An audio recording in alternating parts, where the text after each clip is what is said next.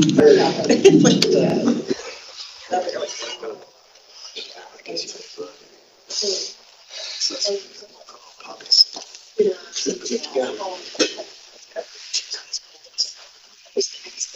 could afford it, I'd probably start.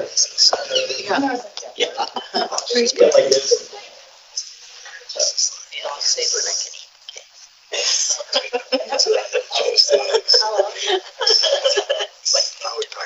3 minutes. Now we have it.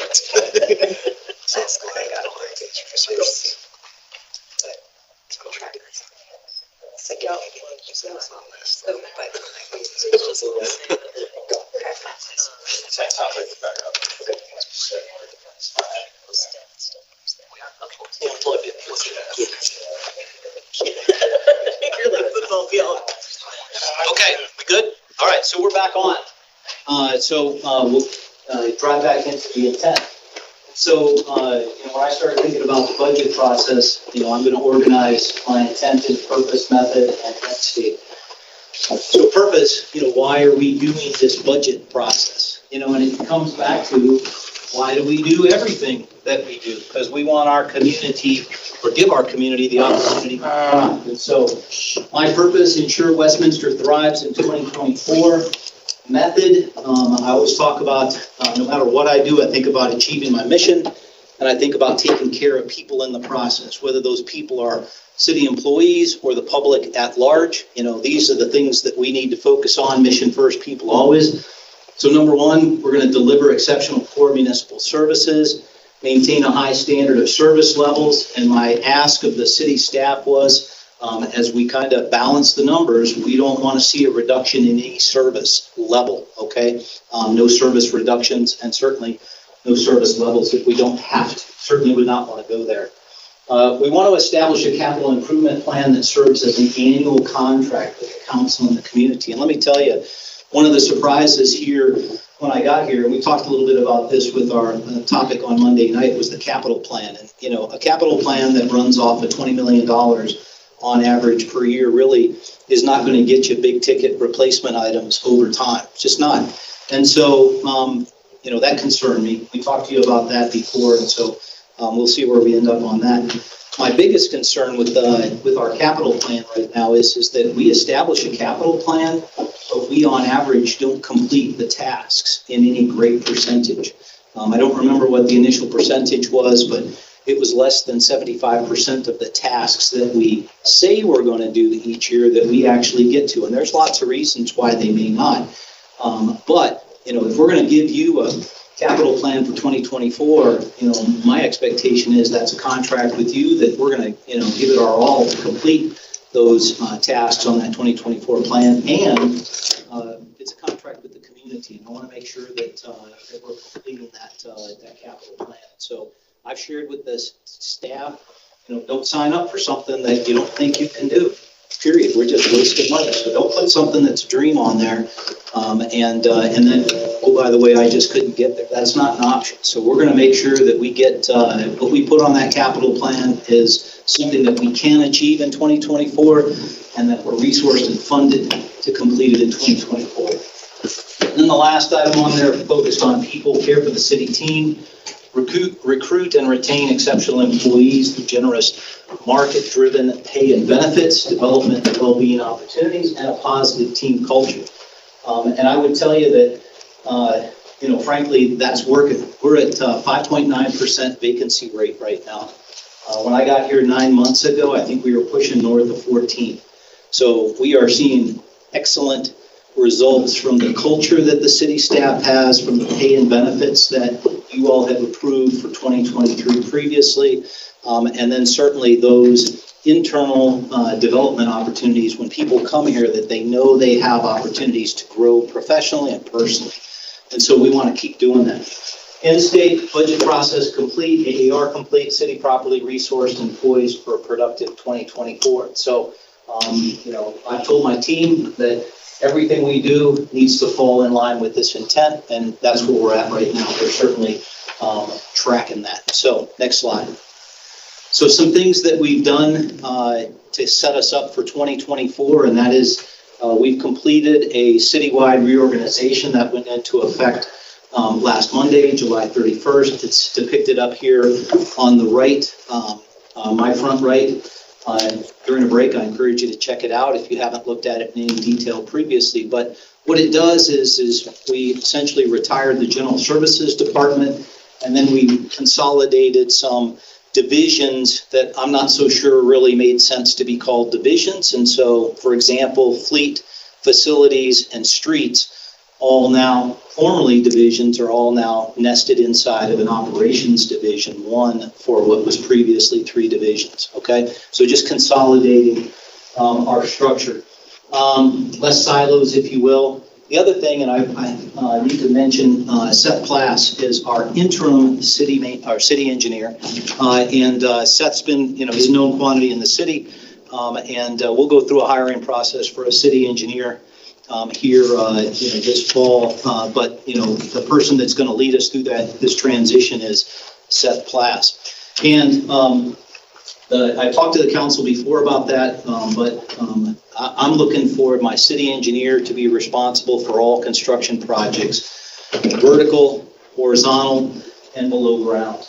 And it's what I'm used to from my previous city manager experience. It's what I'm used to from my previous Army experience. And I think that it really gives one point of contact to make sure that that's all nicely integrated. I know that Seth understands my vision. He understands what I'm trying to accomplish. And so I think this is a good move for the community. And then community development then, because we take engineering division out of community development, resides in public works now. Is focused on really the future of Westminster and preserving what we've got here currently. Some things that we're going to work on here in the fall. So staff work plan. One of the things that I want to get done in preparation for 2024 and beyond is to establish a 5-year staff work plan, which is nested inside of your strategic plan, our strategic plan, but it really helps to balance the needs, if you will, and the wants out there, and do it over a 5-year window. That will help us manage our capital plan. It will certainly help us manage our operating plan because, frankly, I got a bunch of great city leaders, and they all want to do everything right now, right? And we just can't do everything right now. And so we're going to try and spread the wealth and think about that a little bit more intently. But we're going to develop a staff work plan later this fall. We're currently in the process of planning for this reorganization that we've done. And one of the benefits is that we relooked at the MSC, where our MSC space allocation is, and with flexible work and remote work and people's desire to have some flexibility in their work schedule. We've relooked at the MSC, and we're going to be able to fit all of Public Works, this new larger, greater Public Works, at the MSC.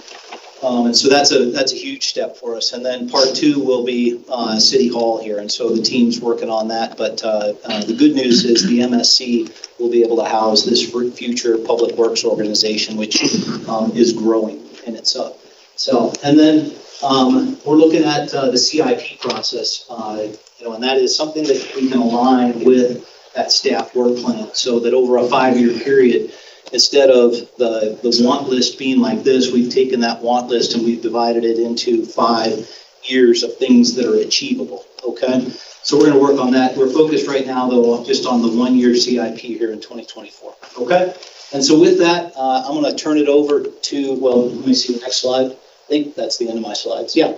I'm going to turn it over to Deputy City Manager, Chief Financial Officer, Larry Dorr, who's going to lead us through the peer city comparison. If you remember, we had some questions about why is the city staffed the way that it is. I think after this presentation, you'll recognize that there's no 2 cities out there that are alike, and so the things that we do really drive the staffing allocations that we have. And so these, city staff based upon population, frankly, doesn't make sense because we all do different things. Okay, and so with that, Larry, it's all you. Before you start that, does anybody have questions with what the city manager said? The only thing I have is when we get whatever for August 30th for the budget, I would love to have it printed in a document that I can go page by page, Sure. not on a computer. Yep, we'll give you a notebook. Okay, so if we could take that note there, Cody. I have a Yes. same thing. I like. Oh, yeah, paper. we'll make one for everybody. Right. That way, if you prefer the computer, great. Otherwise, we'll give you a notebook with the budget. Paper, Tim? If you have a question? Yeah, sure do.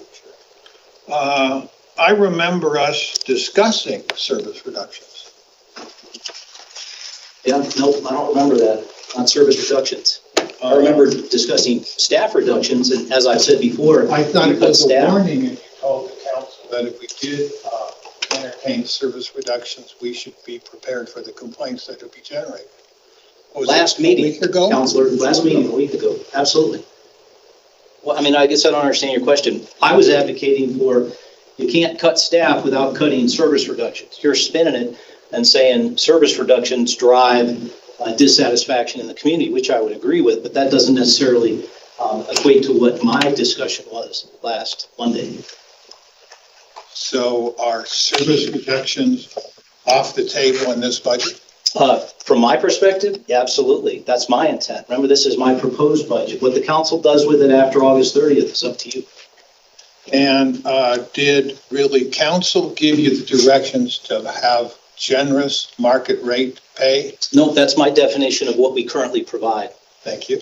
The only question I have, and this doesn't have to be answered now, but I am curious with the reorganization that you did and what that did to your budget in terms of, was there savings there, just efficiencies?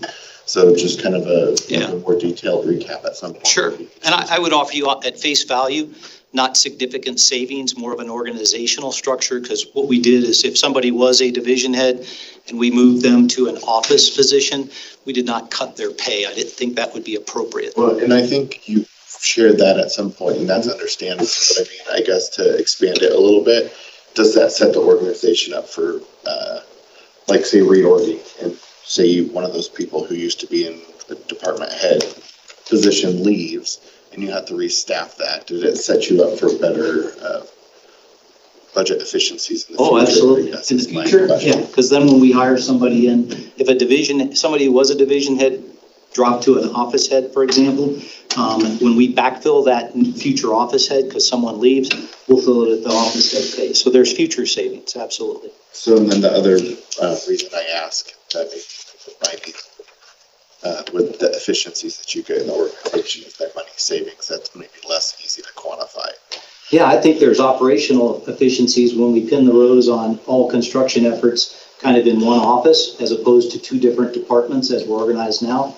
Do you think that there, and this is probably more of a long-term question, but and just something for your staff to think about, is there a way to kind of benchmark that? I know that's hard because the market's always fluctuating with cost of construction and all that kind of stuff, but first to be able to benchmark against what we were doing before with the new organization and try to figure out, and obviously you'll have to go down a year or two to look back, but it would be interesting to do that comparison and see what it's actually done for operating costs. Yeah, we can certainly take a look at that. I appreciate it. Anything else? Okay, Mr. Doyle. Thank you, Manager Freitag. Good morning, Larry Dorr, Deputy City Manager and Chief Financial Officer. I'll walk us through, I think, 9 or 10 slides here regarding peer cities comparison. And as I launch into this first, you'll see that this is driven off of the city manager's SMART goal number 2, as I have here in the subheader. And I just want to explain to those in the audience, perhaps listening at home or in the recording, that a SMART goal is a management principle that is used very often, but I want to just describe what that is so that if you weren't aware of that, you would know going in. But as the city manager worked through his goals for this 2023 with the city council, they developed a number of SMART goals. And a SMART goal is one that is specific, measurable, achievable, relevant, and time-bound. So I just want to describe that. And then related to any goal, those particular specifics are set forth and understood so that it's a goal that makes sense and is one that is a common management principle that I just wanted to describe. And then within that SMART goal, And the purpose of this presentation is what I have here in quotes, is to understand the demands for service and workforce provisions for that service. And so while we did a lot of research and had a lot of conversations and read through a lot of data and materials, objective and subjective, we tried to get it into the major categories of demand for service, which you'll see here in a moment. And you may have previewed the presentation already, so you might have a feel for the idea that that falls into the major services that the city of Westminster provides to our residents and businesses. So without further ado, I'll just kind of move us forward from there. But I want to begin with thanks and appreciation. There's a good possibility that any of these good folks are listening in this morning or watching on the recording. I invited them to do that. I met and performed reconnaissance with members of the finance staff and the budget staff with each one of these folks. We did this up close and impersonal because the give and take that comes from the conversation is just so important. So we performed that reconnaissance in person, and each of these folks have reviewed this presentation for accuracy and to make sure that it's thorough and represents their community. So thanks to Brian Archer and Deborah Nielsen at Arvada, Mr. Lawrence Pollock, Dave Lenz, and Charles McNamee at the City of Fort Collins, Chief of Staff Laura Solano and her partners at the City of Pueblo, Colorado, and finally Rob Kolstadt and Kimberly Newhart, Erica Senna at the City of Thornton, who took the time out to help us understand this for the benefit of the mayor and city councilors and also the Westminster community. So on behalf of all of us here in Westminster, thanks to these good people for taking time out in service to their communities to help us have an opportunity to thrive here in Westminster. Okay, so the first thing that we wanted to begin understanding, and I'll do some citations, but I didn't want to do a bunch of footnotes to clog up the slides, but most of this has been derived through the United States Census, just very apples to apples, very specific time understanding of this. And that was one of the things in the city manager's SMART goal, and everybody knows what a SMART goal is now, was to make sure that the services were measured equitably. And that's to try to get to an apples to apples comparison as best we could. And I should say that while we could have involved 100 cities in Colorado, we really wanted to go deeper to try to understand each of these other 4 communities at a different level. And it just wouldn't have been feasible to do that with 20, 30, 50 different cities. Of course, much information is available online, but the details that we gleaned in person were really, really valuable. But the reasons that Arvada and Fort Collins and Pueblo and Thornton were chosen is we have 2 comparably sized cities that people know really well, Thornton and Arvada. They border our city. We understand them. They're a comparable size. They're very familiar. And we share space in each of our 2 counties with them. And so we chose Arvada and Fort Collins. And by the way, Arvada and Thornton, and that was spelled out in the manager's SMART goal. And then we also felt it would be a good idea to have 2, may I say, less urban cities, but yet along the Front Range and the I-25 corridor that were of comparable size. So we put in the mix Pueblo and Fort Collins. And you'll see here, and I want to emphasize that I feel that the demographics really drive what city services can be available in a community and what city services communities generally will desire. And a lot of that goes to income and age, we discovered in this process. And you see quite a diversity in median household income to some degree. Particularly, you notice the city of Pueblo being a little bit different than the average of the other 4. You also see that the household size and the general age in Thornton is a little bit divergent, sort of from the pack here. And that will drive needs for service, ability to pay for service, what age and income are. And then you see a little bit of what's happening in real estate as well, and how that relates to some affordability. So I didn't expect this. I did not quite understand the city of Pueblo as well as I do now in terms of some of those particular drivers. Certainly visited it in the past and enjoy the community, lots of pride there. But you can see and start to think about how those demographics will drive choices in the community. Next here, and I beg your pardon. Go back to that slide. Can we, on the website, on our cards, on things like this, get a population that's consistent? Yes, as I beg your pardon, I said earlier that we really wanted to try to get this to the apples. I appreciate what you say, Mayor. And Manager Freitag immediately noticed the population because we walk around with a slightly different number in our chest pockets as we go about our business. Thank you for that. We just wanted to have these on an apples to apples. And I know that some communities are estimated through different methods and others through the census estimate. So we chose this one, but feedback is noted. And we'll, as we revise these in the future, we'll take a slightly different measure. Are these 2020 census? This is 2022 estimate. 22, ACS, American Community Survey. I don't know if that's the case or not. If you go straight to census.gov, click on the 22 estimate and put in these 5 cities, this is the number that you'll see, and it's the most recent that the census is providing. And that's also true for the median home price? The median home price, we source through a couple of different sources to understand that because it's not reported through the census data, current median home price through estimates. So we have a different matrix of sources of information. And maybe what we should do is post our a little table of our citations for future. But again, each of these we did post as all 5 cities from the exact same source. So that we would know that we wouldn't have any sort of skipping around, and in particular, population age 65 plus. So, thank you.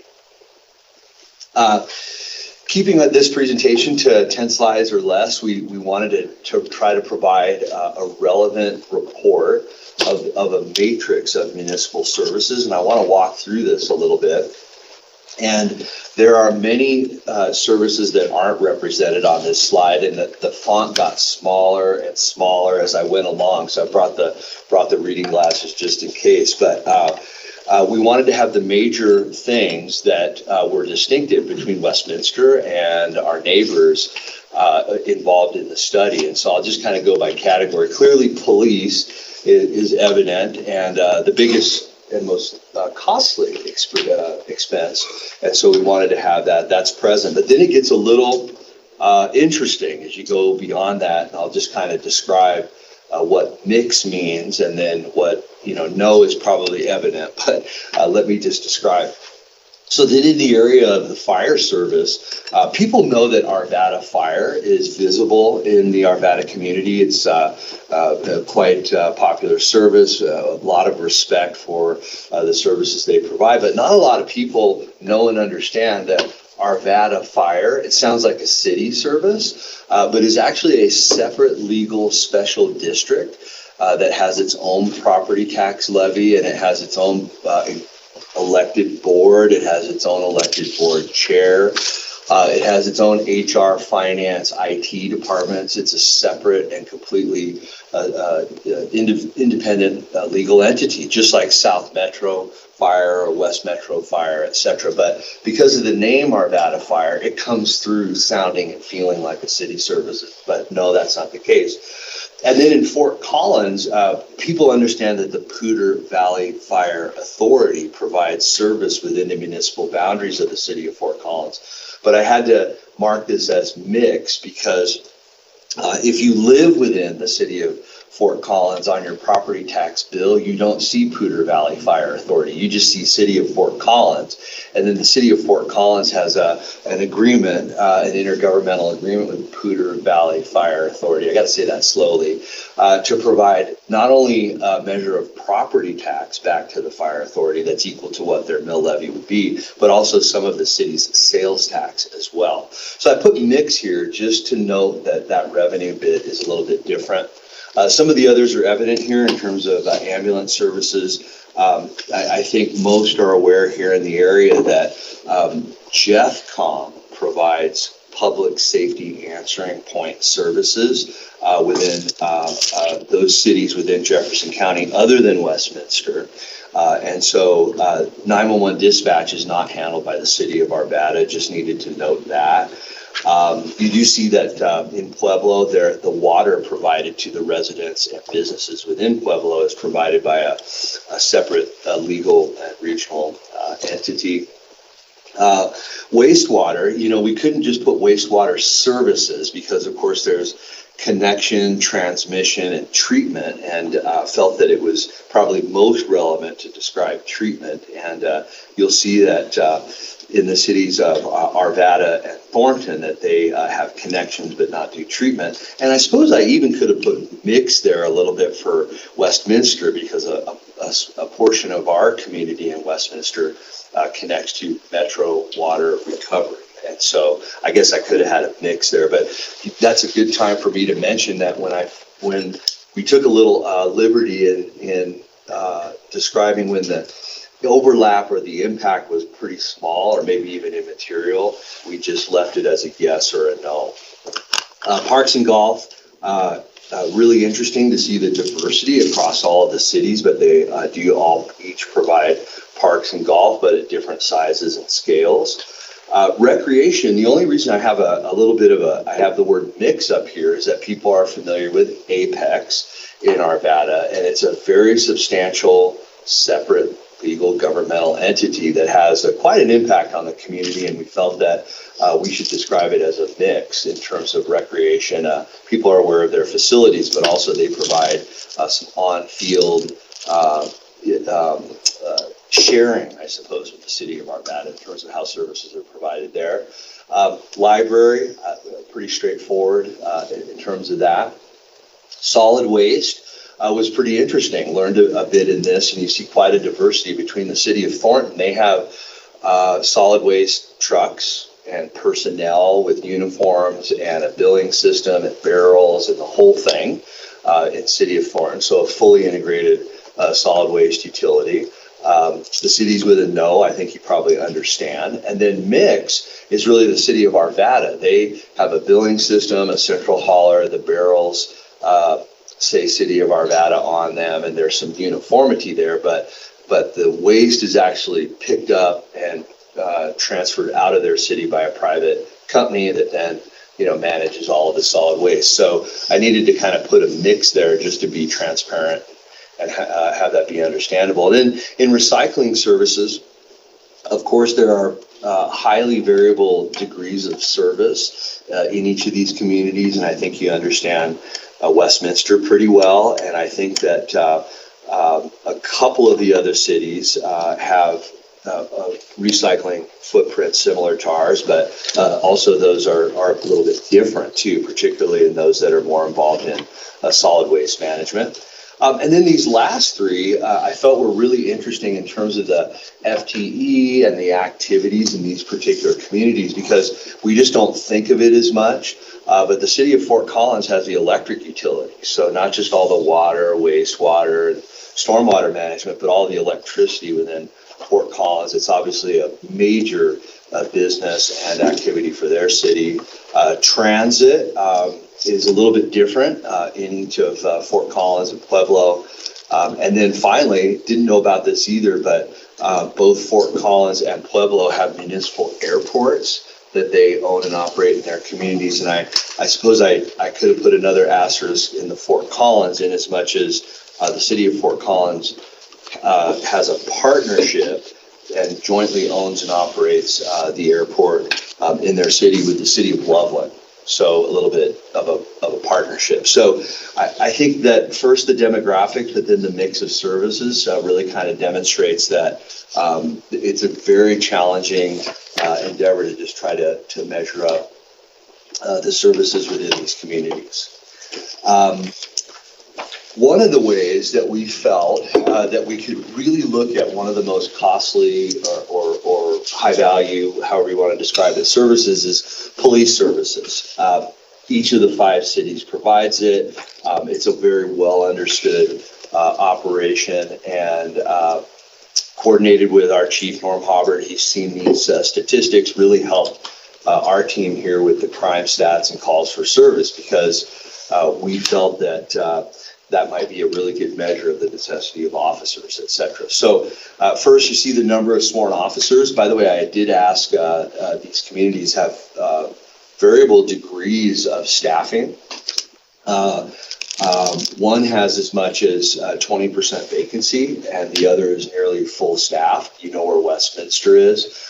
For a long time, officers per 1,000 has been sort of like the benchmark of how many officers are there. I had a former police chief that I worked with years ago tell me that this dated back to Roman times, that the objective between 1.5 to 2 per 1,000 was often understood as the right level. But I've learned from our police chief that this has become a little bit of a thing of the past. It's really not the best measure that the Association of International Chiefs of Police really uses as a benchmark. We did want to report out salaries just so folks could see that and understand what was described a little bit earlier related to that.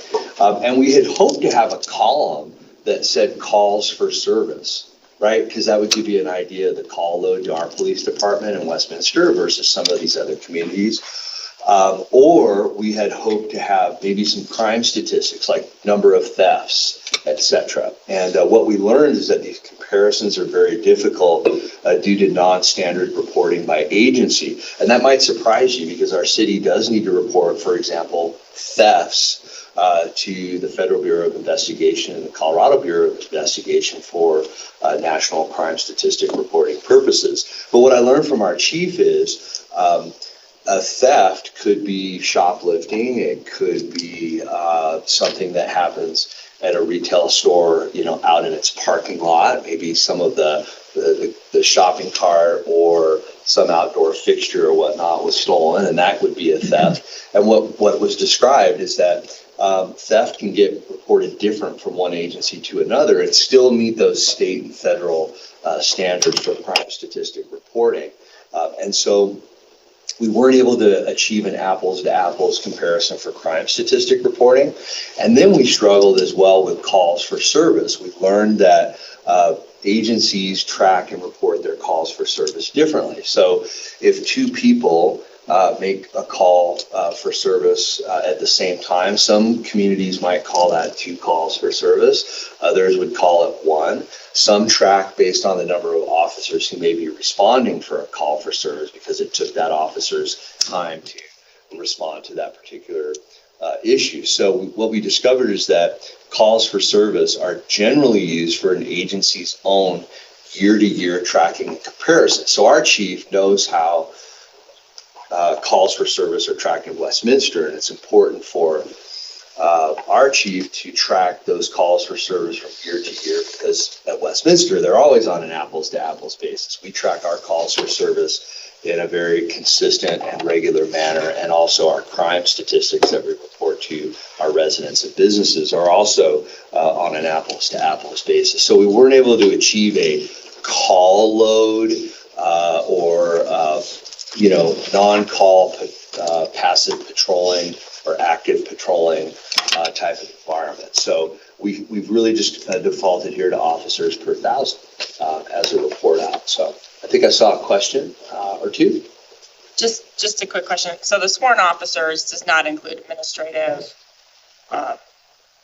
positions or like 911 dispatch. You could have pulled that out, but then does it include administrative positions? So Or sworn investigators,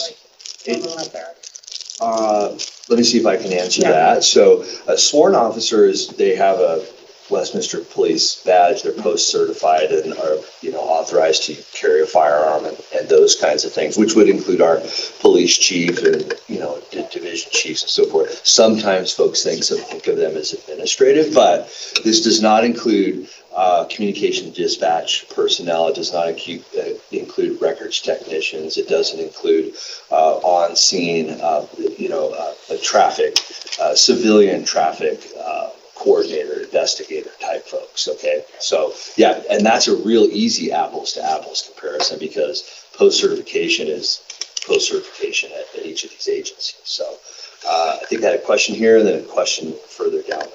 What's the current vacancy right now?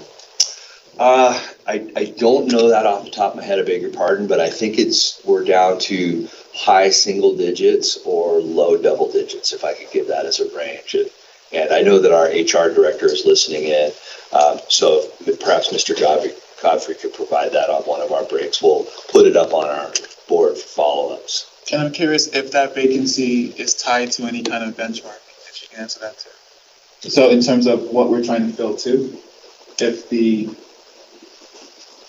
at capacity is benchmarked. Yeah, And that's different than what you were trying to do with the comparison. Well, I can tell you that we do have a key performance indicator related to City Council's strategic priority to be at fully 100% staffed and sworn officers by December 31st. I'd like to say we're tracking pretty well toward that. In fact, we started an officer this past Monday. We have a number of officers in screening and testing at many different times, but perhaps we can report back on that as well. But that key KPI is one that we're watching and is a part of our workforce report to council and the community that's published every quarter. So, did I see another question down the line, or? I thought we were waiting to the end, but as long as we're on this one, we have accident investigators, we have report writers, we have co-responders, and we have parking. And do the other municipalities have all those personnel, which basically frees up police officers? We didn't go to that next level of detail. We certainly could as a follow-up.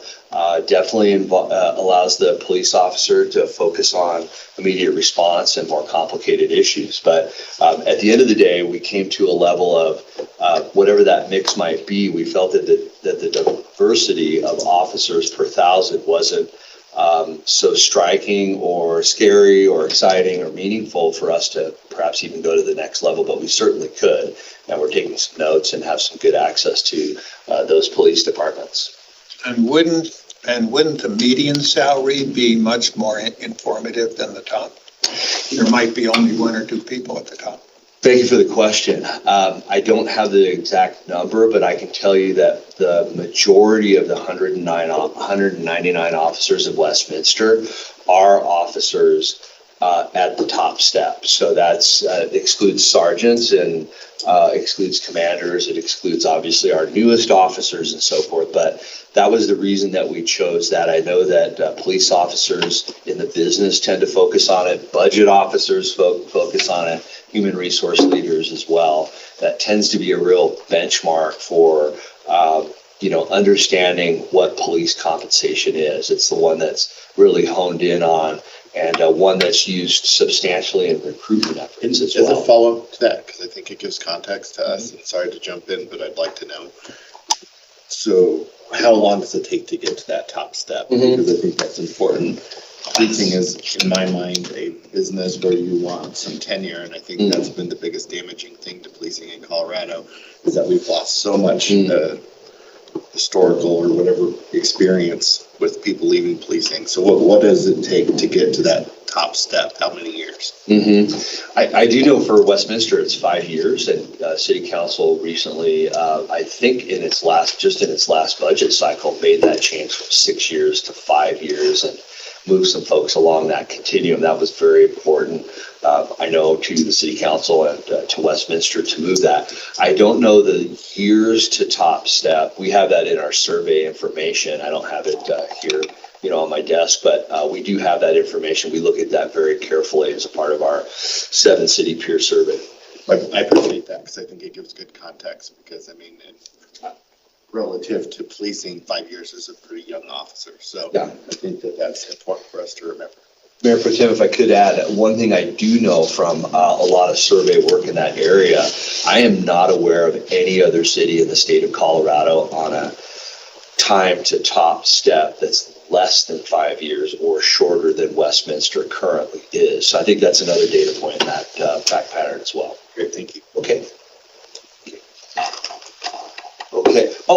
Thank you, Mr. Lindsay. It looks like Mr. Godfrey reported back to us. The system's working. He's listening and we're hearing information back. But we're hearing that we are at 7% vacancy at the moment for our sworn police officers. So if I do the math on that really quickly, it's right about 14 officers. So a little bit beyond the number that I had thought it was. Do we know where the other cities are in their vacancies? We just asked anecdotally. It was reported to me that the city of Pueblo was the agency running at about 20% vacancy. And I think it was described to us that the city of Thornton was at or about 5% or less. Of course, that's changed since we started this data collection over the last couple of months or so. Okay. We know that obviously road management is such a really important measure. And right off the bat, I want to just kind of share a few things that we learned about this. And part of this was in the informal conversation. The first thing I'll point to is the words pavement condition index. There are a few ways to measure the quality of pavement. And you'll hear later, use PQI more commonly in Westminster Pavement Quality Index. Two different ways, and I'm not an engineer, so I won't attempt to describe the difference, but we have a few here who can do that a little bit later. But a few of these cities do not track and report and organize a PQI, so we had to default back to PCI just for comparative purposes, and you see those measures here. I don't have any qualitative feedback. We asked a little bit from City of Arvada about pavement condition index and some things to know there. And what was described to us is there's been a real intense focus in Arvada on some major construction, 9-figure construction in the Ward Road area. And so their city has been focusing a lot of money and time and resources in that area. And perhaps hasn't had as many resources to dedicate to some of the other areas, but recognizing that there is a little bit of art, I think, in the reporting of the pavement condition index. There could be some variability, but you see that generally speaking, these probably don't surprise you what you've experienced driving, through these communities. We also wanted to show you snow and ice spending. We think that there's a little bit of art as well in showing these numbers. Of course, you see that generally, I think Thornton probably matches up best with Westminster. Arvada has some, western areas that might receive a little bit more snow. You kind of see where Fort Collins and Pueblo are. Obviously, they have different geographies, different weather patterns, and then therefore different levels of service as well in their community. So finally, we wanted to have a real superficial or informal discussion about traffic management. And we asked a little bit of these teams what was happening in the area of traffic management. We think that this could be an opportunity to go a little bit further and learn more in the future with our engineers relative to what other cities are doing. Each of these cities have state highways comparable, to Westminster traveling through that. But we learned that both Pueblo and Fort Collins have may I say, robust traffic management systems. That's my word, just kind of parroting back when I asked them that question. And then the city of Arvada is in a phase of implementing a more advanced traffic management system where engineering staff can control the flow of traffic and monitor data and information a little bit more efficiently. But at the end of the day, again, we didn't notice sort of any major ahas or outliers in terms of provision for service or expectations for service. Check my time here, but I'll pick this up just a little bit and questions and comments. Parks and open space, such an important service. Obviously, within all of these communities, you do see that we worked as hard as we could to get apples to apples, but the way cities feel and think about park acres, those are generally improved, managed park acres. Natural areas, as you see, varies quite widely, and some being very, very passive, others being more active, with single track trails, road trails. Some of these have off-leash dog parks, things of this nature. And then finally, we came to park and recreation FTE, and you can see some diversity there. But generally, Westminster, to a large degree, right in the middle of the pack in terms of what's provided for park and recreation FTE. We didn't go into golf in as much as most of the cities here manage these on a standalone basis, somewhat like an enterprise fund type basis, so that we segregated that from these activities, and they do vary from city to city. Getting close, a couple to go here. We felt that another important output would be related to financial sustainability and the commitment that residents have to that function of the triple bottom line as it is. You see we've reported sales tax rate here of each of these cities. I suppose the only outlier might be that First Pueblo does not have a sales tax on grocery foods. That should be noted.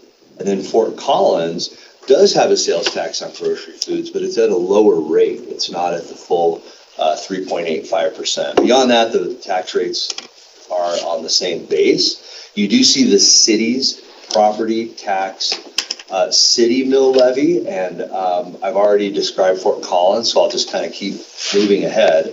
And then in the fire mill levy, you see where the various cities are. I already mentioned Fort Collins, so for any of those who say, wait a minute, there's a fire district in Fort Collins, how do they pay for that? It's through the city mill levy. Yes, Mayor Pro Tem. I'm just curious as you looked at this, because this is another example where I know it's not apples to apples. Like, we have our parks and open space tax, we have our public safety tax. Are those things that you were able to try to at least flesh out if you're doing a true comparison about where they're getting money from? In the sales tax column, we think we have this on an apples to apples basis because the Westminster public safety tax and Westminster city open space is presented on this slide. And I will say also that I believe the city of Fort Collins, I'd have to look at the data, they also have some subcategories of their sales tax that accumulate into their 3.85%. But if there's something we've missed here, we can certainly go back and break that out. But we took a lot of this from the state of Colorado's Department of Revenue. That's been our citation and source. And then we also presented these back to the other four cities to make sure we had it right. I guess the reason I ask is that the story it tells, if you look at this slide, is different. Because if I look at Arvada and I see they have the property bills, that's specifically for fire, for example. We have our public safety tax that goes to both police and fire, and if it's baked in, you're not able to really tell the story that those are comparisons between Arvada and Westminster, because Westminster is pulling money for both sales tax and that. Does that make sense what I'm saying? So to me, it's not, given a great comparison. So I guess at least it's just a good footnote for anybody listening to understand, that there is some portion of that sales tax that specifically goes to that, where in Arvada, they have some property tax with their mills that go to pay for the Arvada Fire District.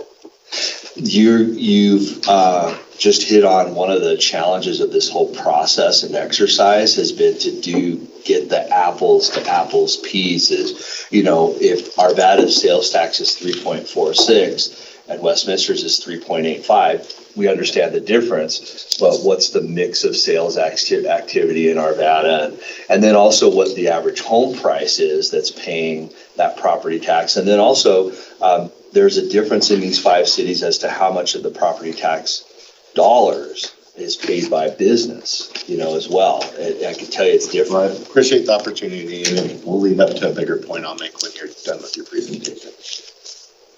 Councilor Namella and then Councilor Evans. Question about the rec and library property tax column. I'm assuming the one the asterisk doesn't quite match for us, but I'm assuming that these are primarily Arvada's is high because it's both a rec going to Apex and the library, and the others are library related. Yes. Are those separate districts? Then I guess they would be that the cities themselves are not collecting. This is from like a homeowner's perspective, what mills they're paying towards the respective districts that serve them. Right. One of if I may, I'll just walk down that column, and Councilor Evans, I haven't forgotten your question here. Well, that was my question was walk me through why there's an asterisk under it. Yeah, and I should have written some words here, but I guess it was a note to the presenter to just kind of cover that, because folks know that our city in Jefferson County has a property tax related to the library district, and I could certainly populate that. There's also one in Adams County for anything library and outside of the city.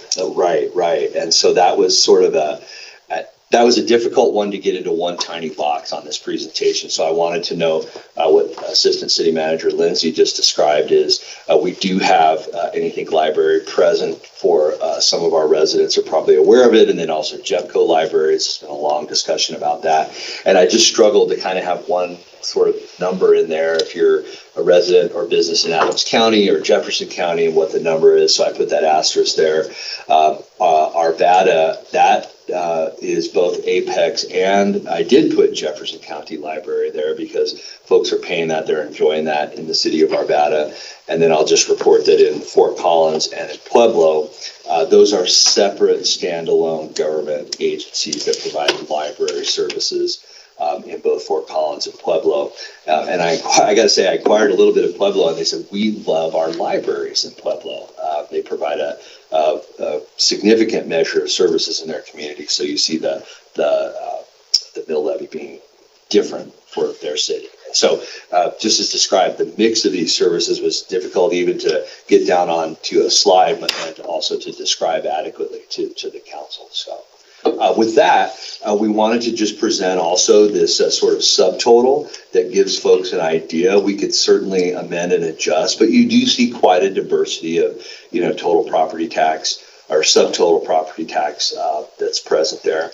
And then another two things we felt would be relevant were city marijuana revenue, and that's a measure of financial sustainability that, can fund both services and capital in a given community. And so you see the annual recurring revenue to 3 of the 5 cities and, Arvada and Westminster not having marijuana sales in their communities. We also asked for the number of businesses.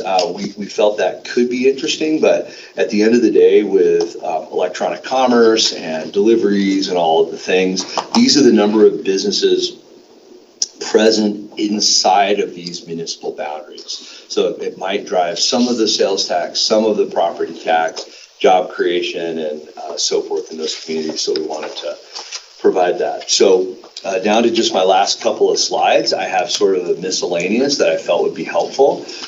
One of the things that we really worked hard to try to understand, this took a lot of spreadsheet work and conversations, was to understand the general and administrative spending within these cities. And generally, we got to the bottom of, the idea that 7 and 9% or so is fairly typical. I did not put an asterisk, but I did circle a little bit here, the city of Fort Collins. We inquired a little bit more deeply and learned that they have both finance and HR professionals embedded within a lot of their different departments, in particular their utilities and so forth, where they have financial analysts, HR professionals, et cetera. And so it was difficult for us to try to, and we didn't ask for them to pull out all of those personnel and salaries from all of those departments. But we feel if we did, that it would get them closer to the typical average. We also wanted to report back, in as much as our city has an equitable processes coordinator, and that was a position this council okayed last year. We've staffed that up this past December. We wanted to find out what other cities were doing. We reported that here. We also, in the next column, have reported on the form of government. Felt that would be interesting, in as much as Pueblo is a council mayor form of government. So Chief of Staff Solano there, who we met with, reports directly to the mayor and is hired by the mayor and the staff as well that we've met with. Square miles, I think this drives a little bit of what's happening across these organizations in terms of response times and municipal footprint, density versus some that are have a little bit more of a rural feel, and that was evident in both Fort Collins Collins Pueblo. And then finally, in ERP and year, I thought it would be interesting to report this on this miscellaneous, the Enterprise Resource Program, which is what ERP stands for, and the year that it was installed and the company that's being used. And you see that. I say that because it's probably a very substantial capital need in our city's future in the coming 2 to 4 years. We also know that Jefferson County, the city of Arvada is now implementing as well, and the city of Lakewood are implementing replacements of these systems, and we think they're probably upwards of $7 to $10 million a piece for a city our size. So something for us to be keeping on mind. So with that, our team reported to Manager Freitag our observations and conclusions. Any of Mayor Pro Tem, you'll have your own thoughts, conclusions to this, but we wanted to describe that the service matrix and indicators were very diverse. I think we've illustrated that. The service demand can vary, but we felt that the city of Westminster was fairly typical, but maybe have an opportunity in a couple of areas like traffic management. Service indicator, we felt that the focus from city to city, I think that was a little bit illustrated with Arvada. They're very focused on their very substantial roadway project, and that can really kind of drive choices from city councils and budget teams and so forth. Workforce level, we felt that Westminster, we concluded, was reasonable and necessary to give our community the opportunity to thrive. We felt that demographics revenue model, perhaps an opportunity there when you compare property tax and marijuana revenues for a greater degree of financial sustainability.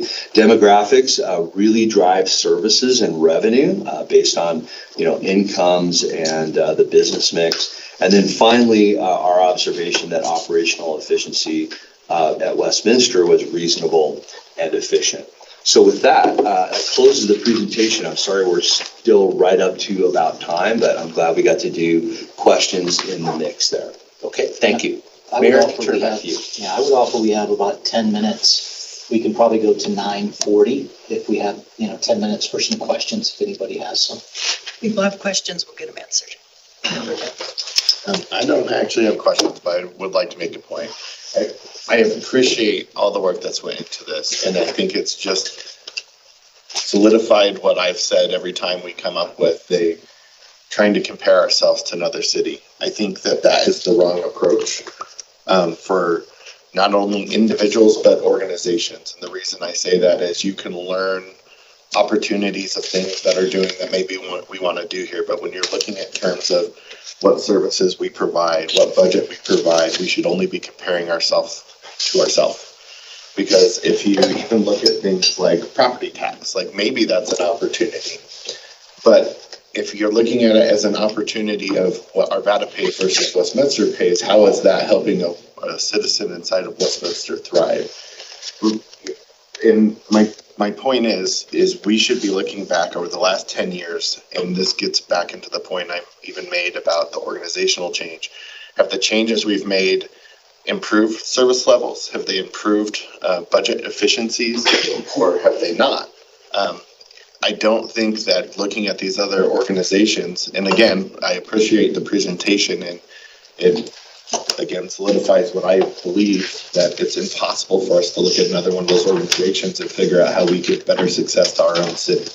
The best way for us to do that, in my mind, is for us to look at the organization and say, have the changes we've made in the last 10 years, 5 years, the last 12 months, have they actually driven us to our priorities, our mission, and made Westminster a better place for people to thrive? So I just wanted to bring that point up because to me this is just solidified that I think that that's the approach that council should take and the organization at large. Sir? I was just gonna kind of add to the Mayor Pro Tem's point that I really think, though, that while completely agree that we are very different and we have our own mission, our own vision, how we're going to get there. We have a lot of community members that wonder, how do we compare? I think as a human nature, it's, we like to compare and just understand. And so I think this is a really good effort to look at what other communities are doing. And so I appreciate that you have done this and you've provided this. I know it's hard and it's not perfect. And I love that we have some takeaways at the end that maybe we can get more efficient and have more diversified revenue. So thank you. Obi? Yeah, just want to add there that I really appreciated this. I think to Councilor Namila's point, it's been very asked for, right? This comparison, and this was excellent. I think you guys, it looks like a lot of work, so thanks for the work you did here. It's been needed for a long time.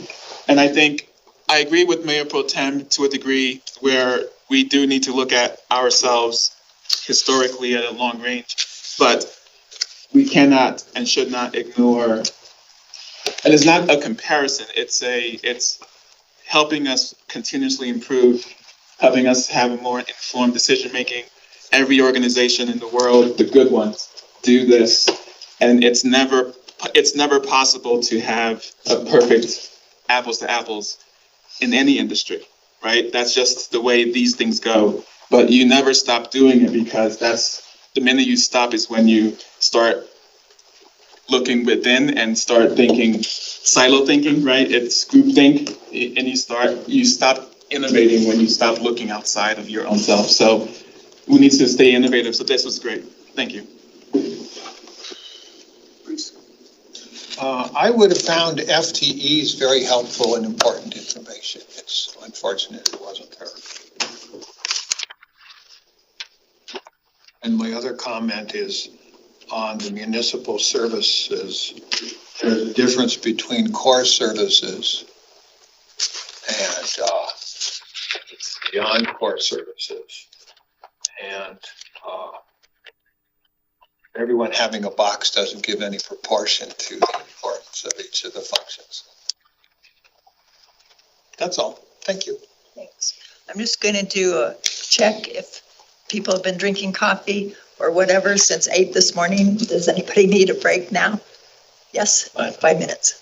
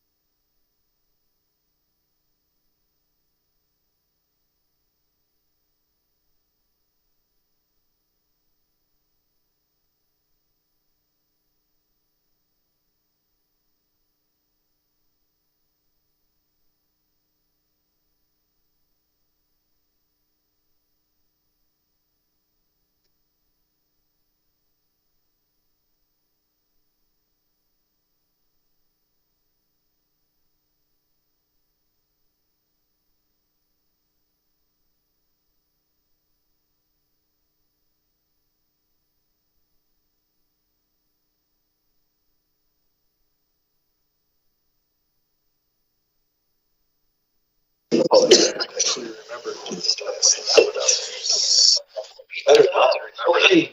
Mayor Pro Tem Councilors, we're going to move on to our second presentation of the morning. This is a presentation on the operating budget as it currently stands. Assistant City Manager Lindsay will be leading us through that presentation, and then, an opportunity certainly for questions. We do want to be cognizant of our time. If we can finish and get back on track by 9:30 or 10:30, that would be great. About 50 minutes instead of the full hour, but we certainly want to answer any questions that you have. Again, very, very broad brush, big picture at this point, and so we just don't have the folks here to get into the details, okay? Which we will on September 18th. So I'll pitch it over to Assistant City Manager Lindsay. Go ahead. Thank you, Mark, and good morning, Council. We're going to hop into some items that are related to the development of the 2024 operating budget side. And I want to give a couple of caveats to the numbers that you're going to see moving forward and the conversations that we're going to have in the succeeding sessions here. The numbers that you're going to see are approximate. Our team is working around the clock to balance things out and then take the feedback from today and put those into action and balance the budgets. But we have a lot of work to continue to do. And so those numbers are approximate. We continue to work out the impacts of the reorg that we discussed earlier. Just to give you a sense of magnitude, the city uses in the realm of about 40 operating business units where we account for costs. And through the process of the reorg, we've created 12 additional business units. We're closing a number of them, but then we have to shuffle people, costs, benefits, all those associated items between those. So it's quite complex, and we're still working through that. So the numbers that you see here are approximate, and then when we deliver the proposed budget to you on August 30th, you will see the final numbers of what's in the proposed budget for each of these categories. I wanted to start out with a couple of slides and graphs to give you just a sense of the big picture. And again, because I mentioned approximate, these are showing the 2023 budget, which we're currently managing, but the 2023 budget that was adopted a year ago. So we're going to talk a lot about the general fund, a bit about water and wastewater, because those create or are the primary service delivery units that we have. And then we'll talk about the general capital improvement fund. So that's where we're focusing a bit of our impacts on today. And here's why they're the majority of the funding streams within the city. I'm going to focus quite a bit on the general fund this section. And as we talk about the general fund, as a reminder for you all and the folks that are listening today or in the future, the general fund is the unit where we deliver most of the non-enterprise, non-business services of the city. So police, fire, our administrative services, a number of our parks items, streets, economic development, finance, all those items. And you can see here, there's a pretty good split between all of the departments in the general fund. And then City Manager Freitag mentioned a bit of this on Monday night as we were discussing that additions to use of fund balance, which we also might refer to as carryover, and where that comes into play and what that looks like. Again, we've got some projected numbers for you on the right-hand side, but again, these have changed as the team has been working since we finalized the slide deck earlier this week. So approximate what we're looking at here. And then also, before John kicks me under the table, the use of fund balance number there includes a $5 million transfer from the general fund to the water fund that council made a policy decision to enact. And it also includes $500,000 of contingency that we hold at the general fund. That transfers to help offset the impacts, one-time impacts of capital needs around the construction of the water treatment plant. So getting in now to the development of the 2024 operating budgets, staffing is the majority of what we're paying for out of the general fund, the folks that provide the frontline services and then those services that support them. And so our staffing discussion is among the most critical that we have through the budget process. We've listed here the cost impacts of the collective bargaining agreements with the fire department staff and the police department staff. On the slide, those are built in based on policy decisions and approvals of those contracts by City Council previously.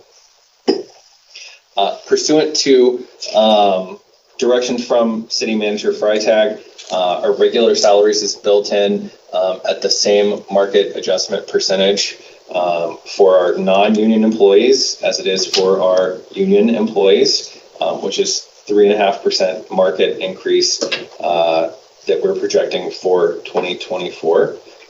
So that would be that regular salaries line there. Our benefits, on an apples to apples comparison, we're looking at a $900,000 increase right now. However, I would say we continue to review our benefits in the coming weeks to make sure we're offering a market-based benefit package with competitive benefits to make sure that's not something where we are missing out in the market. Just to give one example of something that we're continuing to do to make sure that we're aggressive in the market is we're going to implement insurance benefits taking effect on the first day of employment next year. So not the traditional wait to ensure that folks that are coming, that's not something else that might keep them from coming to work for our organization. The benefits increase, certainly that's something we see every year, but I also want to make sure everyone's aware that also that means that the employees will pay more into the medical, dental, and retirement benefits as well. And then, yes, ma'am. Or just a couple of quick questions. On the regular salaries, the market adjustment, can you remind me what market adjustment we did for this year?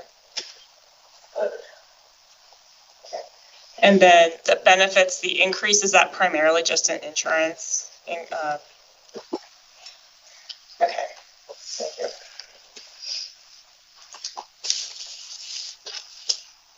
The last bullet point in here, the temporary seasonal employee salaries. This is quite a large number.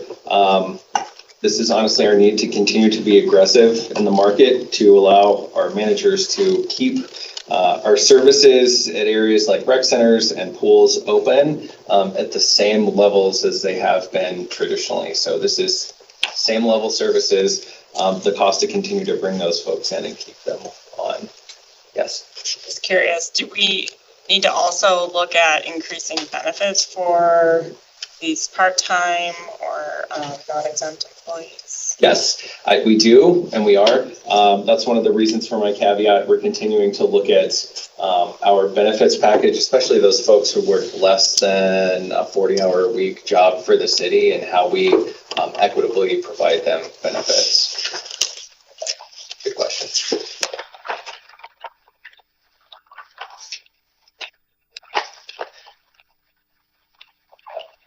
In addition to the staffing for the existing employees, we look at certainly the need to increase our total number of FTEs across the organization. And for 2024, what we're looking at is the only increase being 6 new FTE for firefighters. This would cost approximately $500,000, will cost approximately $500,000. And we're looking at this to be offset entirely by the cost of overtime that we're already incurring. Our overtime costs within the fire department continue to be an area of concern for both the fire department staff and our financial staff and city leadership. We believe that The approval of 6 new firefighters will eat into that budget, or that cost, excuse me, enough to offset the increased cost of just 6 new firefighters, and will allow us to continue to provide the same level of service in a more efficient manner.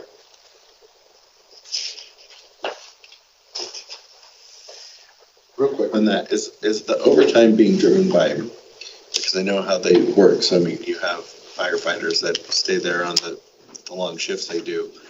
Are we having people going out on injuries that we're having to have people work extra time, or do we just not have enough people to cover the shifts? What's driving the overtime? I would tell you it's a combination of all the above. So, FMLA, people out at conducting training and not available to be working a shift. It's, some injuries to a degree, or, some kind of, call it light duty because of an injury. And so they may be able to perform something, but maybe not out on the line like they used to. But it's really, my former fire department just struggled with this because of all those commitments. But FMLA certainly is a big one, and training is another big one. Great, thank you.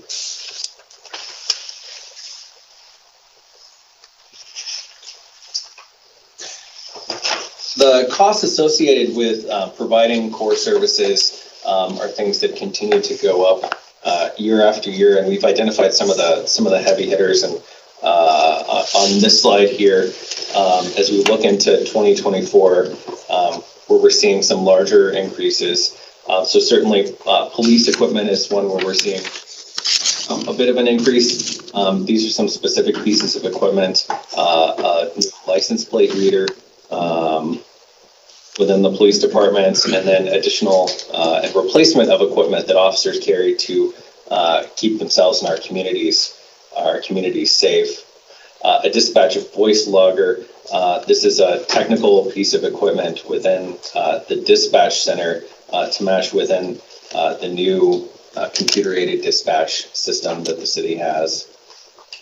Fire equipment continues to be more and more expensive.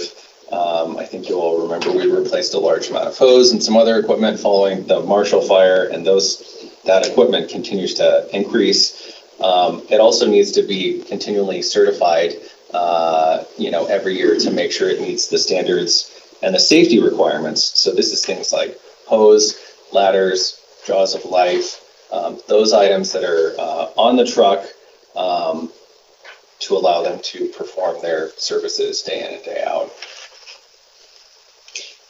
And then last here, IT support for the services that we all provide are increasing. This contracts are increasing year over year, but we have some specific increases here around cybersecurity needs, multi-factor authentication, and other contracts to allow us to secure our networks and continue to provide services in a safe manner where we're not hopefully opening any holes for intruders to get in.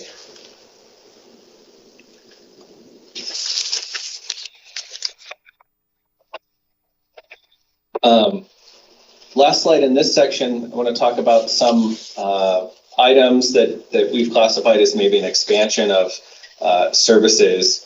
And so, certainly we're looking at these a lot more critically. So the first one on here is the continuation of the Via Mobility service. I think you all will remember this is a grant provided service currently.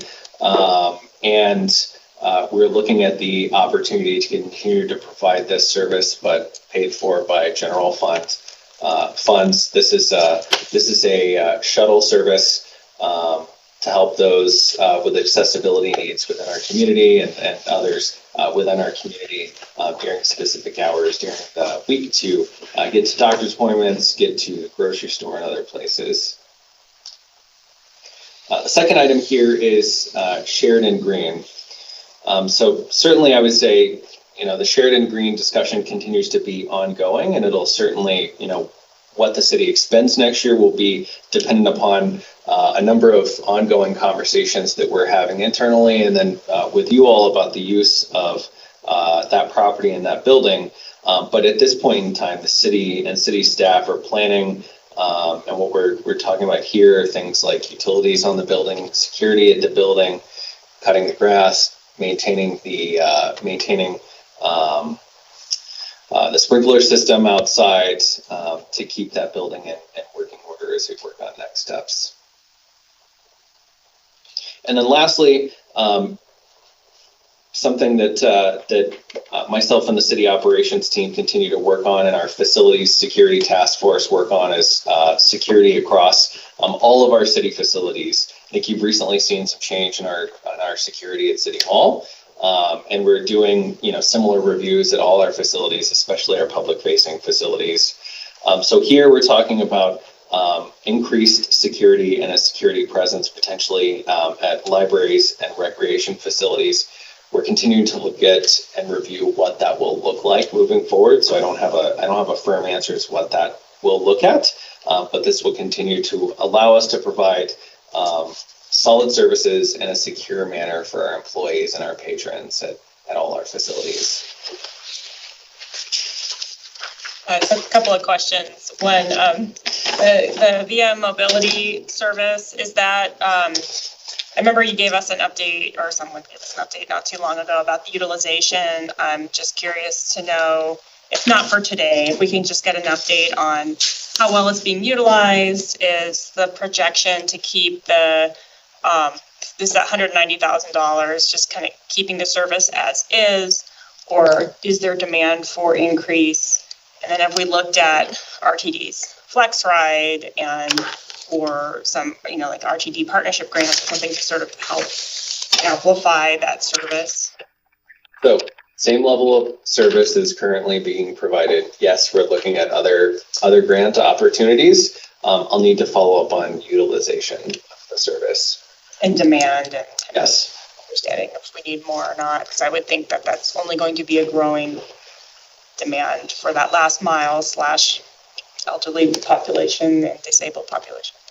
And then the second question, I was just curious, have we seen, I know we've talked about some of the challenges with the libraries. I'm just curious with the rec centers, are we seeing some of the same challenges? Okay. Yes. I got during COVID, I got all of my home gym going, so I haven't been to a rec center for a while. Okay, thank you. Yes, sir. I think the Via Mobility service served about 200 people. So that's $1,000 a piece. And could you share with us the incidents that have led to the desire to increase security at City Hall, the libraries, and the rec centers? Or are there incidences? Is it some other concern? Get that. Yeah, we'll follow up on that one.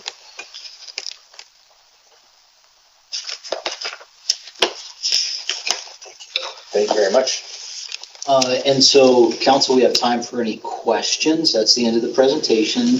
So you've got some time to keep, just trying to keep us on time and be respectful of our end time of 2 o'clock.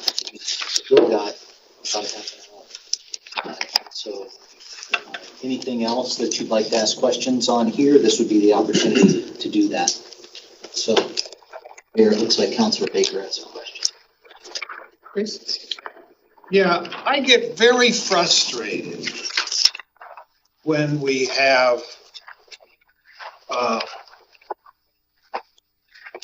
information that's not consistent.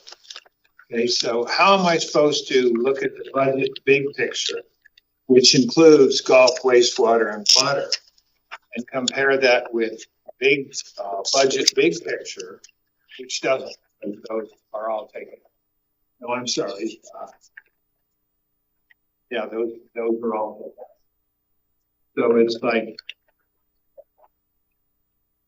they are both standalone informations, and that's, to me, that's valuable. I appreciate the feedback. So this following slide, we were looking just to talk about the general fund. So that's why you're not seeing water, wastewater, and those others there. But I appreciate. I think we provide that level of detail within the budget documents.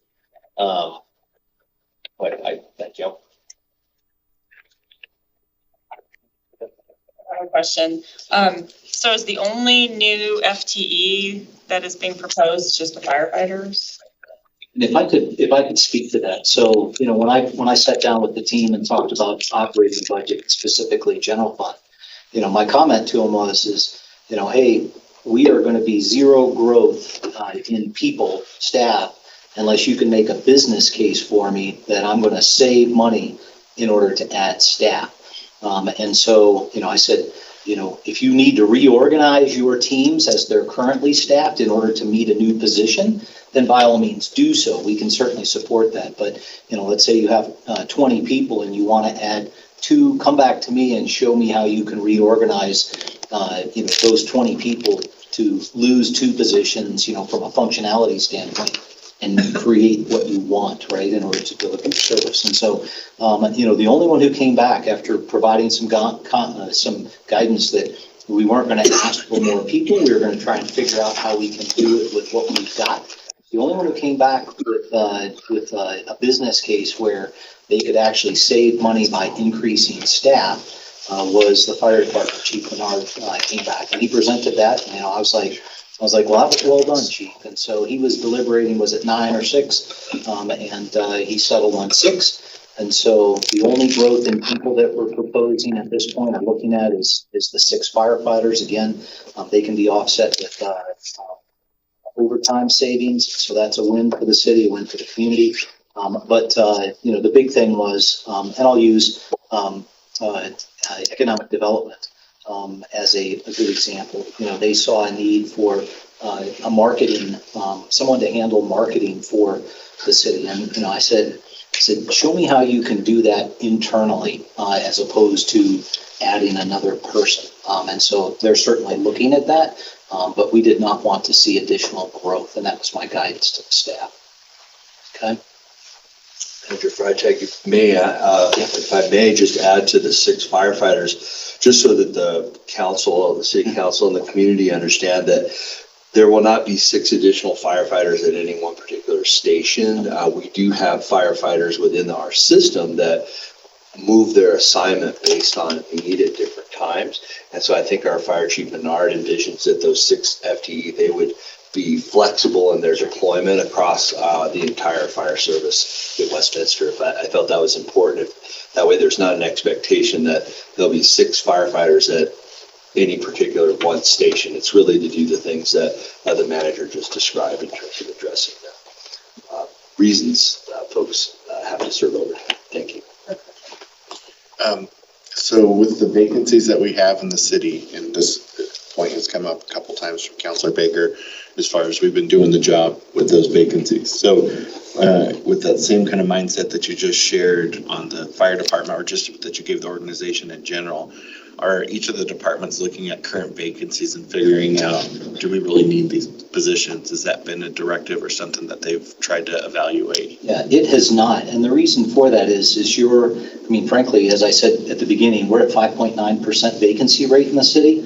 And an organization this large, that's really good. Okay. And so at any given time, you're going to have call it, a 6-7% vacancy rate just based upon people leaving, people coming in, people leaving, people coming in. And so, do we want to look at positions that haven't been filled and say, oh, well, let's just get rid of that position? I would offer that that's just going to send your vacancy rate, increasing, if you will, because you just have the same amount of work to do, and you're not hiring anybody new. So, what are you going to do? But I think the key point is that 5.9% vacancy rate, given that 9 months ago we were pushing north of 14, tells me that, one, we're an attractive city for people to come work at.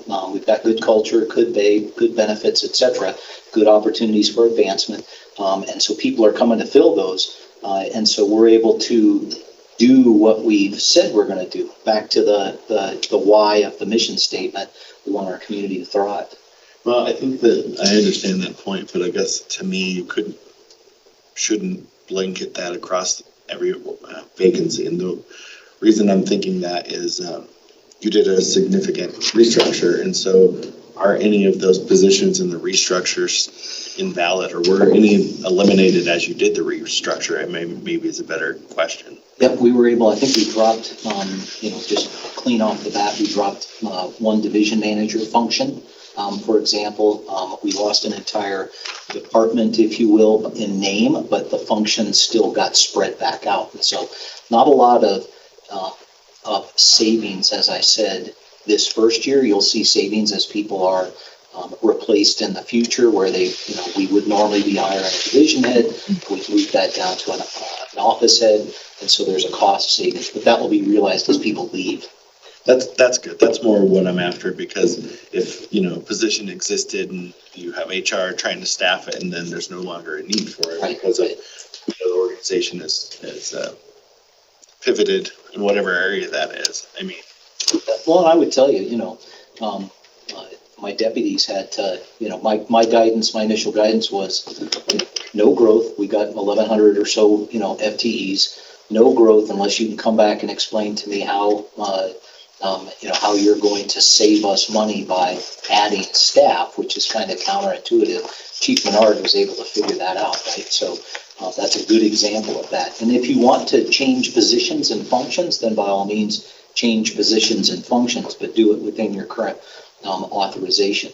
But I would tell you that, there's the one thing that I am certainly impressed with my city team and certainly the leaders is they're always looking for opportunities to provide better, larger, greater, more effective, better quality, whatever, service to the community. And so I think at one time, the initial numbers were, we had probably a request for over 60 new positions, right? Because we want to do that. And, I said, guys, you're not listening.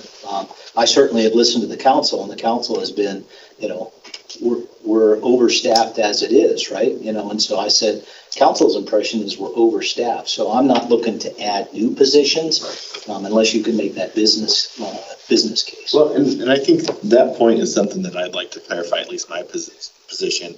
It's not necessarily an overstaff, it's more of a sprawl of the organization, which I think your reorg addressed. And with the sprawl of the organization and coming up with other departments usually comes with headcount. So making sure headcount matches an organization that's properly structured is important to me. And I wanted to make this point just because it came up earlier. You talked about a new ERP. New ERP is a good example in my mind of something that probably is going to be an expense for year 1 and 2 of the implementation. But certainly if you're going to go after a new ERP, the reason organizations do that is because you're driving savings down the road. And that may be not necessarily in the ERP itself, but for the organization at large. So, and that's the mindset I, come at it with. And I would hope that that's going to, like when you are ready to come with the ERP, that's clearly defined. Yeah, that's going to cost, this many millions of dollars over the next 3 years, but we think it's going to, do savings, whether that's through our procurement process or all the different things that you can do with the, modern ERP or even the current one. But I appreciate the opportunity. And I do think, and then we'll get to the rest of the questions, but I do think that, telling the team, hey, look, we don't want to cut services, but maybe you need to reorganize or, reshift who does what, how inside your departments, your divisions, your offices with your current staffing. And so if you want to do that, that's all fine. We can do that. But let's hold the numbers and let's see if we can, to the mayor's point, be a little bit more leaner in what we provide by not growing. Let's just look at rebalancing what our current numbers are and those functions. Okay. Down here. Nope. Councilman Muller.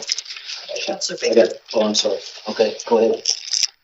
Yeah, if you could help me better understand, I don't see how 6 firefighters cost $500,000. Because we pay them $80, $90, or $1,000 a piece.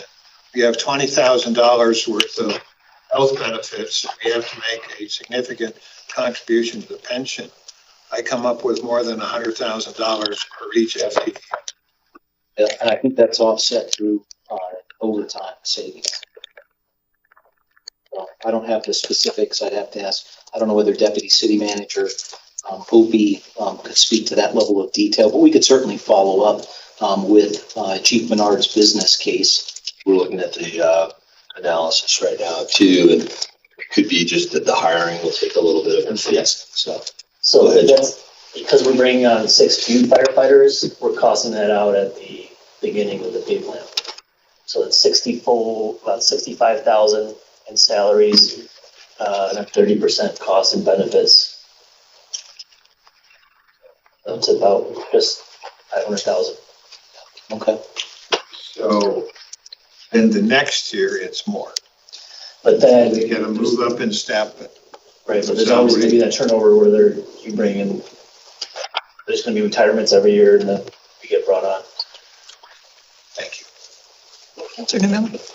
I just wanted to make sure that, I mean, often we see a need in Parks and Rec for maintaining, I mean, we've had requests from community members like, hey, we'd love to be able to take advantage of our rec programs, but they're all filled up in 5 seconds. And so now that, you could argue that's not a core service, but it's also a quality of life element. And I would just be curious to know if Parks and Rec has a need. They also maintain our landscape, our medians and things like that. So a lot of things that they do for the community that do have an impact, whether you're driving through Westminster and wondering why does this median all dead, or if you're, trying to participate in the community and it's limited for you. So that's a question I have, and it's not necessarily, I mean, it could be a business case potentially for making more revenue with programs, but there's probably a balance. And the other thing is for economic development, that's like literally in our our vision and the vibrancy component. And I wouldn't say you'd have to necessarily make money from economic development to make sure that they are staffed to do and meet the vision that we have. And so marketing, I know we lost our marketing staff member not too long ago in economic development. So that's a key function. I mean, whether it's the communication side of it or just making sure that we have a very easy to understand program, website, outreach to our businesses. I think that's a pretty core component to economic development. So those are just my 2 pushes back on that philosophy. So. Well, and I would just tell you that until we really hold ourselves accountable, for example, economic development, I think is 13 people currently, 13 people in economic development. And so, are we utilizing those 13 to the best extent possible, or could we reimagine one of those positions as somebody who has a core function of marketing? That's been my challenge to the office or to that department, and I'm waiting on that, on that answer back. So I'm just not there yet that we can't reorganize internally to meet that need. And then for the recreation piece, I will tell you, I'm sure that everybody in the recreation department would love to see more programs. The challenge is hiring the people to fulfill all the programming desires of the community. And so every city out there that offers recreation services, I think, is struggling with, there's an appetite for this many services offered throughout the year, et cetera, and programs, but hiring people to do those becomes challenging. And we're even very, very competitive in our salaries or wages that we offer. So very, very attractive to come here. It's still a struggle to find those temp or seasonal employees. Manager Freitag, if I could add on to that, by coincidence, Deputy Manager Opie and I, along with Director Herrera Mischler, were just discussing this with the staff team Thursday night, this very subject.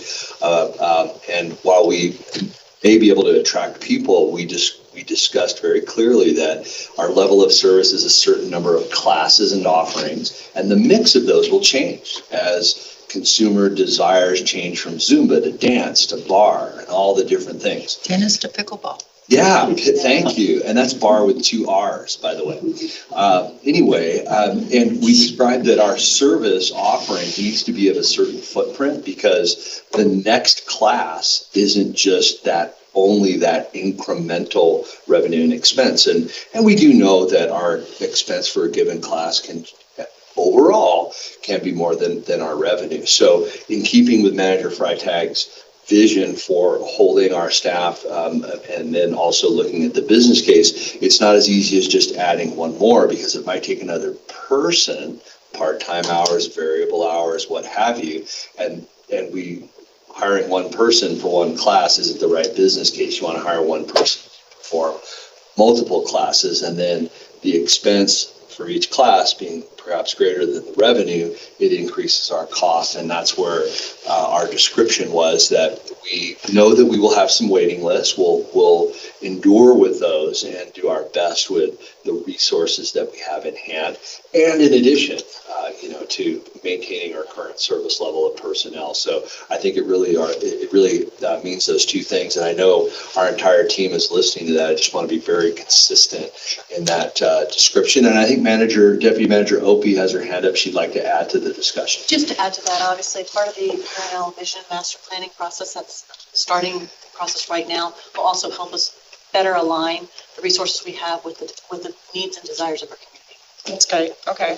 And I'll just point out, though, one additional thing that while you are asking for restructuring, for example, skill sets are very specific, particularly for marketing. So I bet there's nobody currently on staff that can actually do that function. So I just want to point that out. Oh, yeah. They're not interchangeable. Councilor Isari? Yeah, just wanted to give you a lot of kudos, City Manager Freitag and your team, for the rebalancing, right? Because I never thought that we're overstaffed. As a city, I think we had a balancing issue. And you guys have taken it from a top heavy to a more, it seems like it's moving towards a more balanced staffing, which is great because we don't need to lose any staff. We just need to make sure everyone's doing their job at the highest capacity that they can. So thanks for that. And the second thing is, there was a behavioral health specialist, FTE, that we put into our strategic plan. That was very important to me. I'm curious, what's the status? Has that been filled for the fire department?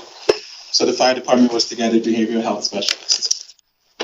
We have it.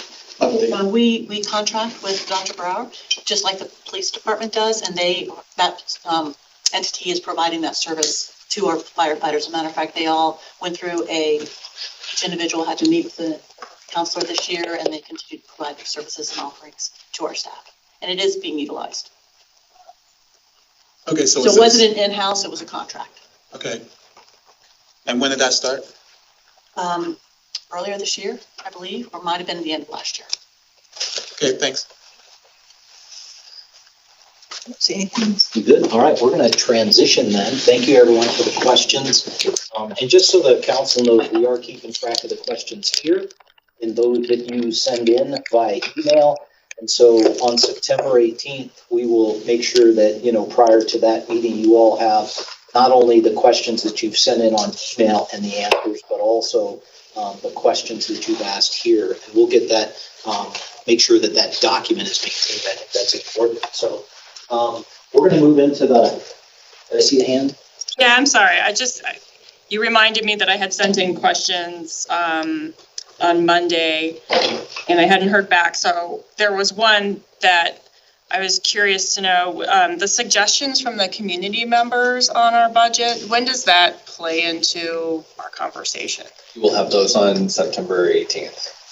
On the 18th. And we have a public hearing that's open to the residents on September 11th, if I recall that. So. And those will be flagged in the proposed budget, correct? They usually are. We can certainly do that. Yeah, everything that we have until that point, and then a review of that on the 18th. Thank you. Okay. And real quick, as some follow-up, I know we still have questions that the OU responses on. We'll come to the council, and Councilor Baker has some questions that are outstanding. So I think we got Like I said, the mayor had some questions and somebody else had questions. Cody, do you remember? Mayor and Council Baker, we got those two, but we still have two that are outstanding. So just to be clear, September 18th is when we should be bringing all our questions and we can And if you get wanna more send- specific proposals and stuff like that. Absolutely. If you want to send questions between now and then, we'll get answers to you.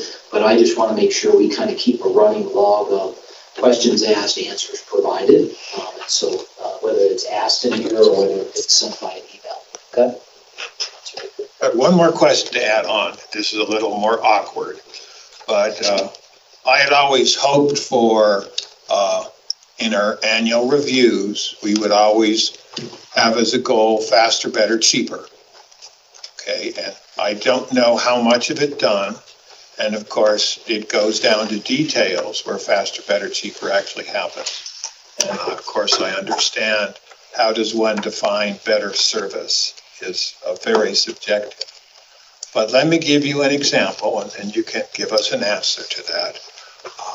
Looking at last year's budget, if I'm not mistaken, there were 11 people in the meter department. I cannot imagine what 11 people do in the meter department. Realizing one's on vacation all the time, but that's still 400 hours a week to take care of the meters, water meters. So if you could put that in your question, I'd love an answer. Public Works and Utility Director, did you want to specifically respond now, or do you want to go back and do some number crunching? Let me provide a more complete answer so we can fully outline what their full workload looks like. Okay, we can do. Mayor Pro Tem had a question. Did you have a question? Just Councilor Zadi, I wanted to make sure I understood what he was saying. He said to bring proposals. If you have specific proposals, I would imagine if council has something that you want on the budget, the sooner the better would probably be before the September meeting so that you could do research and have costs when we get to September. Accurate. Yes. Yeah, as I said, sooner on questions, proposals, Yes. whatever. Sooner is always better than later. Okay. All right, so it's 10:21 now, and so we're well in our time. Mayor, do you want to take a quick break? We've got time for a break. Yep, they're telling me yes. Okay, a 5-minute break. Fair enough. We'll keep going. We're doing good on time. Thank you. As long as I don't have to do deep knee bends like Councilor Mello. Somebody will have to help me get up. The first one is good.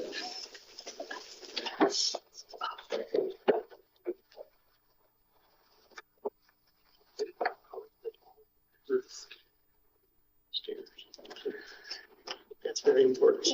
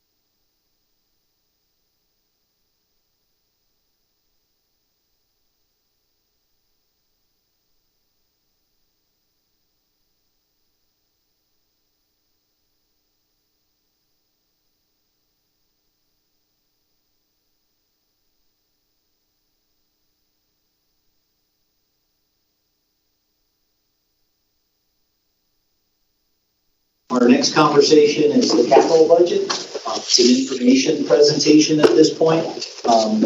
Certainly we'll have a presentation and then opportunity for questions, et cetera. But again, the big thing that I'm trying to achieve with our capital budget this year is to make sure that what we sign up for execution and completion in 2024 is that we do. We gotta change kind of our history on that. So, this is an opportunity to make sure that we're signing up for something that we can complete. All right. And so with that, I'm going to turn it over to Michael and Seth. So go ahead, guys. Yep, thank you. So as Manager Freitag just alluded to, we'll only be showing the recommended CIP for 2024. Seth, and working with the departments and our team, will be developing a revamped CIP process for 25 to 29. But this is just 24 recommended. Next slide, please. So this is just broad overview by fund for 24. Conservation Trust Fund, restricted revenue, that is for library projects there only.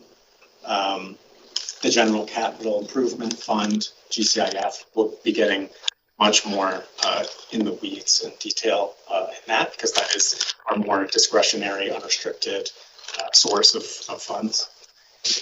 General Capital Outlay Replacement, that, as you probably know, is to replace vehicles and equipment on a regular schedule, including public safety vehicles. Golf, that's revenue from our 2 golf courses that is then put back in as reinvestments into those facilities. Parks, open space, and trails, that's as is written right there. But that is definitely one of the more easily projectable amounts going forward. And then water and wastewater, of course, are two of our largest, and more detail on those projects will be discussed later when we talk about water rates. And then lastly, storm drainage from that enterprise fund projects there. Next. And then so we looked at it by fund. This is by department. I have 2 little asterisks there for general services. Those will be folded all into public works and utilities, general services into the operations division, and community development into the city engineer's office. But for conversational sake and just ease, just have kept those separated for this presentation. Next slide, please. So, like I said before, we're going to focus mostly on the GCIF side of 2024. And this is an updated slide from Monday night. 22.1 million is able to be allocated to the 24 GCIF CIP projects. That's up a little bit more from what we discussed on Monday night. Staff was able to try to find a bit more in reallocations and fund balance. 17.8 million is in that new money, that new allocation. And then 4.3 staff we were able to, through the CIP coordinating committee and reprioritization, able to get from existing accounts from either lower priority projects or projects that might have been delayed, and we want to utilize those funds, put them to work. However, even with that, most of the funding is for the nuts and bolts, as we discussed on Monday, basic upkeep of city infrastructure. And if you look at it from the new money source, the new allocation, ongoing projects account 12 million out of that 17.8, or 67% of that. However, we were able to, with finding some additional funds, luckily fund the Trailside subdivision roadway improvements project for $3 million. We were not able to do that last year, but we can this year, which is very good news. And we'll go into our conversation later about the roadway improvement team. And then I did want to give you a smattering of the large unfunded GSA projects. This actually, those totals are when you project the revenues out into the out years. But I wanted to give you an idea. West 72nd Avenue corridor improvement is $12.8 million. That currently would be unfunded if we were to create a 5-year plan. But all of that will be things that Seth and his team will be discussing and looking into. Next slide, please. So the nitty-gritty detail of the 2024 TIF approved versus requested. Wanted to give you some highlights of this. So if it's highlighted in red, that means it's unfunded from the requested, and if it's in yellow, then it's a reduced amount from what was requested, but still some being approved. So the highlights here in CD projects is that we were able to continue funding some of the work at 100th and Sims, which is a very important project, and also increased traffic signal pole replacement. You see down there at the bottom at $800,000. A lot of the red that you see here are smaller ongoing projects that have a decent or enough of a fund balance currently that we do not feel it's warranted to increase that fund balance until perhaps next year or the year after, as they spend down funds to do work. Next slide, please. These are ED's projects. You see 3050 West 71st Avenue improvements. That is improvements and to activate a city-owned building, eventually to be leased out. 92nd and Eaton Street improvements. This was a project that was requested in last year's process, but we did not have the funding available for that. So it was delayed, but we are able to fund and recommend it for approval this year. Rodeo renovation, $1 million in additional was requested. There is a decent sized balance there from last year's process, as I'm sure you all remember. We're not entirely sure at this moment what the full cost of that will be. So instead of increasing that fund balance, we want to get more information on where we're at with that. And staff also feels comfortable if there is some additional funds, we may be able to find a fund balance for that.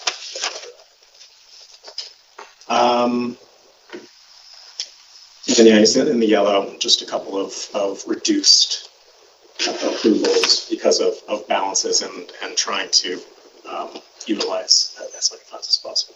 Next slide, please. Oh yeah, good. Real quick, a little bit more context into the 3050 West 71st. That is within our TOD area, so key development area, city-owned property. And then 92nd and Eaton Street, that's in association with the C7 Townhomes project in downtown, curb and gutter landscaping work in 92nd Avenue. So just a little added context. Yeah, thanks, Sam. For the ones that are not getting funded, like I'm seeing, it's a little confusing because the redevelopment and adaptive reuse toolkit, for example, had 4.3 in your previous slide and then had 500,000 there. I'm just curious what the difference is. That's the out years. So that's what they requested over 5 years. And so that's the combined total. And do we, I mean, what is that to be used for? I don't think, have we seen the redevelopment toolkit yet and what that would entail? No, it's not back yet. I think it's coming back. City manager or deputy city manager. Soon. I don't have the date, but it's coming forward shortly. It's kind of hard to say, don't fund it if we don't know what's in it. But is it going to come before the budget gets here? I think the key point here is that it's a $4.3 million projected project over the 5 years. The economic development staff had requested the $500,000 for 2024. Correct me if I'm wrong, there's fund balance there already that they can tap into, or are we just deferring any execution until 2025 beyond? Well, I know when we were talking to economic development staff, they felt that they could meet the goals of the strategic plan objective in the out years without funding this year. So I think it was more of a pay-as-you-go to start accumulating money for the toolkit in 2024, but not necessary to still meet the objectives, since we're still figuring out, we're going to be presenting what that toolkit looks like later this year. I don't know if they have existing funds. This would be a new project if you count, but they may have other projects that they could redirect. And in the historic Westie revitalization, we're showing 100 out of the 250, but we're also pulling from CDBG money, correct, to kind of invest in that area as well. We have used CDBG funding on, I think most recently, the 72nd and Lowell building, the old Germal stage building, that demolition was used. So as long as it has a, from what I understand, a regional. Yeah, I'm just saying the 100,000 would be in addition to what we've allocated through the CDBG. Thank you. That's city money. Just a clarification, that second column, the ongoing major, I'm guessing the ongoing means it's a continuous program that needs to be funded, right? But major implies that it's one time, I assume, but also that the word makes it seem like it's pretty important. But I'm guessing that there's a stratification within major that isn't being shown here, of like, there's levels of one-time priority that it should be, right? Correct. Yeah, go ahead. I was just going to speak to kind of the naming. Yes, that's correct, that the ongoing is continuous, major being more one time. But there's probably a better way for us to differentiate it. Yeah, I would say the ongoing is more your very long-term maintenance that might span, like a contract might span from year to year, so that's why it's not in the operating budget. Whereas your major is, there is a specific beginning and end to the account. We're doing an improvement and then we're closing the account. But there's a stratification within that that's not shown of high, low priority. Yes, our priority is to, again, going to the nuts and bolts, take care of what we own first, and then look at the major improvements. So rodeo is not getting funded. I'm assuming that was the roof cost, $1 million. I don't know what that relates to in particular. I'm just. There's existing funding in the rodeo account. That's the. A little over $2 million, yeah. Yes. Okay. Yes, this is a request for additional funds on top of that. It's hard, and I think for the community too, it's like you're looking at something like, it's not getting funded, but there are other pieces like CDBG or existing accounts that come into play. Okay.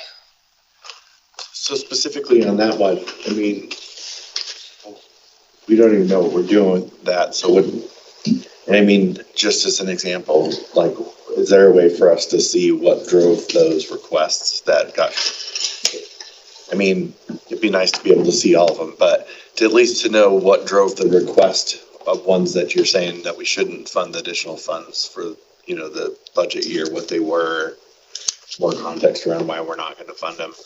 I mean, I know, like, the roof needs to be replaced. I think that has to happen no matter what happens with it, because, it's our building, but trying to understand better around, like, what the request was for would be interesting to see.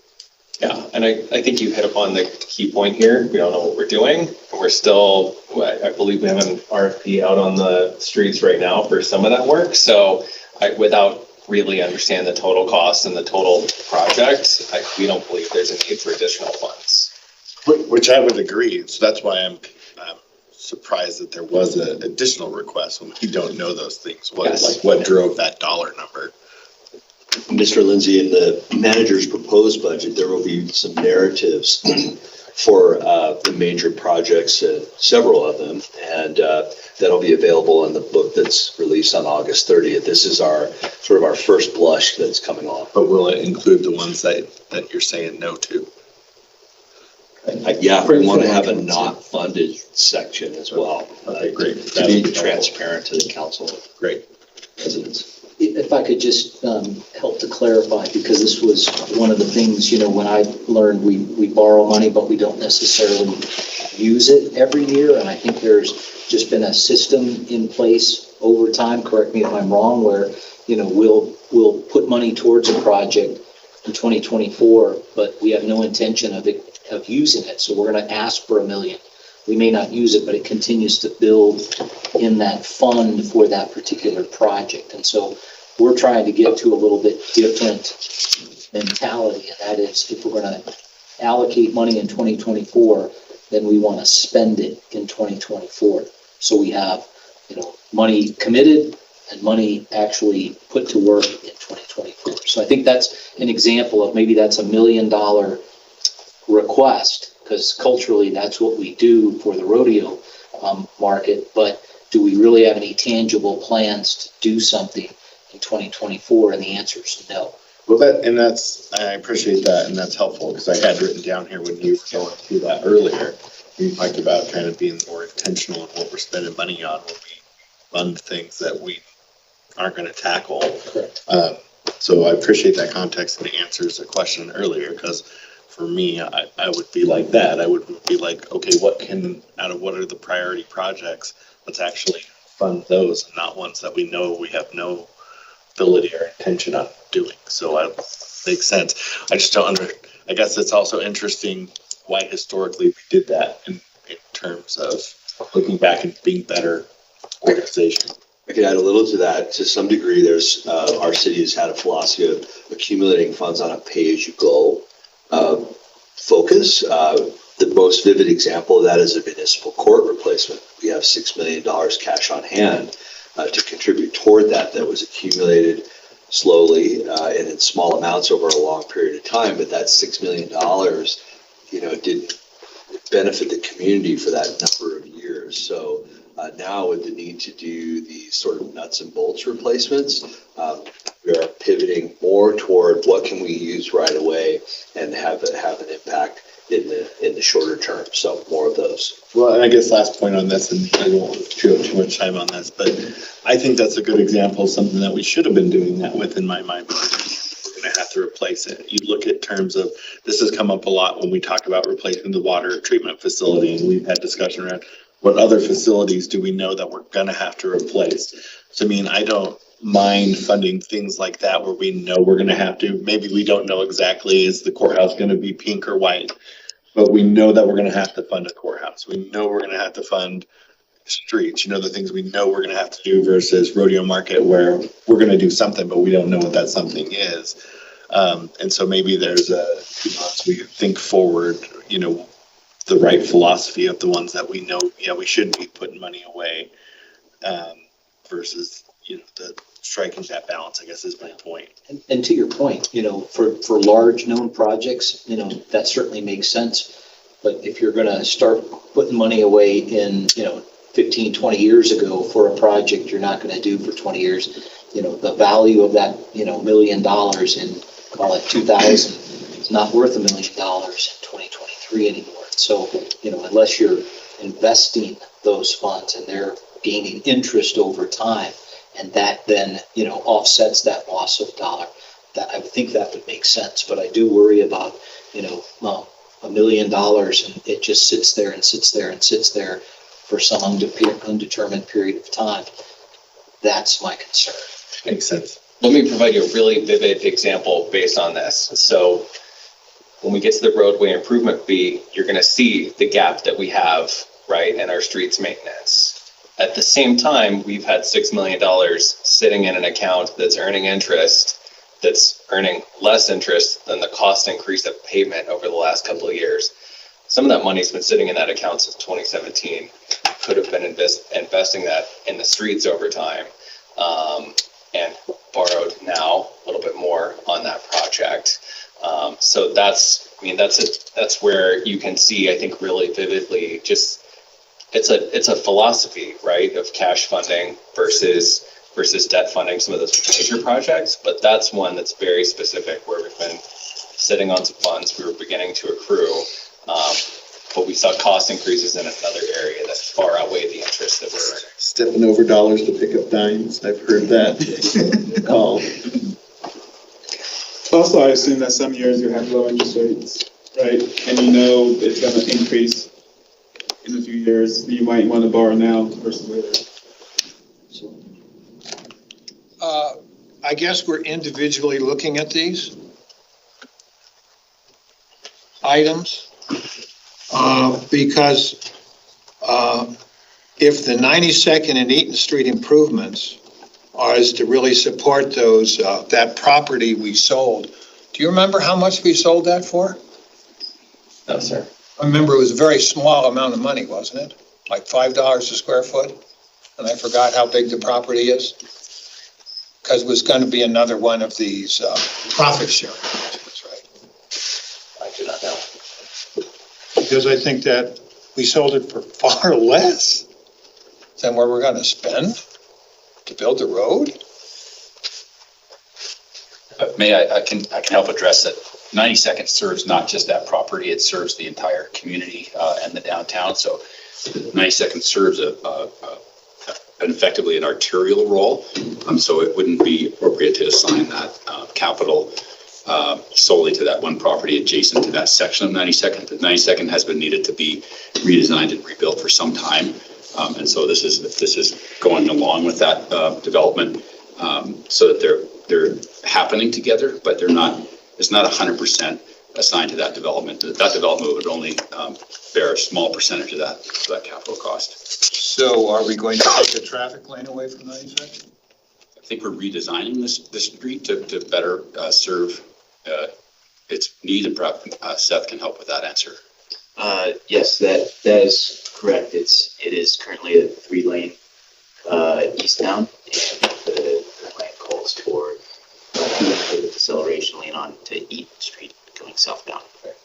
And this is in complete 180 degrees from what we charged that townhome concept down at 92nd and Pierce, where we made the developer take away the lane, right? I have to look into exactly what we agreed to on that one. I will say that the plan is in conformance with our downtown mobility study that we did a few years ago. That was kind of the charge of how it was laid out as far as the. I see that as a tremendous waste of money. On the Schoenberg site, it was my understanding that the previous unsuccessful applicant was going to pay for all the improvements on all the Schoenberg site. And we somehow rejected him in favor of the more recent applicant. Am I incorrect in that understanding? I don't know the history on what was agreed to previously with the previous developer. Does anybody have any detail? We're gonna have to follow up on that one. No, because we're talking about $500,000, which would make his bid we rejected far more attractive than the one we're considering now.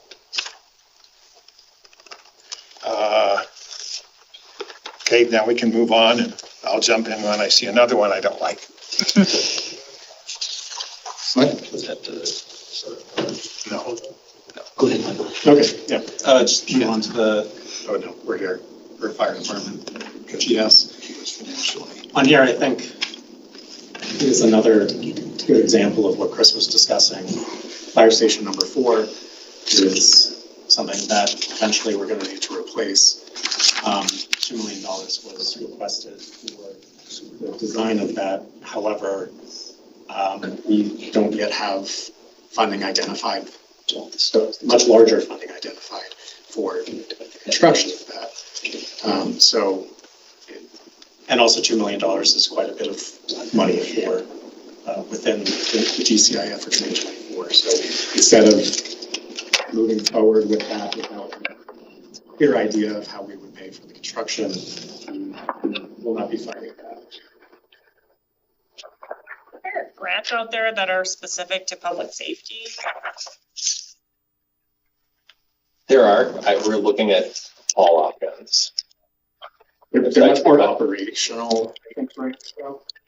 Not for capital. Gonna be rural, lower income communities. We did have a meeting with a resource recently on making sure we continue to take advantage of all of these. I'm just curious because I know, like, in my time, there's been multiple apparatus that we've replaced. And if my understanding is correct, oftentimes because of the apparatus that we use, there's still useful life in some of those, and so they get sold off to other departments sometimes. Which obviously means that they still are functional. So is there opportunity potentially in our replacement program to extend those further and pay for some of these other things, specifically in departments like fire? And I don't, Deputy City Manager Opie may want to comment on this, but I know that, for example, every community evaluates an ambulance life cycle, if you will, or an engine life cycle, or a ladder truck life cycle. Off the top of my head, I don't remember what those are, but a good example in the ambulances is we'll keep the boxes for 3 iterations, the back, and we'll, at some point in time, so many years, you'll replace the vehicle itself. And so the chassis, if you will. Yeah. And so, there's a very, very systematic program that the city follows for those kinds of vehicle replacements. I don't happen to recall what those distinct timelines are, but a good example is an ambulance. You can replace an ambulance, call it every 7 years, but why would you replace the box every 7 years, for example? So what would that be appropriate to? Deputy City Manager Opie, any commentary there? What City Manager Freitag outlined is exactly right. We reuse the chassis and upfit replace the boxes that go on the back on a regular basis until the chassis is no longer usable. That's one thing that's actually in play right now. There's a couple items that are impacting our 24 because things that were previously included in the retrofit aren't included in future retrofits. Okay. Same thing as with our fire apparatus. We have a system where we work to rotate them into our reserve apparatus so that we have them as backup and get the max life out of them, and then rotate those out into either a resale opportunity or as a trade-in to get the vehicles. The other thing to note right now is that the lead time on acquiring the new apparatus. Some of them are as high as 30 months out to order. So we are trying to stay on top of that and keep ourselves in a position so that we are still keeping our equipment up to speed. Great, thank you. We put a lot of time and energy into those replacement cycles, miles, engine hours. But at some point in time, they begin to sit in the shop more frequently and they're out of service. So it's a careful analysis, and it's different for each piece of machinery as well. Some seem to break down more often than others. So similar to the overtime, if you're spending more time or money in the shop, you're maybe not really saving money. Yeah, and that's one of the factors that we analyze. What's been the total maintenance cost of an asset, and how has that increased in the last couple of years? I'd also add that our Westminster Fire Department is nationally accredited, and that requires a certain standard of best practice in managing all the apparatus and personnel and so forth. Which, I mean, and I don't say this to say I'm not proud of the fact that they did that, but is that accreditation, is it worth the squeeze for the juice, so to speak? Like, is that accreditation getting us better service to our residents, or is that just, shows what we know without the accreditation, that we have great firefighters? So, just trying to think through it. We hope it shows up in business and homeowner insurance bills is really somewhat the the ISO rating hopefully reveals itself in that. And I know we have an expert in insurance on our city council, but. Well, that, and see that stuff like that, that's good. That's good for the public to understand why that's important, because I'm sure we all like to save money on insurance, or don't like to give any more money to insurance than we have to. And if I could just throw in, also the accreditation process also helps us identify best practices and make sure that we are staying on top of things, whether it's equipment replacement, training, how we deliver services. It's a great, forces us to do that really deep dive into our operations and make sure that we're staying on top of things. Great, thank you. Just a few questions on some line items. One, what is a video laryngoscope? I'm probably killing that word. So this is the piece of equipment they use to put a tube into your airway in the back of an ambulance. I have learned that recently from Chief Hose. Oh, so we're just buying one or something. So we're just, this is replacements of ones that we already have that are end of life. Interesting. Okay. Learning new things. Ballistic gear for fire. I'm just curious, so I'm thinking that would be something more for our police department. So what is this in particular? Yeah, so if you remember our training model, and that is that, if there is a critical incident, police identify a hot zone. Police are obviously going into that hot zone. They're going to take paramedics with them, and so they need ballistic helmets, they need ballistic vests, high-pro, etc., because they may not be at the tip of the spear, but they're still at the head of the spear, not necessarily waiting to be called in. They're right there. And so part of that TEMS program is specifically to outfit paramedics, firefighters. To add to that, a real use case example of that in Colorado is the Aurora Theater shooting. In Aurora Theater, they literally had police officers having to transport people out because their fire and paramedic that serve that, and I don't remember who it is that serves, would not go into that zone versus ours who would go into danger to save our residents. Okay. Thank you. And then one last question, may just be the FM at the bottom. What is that acronym? Facilities maintenance. Oh, facilities maintenance, major maintenance. Yeah, sorry for that. That's our internal acronym. Should made it on facilities maintenance. Yes. Okay, and that's just throughout our system. Yeah, that's maintenance of non-public safety and non-utility enterprise fund buildings. There's already an amount in that account that we're spending down, so they don't need quite as much in there as we were originally thinking. It also doesn't include part of the facility maintenance, which is actually on the next slide.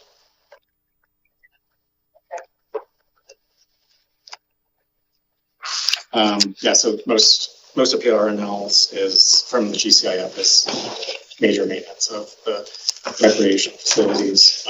We also have post funds, obviously, that help with other projects, but that's the main thrust of GCIF for PRNL. IT is relatively small. And then the communications infrastructure for PD, that's actually specific money set aside for that.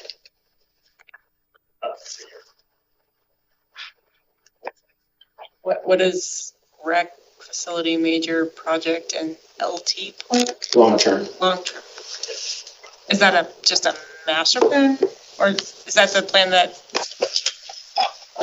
Deputy Opie was talking about? Is that a plan or is it? Yeah, no, it's related to that. Master plan. I believe so. Paying for it or? Part of it. Okay, so we'll have more clarification. Yeah. What? How much of the capital improvement projects are being paid for by the bond issue, by the sales tax extension and the bond we could fund with that is in 2021? Is it all being paid by those funds?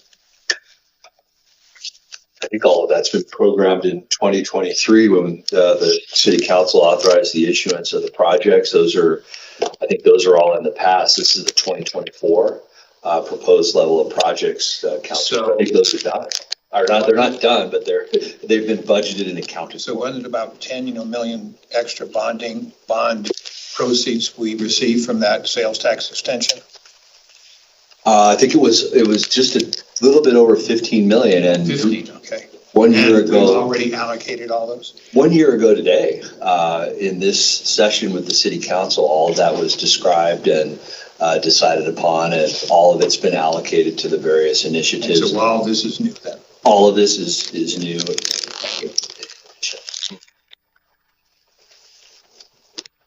Moving on. Last but definitely not least, public works and utilities. This is pretty much the streets maintenance, not road works funding. As you see at the top, we were able to find that $3 million for trailside subdivision. And that 2.6 for arterial roadways is part of that slow increase that we approved in the 23 to 27 plan last year. But yeah, no, significant funding here, and a large increase actually from last year.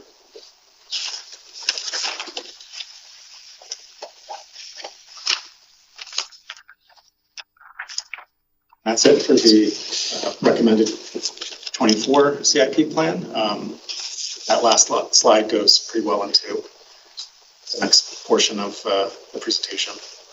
Before we move on to that, if I could, for the council, one of the things, listening to your questions, commentaries, I leaned over to Deputy City Manager Dorr and said, when we present this in the budget, I think it would be helpful to, not group things by departments, but group them by priority. And so we've got our priority projects listed out there. We've got a cut line, and then below that line is where we show those unfunded projects. But I think it's important visually for you all to see that, and for the public to see that. And then I think to Deputy City Manager Dorr's comment earlier, some narrative certainly would be helpful, not only for council, but for the public to understand what those projects are. So we'll make sure that we take care of that and bring the budget back here at the end of the month. And if it could also just highlight what strategic priority it might be falling under. Sure. Yep, I've done that. I have a question. When we went through the slide 27, proposed 2024 capital improvement to the large unfunded, is the West 72nd corridor improvements 12.8 that aren't going to be put on part of, are they in addition to what you're asking people now on a survey to give input, or is it all combined?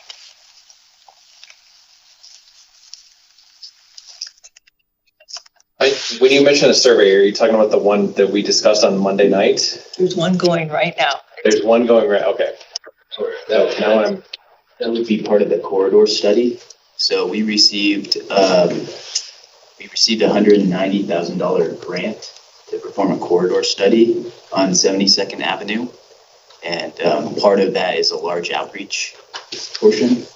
So I believe that's might be what you're talking about. That corridor study will be concluded this summer of 2024, and it'll really help us guide our phasing of how we implement that corridor project. So, and I've been on the site, just will say, it's not the easiest thing to give feedback on. But, so is this 12.8 million something totally different than what you're doing with that survey? It would be the next step in, the survey is to help us formulate the plan for what the corridor ultimately would need to look like as far as infrastructure. And then it would help us phase out how we would actually implement and construct the improvements, so that it would be separate, or the next phase, I guess, after the corridor study is complete. Can I just comment. So 12.8 million is a projection for what those improvements will likely cost. And so, Mayor, to answer your question, you do the study, you get the feedback, you start to develop what that design might look like, and then program that out over, call it 5 years or 3 years of phased implementation. Because, the 12.8 million, you're not going to do that in 1 year because you only have on average 20 million a year to do. But could you do, $3 million projects over a 4-year period? Absolutely. So What I don't want to give a message to, why would I answer the survey if I read this? I just don't want to give a double negative to them. They've had enough surveys down there that they could stack in this room that have never been implemented. And that's their complaint. That's all I'll say. anything else on capital? No? Okay, well, we're gonna tee up the road improvement. So 11 and 10, we're doing good. And we're gonna go into our road improvement. We've got an hour, but we're ahead of schedule by 20 minutes or so, actually 35, so we're doing really good. But with that, Michael and Seth are going to continue to through this discussion, but this one is different. Folks, Can we get a 5-minute break? Another 5 minutes? Sure, absolutely, we got time, sure. So 5-minute break.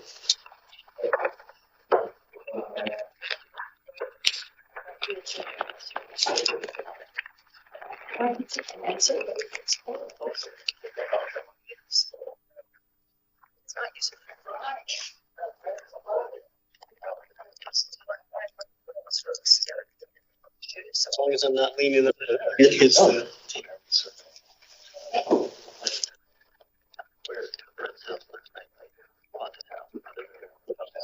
You are absolutely right. I think it's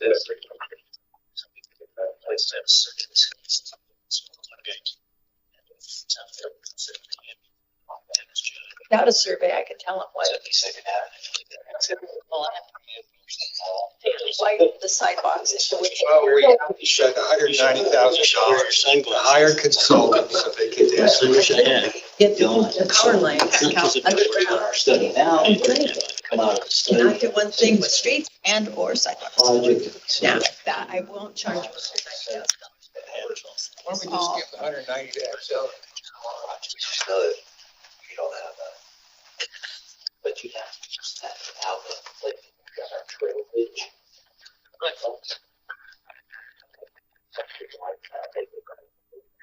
It's all about. I have one of those, but it looks different. Corridor. I'm sold on it. Thank you.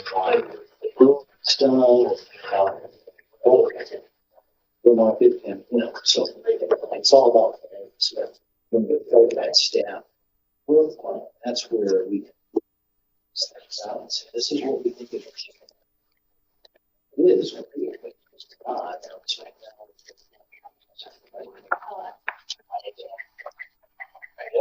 Yeah, I think it's.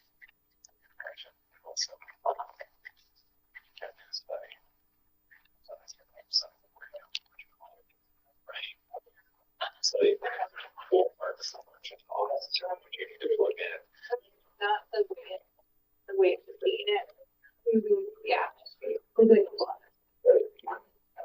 So It's twice around that 60. Or balance. It's gonna be, Yeah, those cost. Right away. It's just that, that's what I'm thinking about in Wisconsin. there's also a guy on the corner of Something actually. And so, the answer back from the CD was, we're doing the study now, that answers for next summer.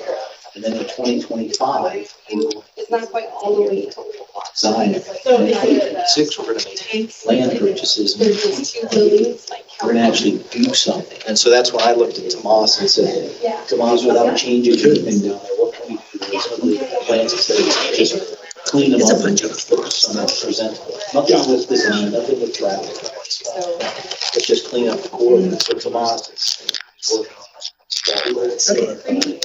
this row, Study here in 2023 to 2024, we're not gonna pull a trigger on something. I'm using this row. So you have to have this specific. You know, this is the. You probably would have, yeah. You know, that's a 3-4 year project. I'd also say, at the same time though, we have a lot of study, I have all of the. like our upcoming study. So now, Like, yeah, let's do a ski jump. this is. This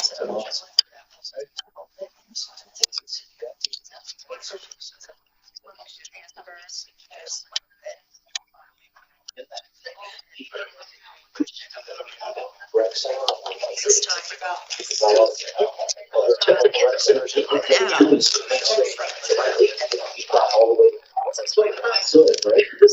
So city of West Westfield, can't do that. So we really need another 1,000 acres of open space, or are there strategic purchases we need to kind of? We need to have one. I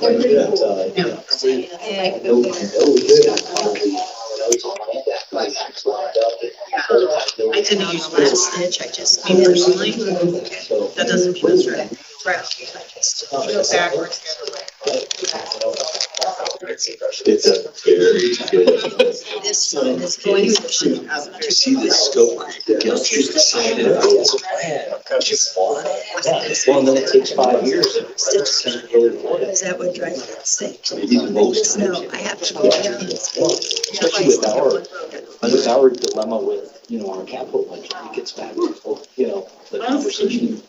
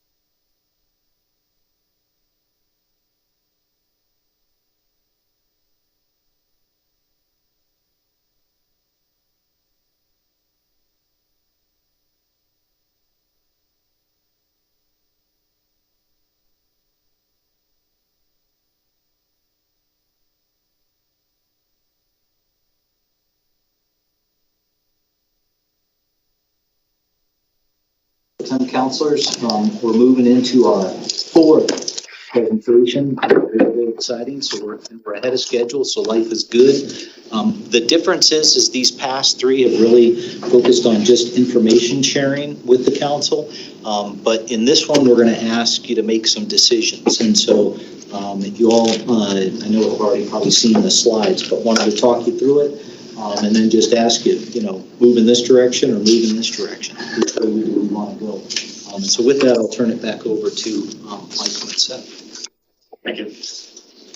All right, so these are our recommendations regarding focused objectives 5.3A, 5.3B, and 5.3. 5.3A being to work to improve the PQI of roads throughout the city, goal of improving them to 63 by the end of 2027, and then to pursue opportunities to increase funding for streets maintenance, including alternative revenue streams for the city's infrastructure, roadway improvement. So this is in response to council's direction from the March 13th discussion, come back with recommendations related to the roadway improvement fee, specifically around trip generation based fees for commercial properties. And this slide, very familiar. So it's a declining PQI over the past few years, and of course due to aging assets and a budget squeezed by recent inflationary pressures, which next slide. Show you, you've seen this slide before, but this is updated with 2023's per ton cost of asphalt. From 21 to 22, about a 17% increase in asphalt. And then I asked Brock, our street maintenance manager, to give me an update for 2023. And it increased another 10% to this year. It's at $85 per ton. And the impact, next slide, please. So this is the similar chart that we showed you March 13th, that the funding needed to just maintain that PQI. And an average gap, it shows an average gap of about 3.5 million once the one-time ARPA funds are spent down in 2023. And of course, this is just to maintain PQI. When we had Brock and his team put into the software that they use for roadway maintenance and all their projections to reach the goal of 63 by the end of 2027. Next slide, please. It said that we would need to invest about $20 million per year over the next 4 years, with an average gap of about $10 million. Needless to say, staff sees this as very ambitious from a revenues perspective and potentially from a logistical perspective, or to ramp up that much work by 2024. So with that in mind, we played with the software and looked at PQI that it generated for different funding numbers. And next slide, please. Staff recommends and sees a potential path to steadily improving PQI through kind of a middle ground of $16 million per year, 4 years for street maintenance. We believe it's possible through increased revenues in the roadway improvement fee and a more realistic workload for the streets maintenance group. Next slide, please. This shows the PQI over the next 4 years for these 3 different funding scenarios. So you see a maintained PQI, 16 million in the middle there, which ends up at 58 around PQI at the end of 2027. And of course, the 20 million to 63 strategic objective. Slide, please.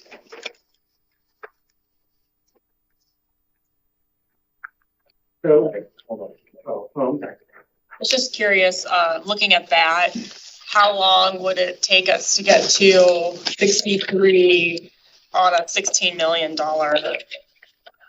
allocation? That's a good question. I'm not sure. We could definitely run that though.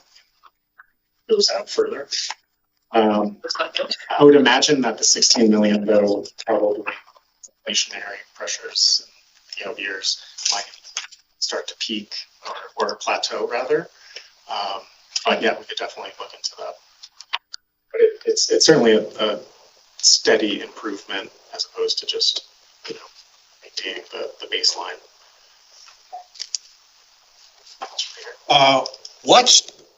Because this has to be an aggregated rating of the streets. So what streets are we seeing in the worst condition? Are they residential streets? Because I thought our plan for those was to make those forever streets. And as long as we seal them up, because water is the biggest enemy of streets? Or are these like, arterial streets that are bad, or what street PQI? I'm not 100% sure. Unfortunately, Brock, I think is. Oh, Sarah? Yeah, I can help with some of that question. So Sarah Borgers, Public Works and Utilities.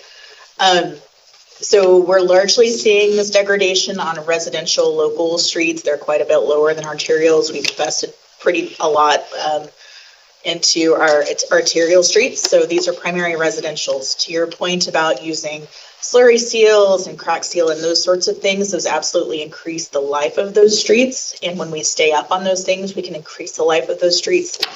But there's really no such thing as a forever street, unfortunately. That would be fantastic if we could come up with something that would last longer than our current streets do. So in other words, our worst streets are our residential streets.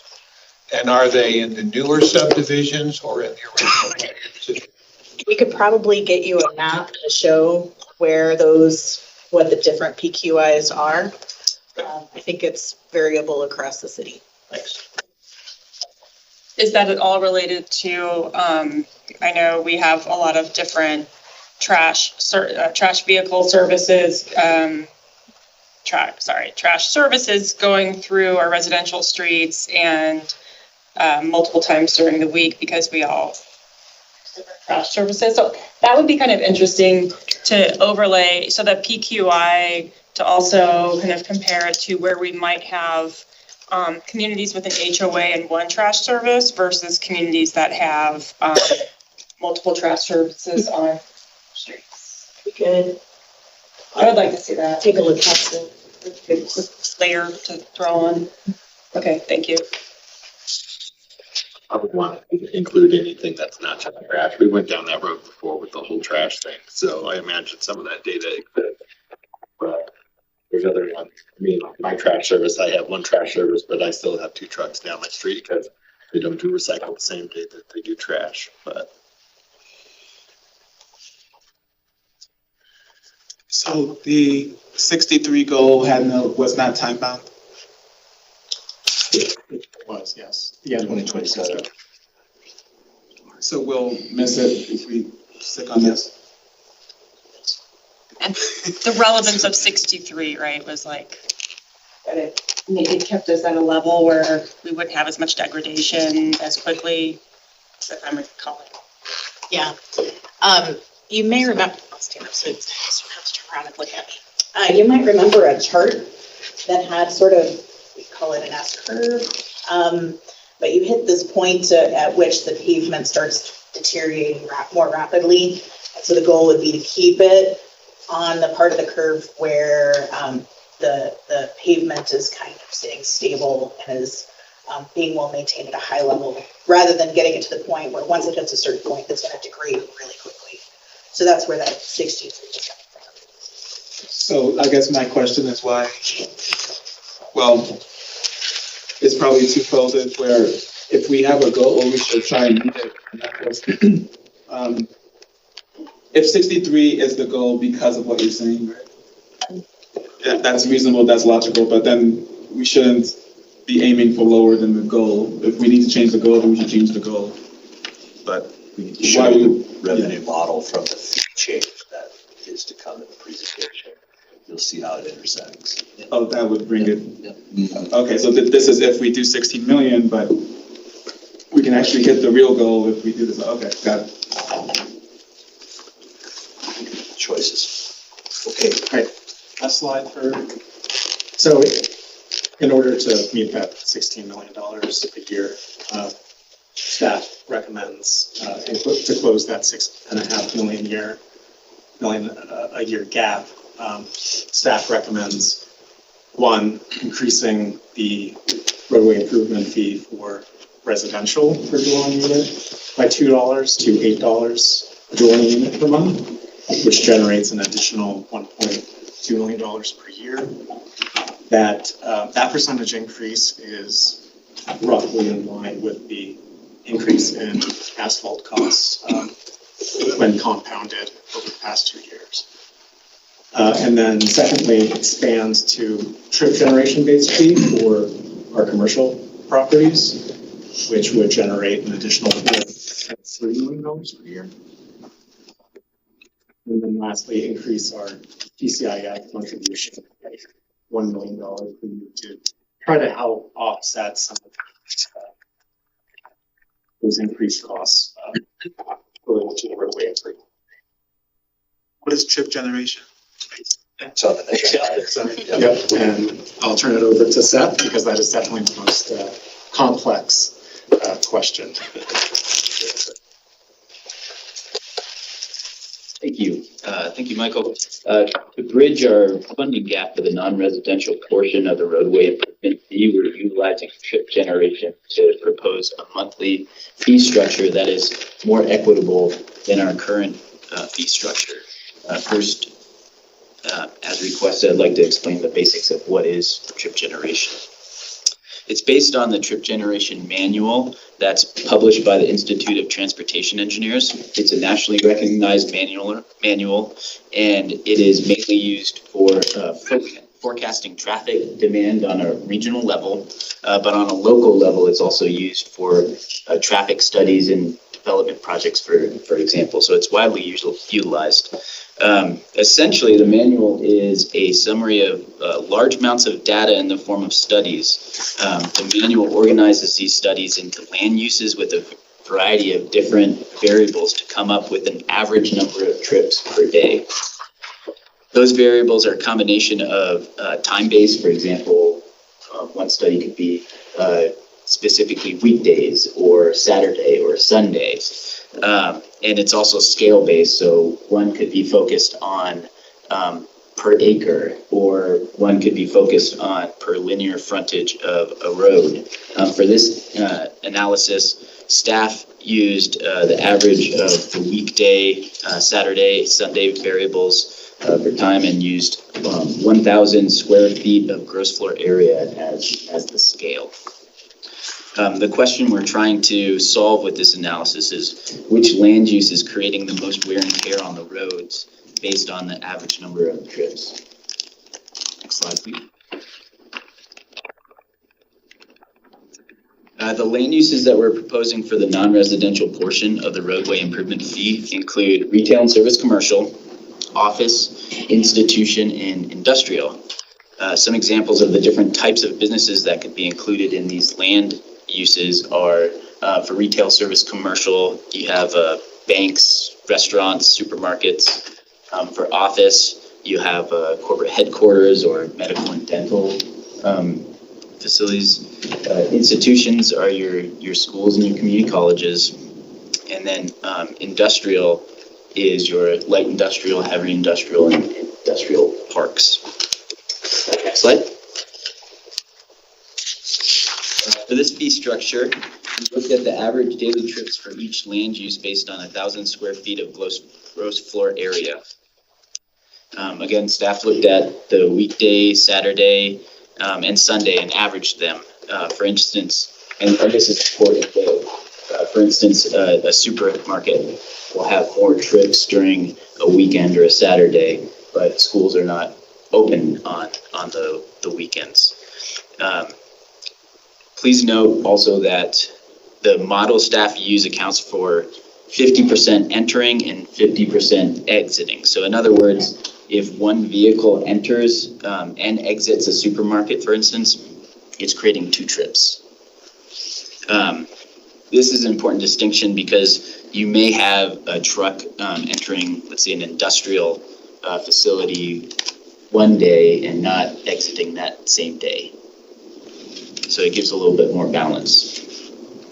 The analysis for each of these uses use the same 50-50 method.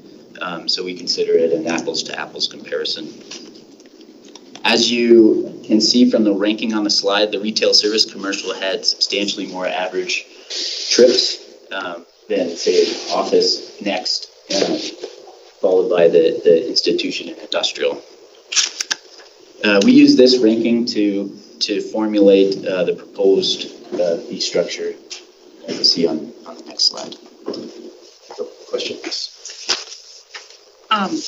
The one issue I have with using ITE, it's based on employees per 1,000 square feet, and that's not really reflective of trucks.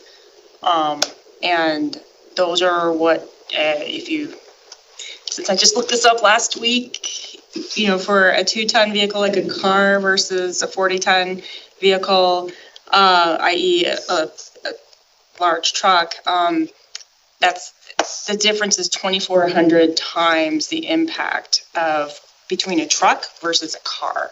And so I'm just wanting us to relate the actual impact to this fee, because I think retail and service commercial would unduly impact a lot of our local businesses, because it's showing that it's a high volume, but it's not necessarily a high volume of truck. So just, I'll put, keep going. I'm sure you have another few slides to go. And I have to reinforce what Councilor Novella is saying. It's my understanding the heavier vehicles exponentially do the trips. So if we were doing a fair rating, service and retail may do, 83, but if you have 2 fully loaded 80,000 pound semis come in, that's 2,000 just in those semis. I mean, I would ask my colleagues, I don't know how many small businesses you've worked at. I've been working at my family's restaurant for the last month, which I haven't done since 17 years ago. But I can tell you the amount of delivery trucks that we get in any given day. Small businesses are having those big trucks deliver things, and they may be a small business to even that delivery service, but the truck doesn't change. So, I have to imagine that goes into account with some of these nationally accredited methods that you're using. Yeah, I can just those real quick. So you're correct. The more weight on a vehicle, the more potential damage to the road, or wear on the road, I guess is a better way of saying it. The trip generation method does not take that into account. It does not take truck traffic into account. And we really wanted to propose something that we could back into some nationally recognized criteria data.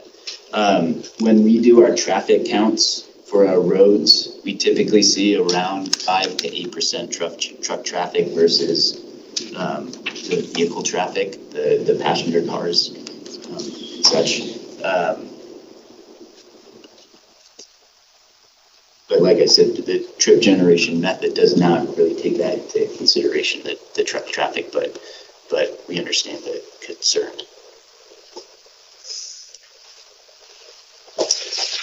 Okay, next slide.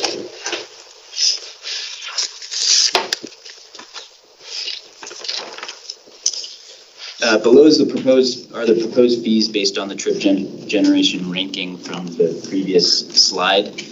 Again, the monthly fee is per 1,000 square feet of gross floor area, and that's the building area.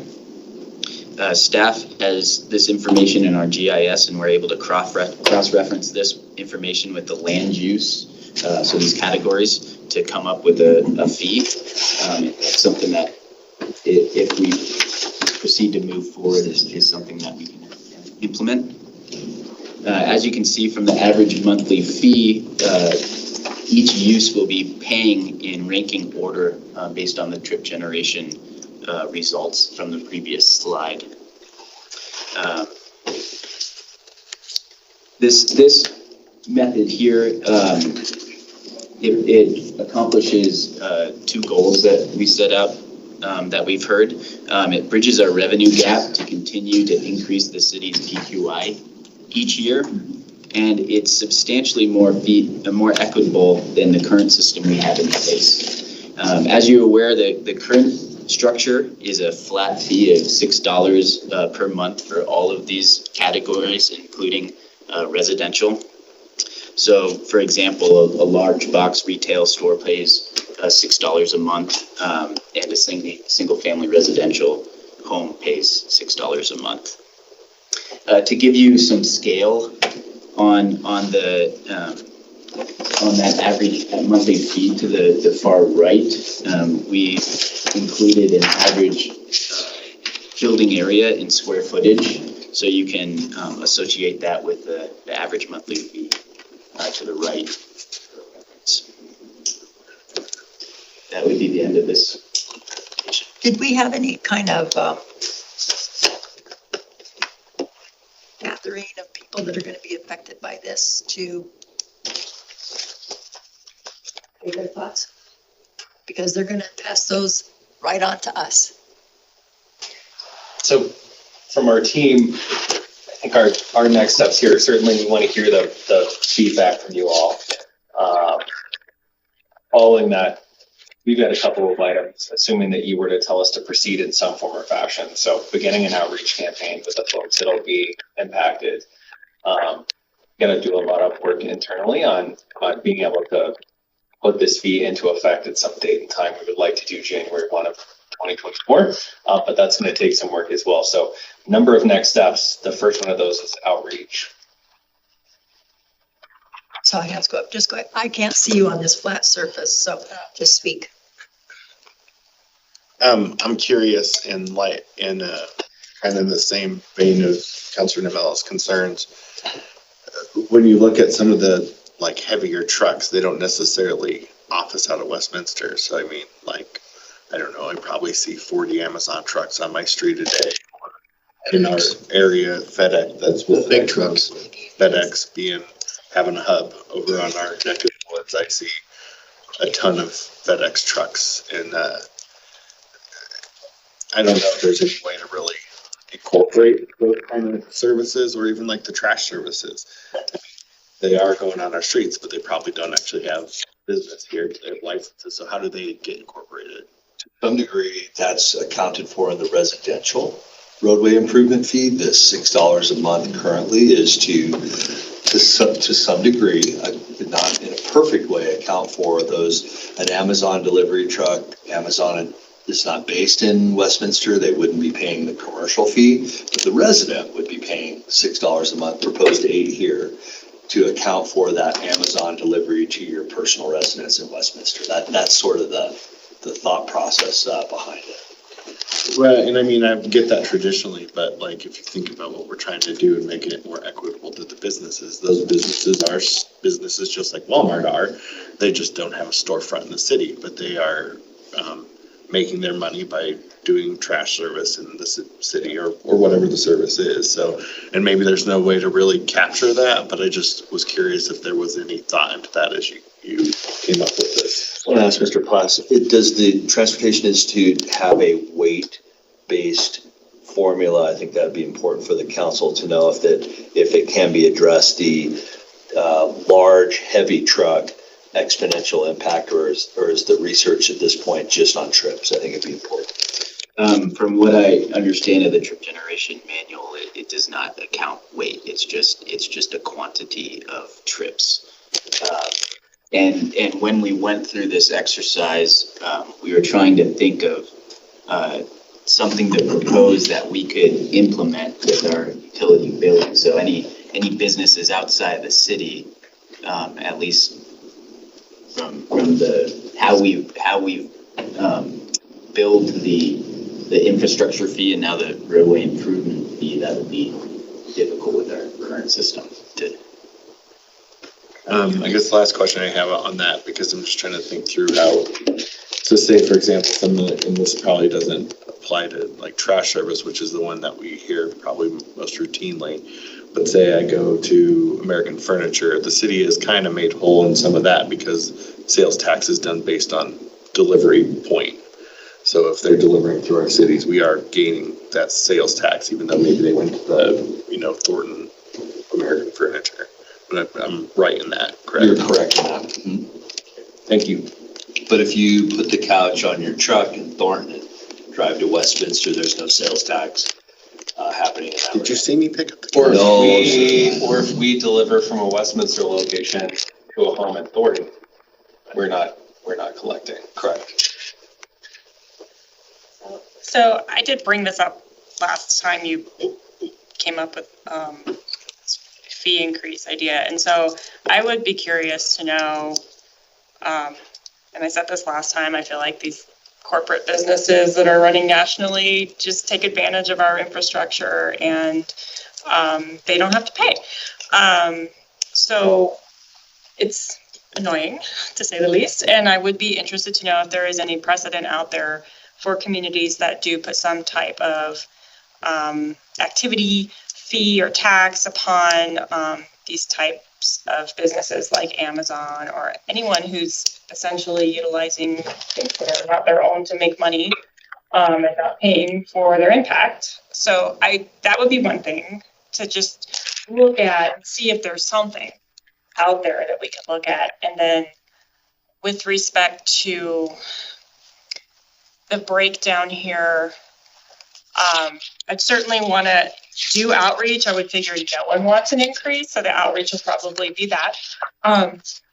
But what I would be interested to know is with economic development and how they, they're obviously out there with the businesses as well as the chamber, kind of understanding how this might impact certain businesses that we want to cultivate and retain in the community.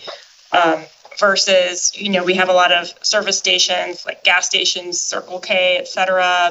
We have Walmart, we have, King Soopers, all of these really large national chains that can probably absorb this a lot easier than a local business. So if there's some sort of cutoff that we could look at for size of business, I would be interested in understanding that, because I don't want to be just unduly impactful too.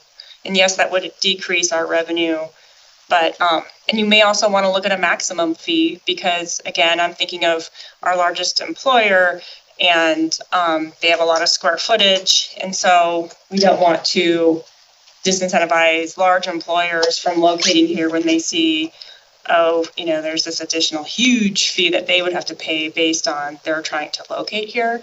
So a cutoff on minimum sized businesses and then a maximum so that we don't shoot ourselves in the foot. And I would look at increasing industrial, because a lot, especially if it's a warehouse distribution function, we should take that into account. If it's more manufacturing, I don't know. I don't know if there's some differentiation, but I can only imagine that they're producing more large vehicle traffic. Although I totally, and that's why those larger trucks that do service are larger, like Walmart and everything, they've got trucks all the time. I'm not saying don't charge them, but I just think industrial is a little low.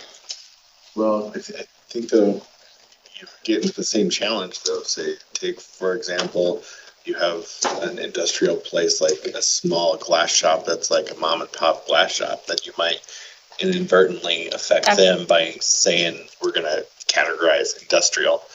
I mean, I think that challenge that you're throwing out is really, really hard in my mind, because not all business type is going to be a Walmart versus a mom and pop corner store. If you that's why I'm saying there should be a minimum business size. If we can find what that is. I don't want to negatively impact these smaller businesses that are struggling to meet their leases as it is. But I do think that a Walmart can pay.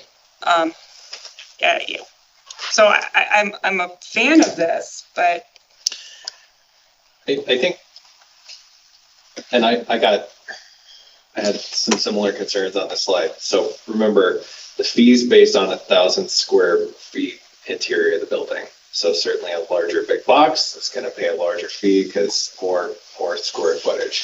So that average monthly fee, right? There's some that are on the low end and there's some that are on the high end for there. So it's not the same for all the businesses that are in that category. It's based on square footage. What would probably be useful, Mr. Lindsay, is if we actually got some examples, maybe leave names out, but you could probably look at some smaller and bigger businesses in the city and say this business type in our city, without saying who it is, would be this much.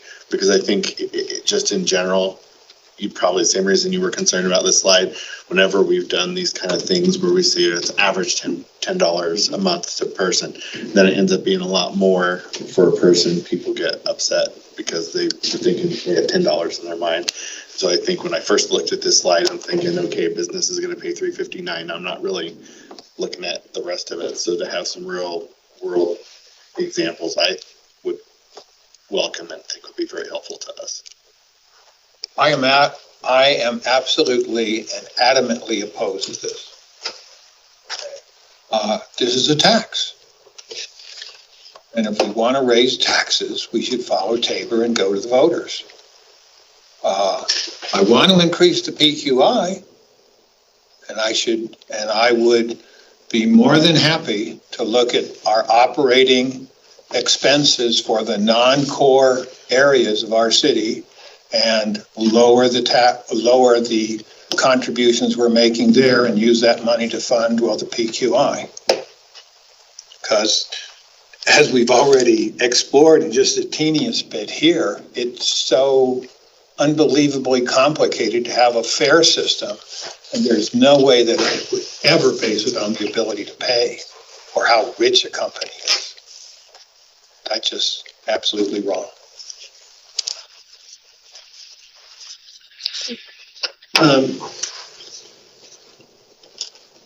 I don't have a problem taking this to the voters either, but two thoughts here. Then I do think that industrial has a significantly different impact.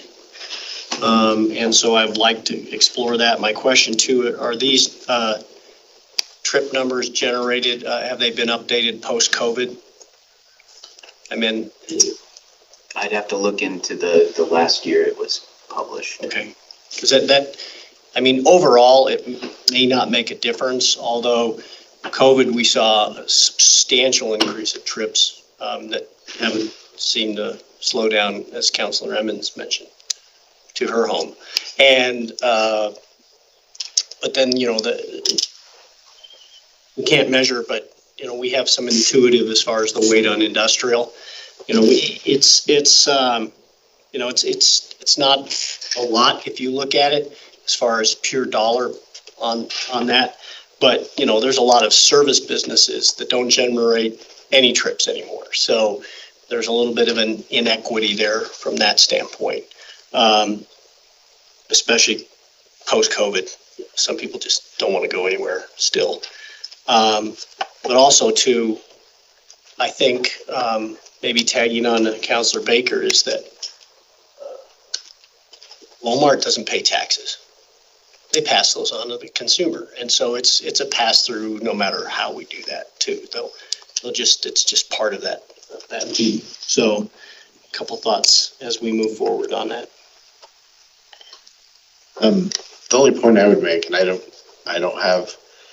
mean, on one hand, we just had a robust discussion on Monday about the majority not wanting to survey to go to the voters on taxes. I still, and it's not because I don't want the input, it's just that they've been asked for this stuff. So even if you did put this on, my caution is, even if you did put this on a ballot, then what happens when they say no? The city and this council or whoever council is sitting here still is responsible for those roads. The residents are going to hold us accountable for those roads, and they want good roads. We've seen multiple transportation taxes fail in the state of Colorado in the last decade. So, you know, I'm not opposed to the conversation by any means. Taxpayers should have a right and be able to voice their, you know, opinion on this stuff. But at the same time, this is how it's been being paid for today. It's some sort of fee in the city as far as ours. There's not a road tax today. And so if you did something like that and it fails, what's your plan B? Because there needs to be a plan B, and we need to be able to take care of the roads.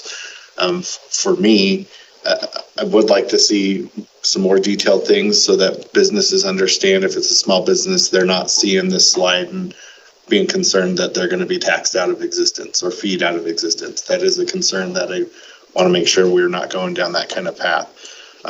But I, for one, was an advocate to have something come back that did start putting some weight on our businesses and our industrial. And so maybe it's not perfect, but, you know, to me, it is a good starting point. But I would like some more of that detail before I would, you know, vote yes on it. which sounds like that was the plan, but that's my 2 cents on it. I am not there yet with this. I actually lean probably more towards Councilor Seymour and Councilor Baker's thoughts, but I want to give thought to Mayor Pro Tem's because during National Night Out, that was one of the comments from residents is Westminster has some of the best roads and snow removal. And obviously we don't want to hinder that service. It is a core service. So there has to be a balance, as Mayor Pro Tem said. I would like to understand though, because as Councilor Seymour alluded to, as a busy person, sometimes getting a delivery at a door is the best way to go. But we do now have what I feel is one of the bane of my existence with deliveries is we do have a 27-cent delivery tax.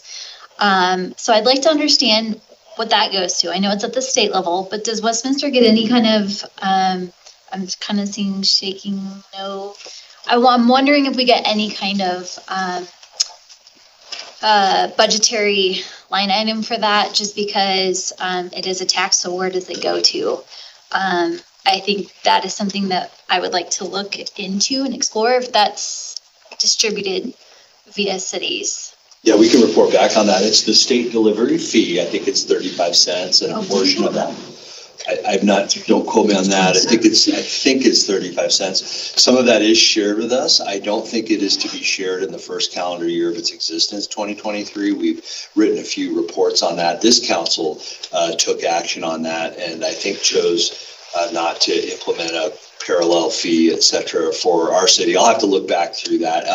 And I think that we're anticipating or modeled in the coming year just a little over 5 figures in revenue to our city. So not quite 6 figures, but yeah, okay. Not 5.5 million. Not to bring us up significantly. Yeah. Okay. I just would like to explore, like I wouldn't, because that wasn't brought up here, and I think that that's also important to know what kind of taxes or fees are being imposed. Yep, and it's also 35 cents whether you have a refrigerator delivered or a pair of socks. Doesn't matter what way. Yep, I get it. One last question too, is that we explored this when we had ARPA dollars and then also asked, if we can find this X amount more. At that point, though, there wasn't a capacity for our contractors to handle any more money at that point. Was that because that was within that year and they couldn't add on? And if we are able to find more money to this and projecting and getting our contractors, our primary ones on board so that they know, hey, City of Westminster wants you to do this instead of this, then they can ramp up. Is that? Yeah, so that's, I believe what you're referring to is that specific issue was we were later into the year. And so, yeah, the contractors had already made their arrangements for the summer construction season. Yeah. So it wasn't we can't spend it. It'll need to be next year. Yeah. Home-based business, since they're already paying residential, are they just going to have to pay $16 then? It would be $8 a month. But if it's 1,000 square feet, if you're a home-based business, you would be double charged. Yeah, it's the resident and the business paying. So if I'm a business running, so they would just pay the residential. Based on how we looking to implement something like this, it's based on our GIS, so it would be, the land use would show up as residential, so they would pay a residential. So it would be $16. No, just one. Well, I'm already paying that as a homeowner. That's it, because that's your land use. Yeah. Dual. So let me, yeah. Go ahead. I want to go back to this slide. This slide, I realize we probably need to come back around to it here at the end. So I think the message that you're hearing from us is that achieving the goal of 63 is really difficult and will take a large investment. So staff has come up with a middle ground, more than what we're doing now, but not enough to get to 63 within the time period of the goal. That's an additional $6.5 million a year. And we believe we can close that gap through 3 different measures. So one is the trip generation side on the commercial that we just talked about.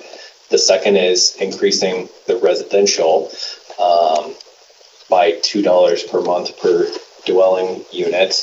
And then lastly is not doing other general capital projects and putting that into streets. And that's in the amount of $1 million a year above what we're doing currently. So 3 steps to get to a middle of the road solution. So you said to not do things we're doing today, but we always have more than $1 million in carryover. Am I wrong? Like, why? But your carryover is your capital budget. That's what pays for your capital budget. $20 million on average per year. And that's what we just pitched here, and we were able to go back and repurpose some funds to get us to about $22 million in 2024. But, you know, the kicker is, you know, you got your list of capital projects, you know, number 1 priority to number, you know, call it 50. And about 24, you got a line there that is at 22 million. And so the question would be would this be so important to take another million, put it towards roads above the line, which then pushes whatever that 24th project is below the line, and it's just not funded in that given year. So, but I think what I'm hearing from the council is we don't have a good solution set on the commercial piece here. People have questions, not a sense of comfort yet, and so you know, I think we need to come back and answer some of these questions and maybe offer a hybrid or some kind of other package for this commercial piece. I'm not hearing generally any pushback on a $2 increase to a residential one or the $1 million in GCIF funding per year that gets you about halfway to your total 6.5. Is that fair? Well, you have one pushback.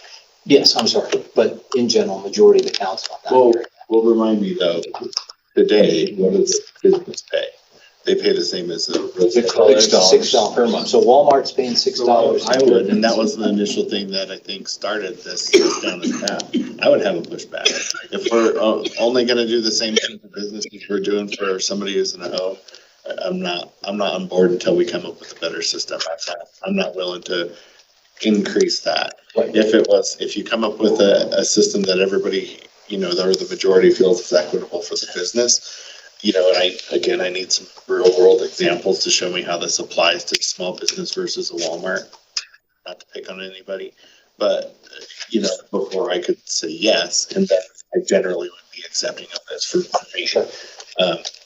But it's based upon that whole package, not just the $8, because I was a no on the $8 without us doing more in these other areas.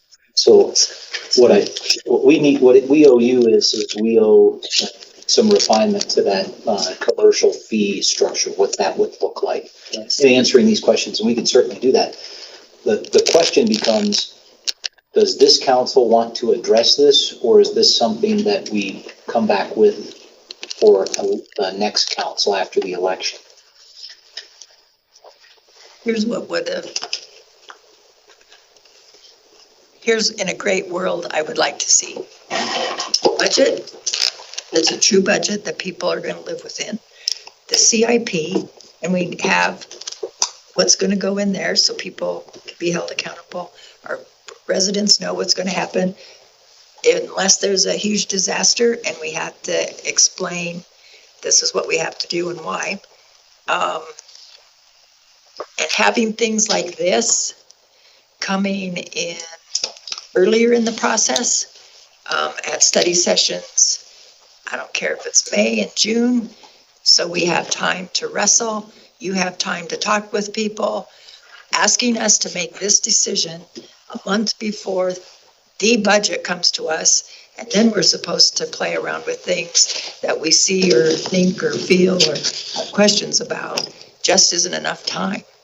We don't have, we're just reacting to your figures, not, you know, I look at that 359 a year or a month, that's over 4,000 for a lot of our companies right now and businesses that still aren't back from COVID. And that's what we're gonna hit them with. Whether it's, I know it's real. I know they have the deliveries and all that, and they have to have it to survive. But in truth, all of this is just gonna come back with higher expenses to the residents. So, and I think our last, I sort of chuckled because I thought last time you brought us a $7 proposal per resident and we said no, so now we're going to $8. But I just don't like these kinds of proposals on D-Day before we're going into a budget.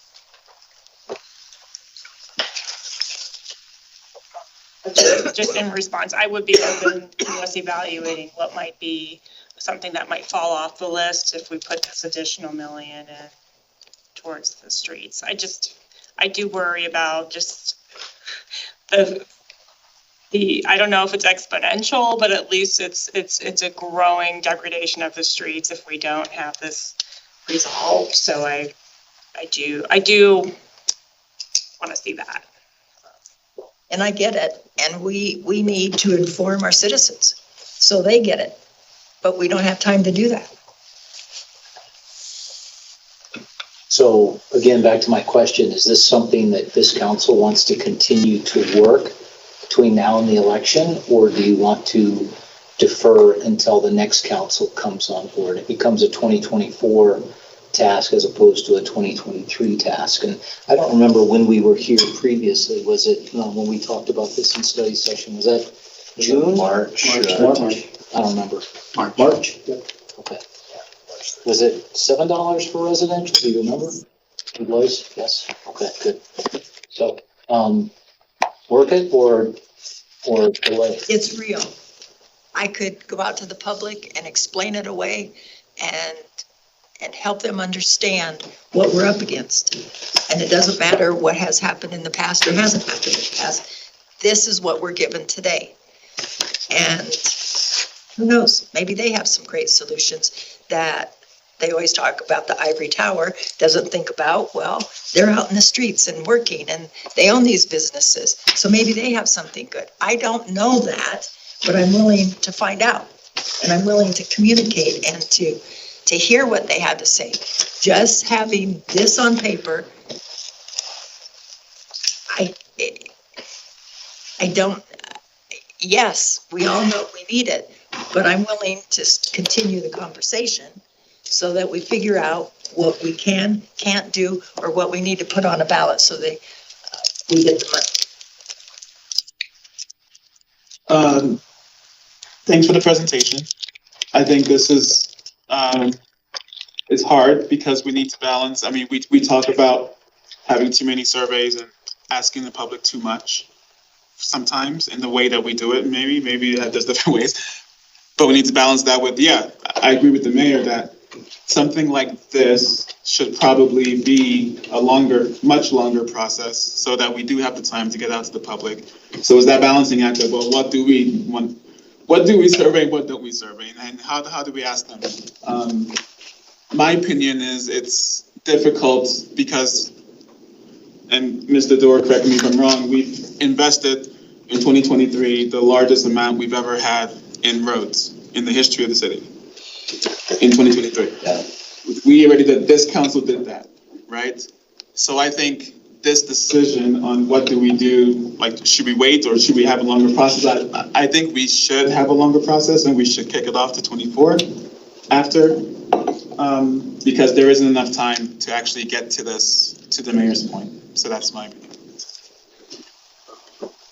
And maybe we need to clarify exactly what moving forward means, because moving forward, if I'm not mistaken, because I don't disagree with the mayor, but I also think I hear the mayor saying we need to keep moving forward.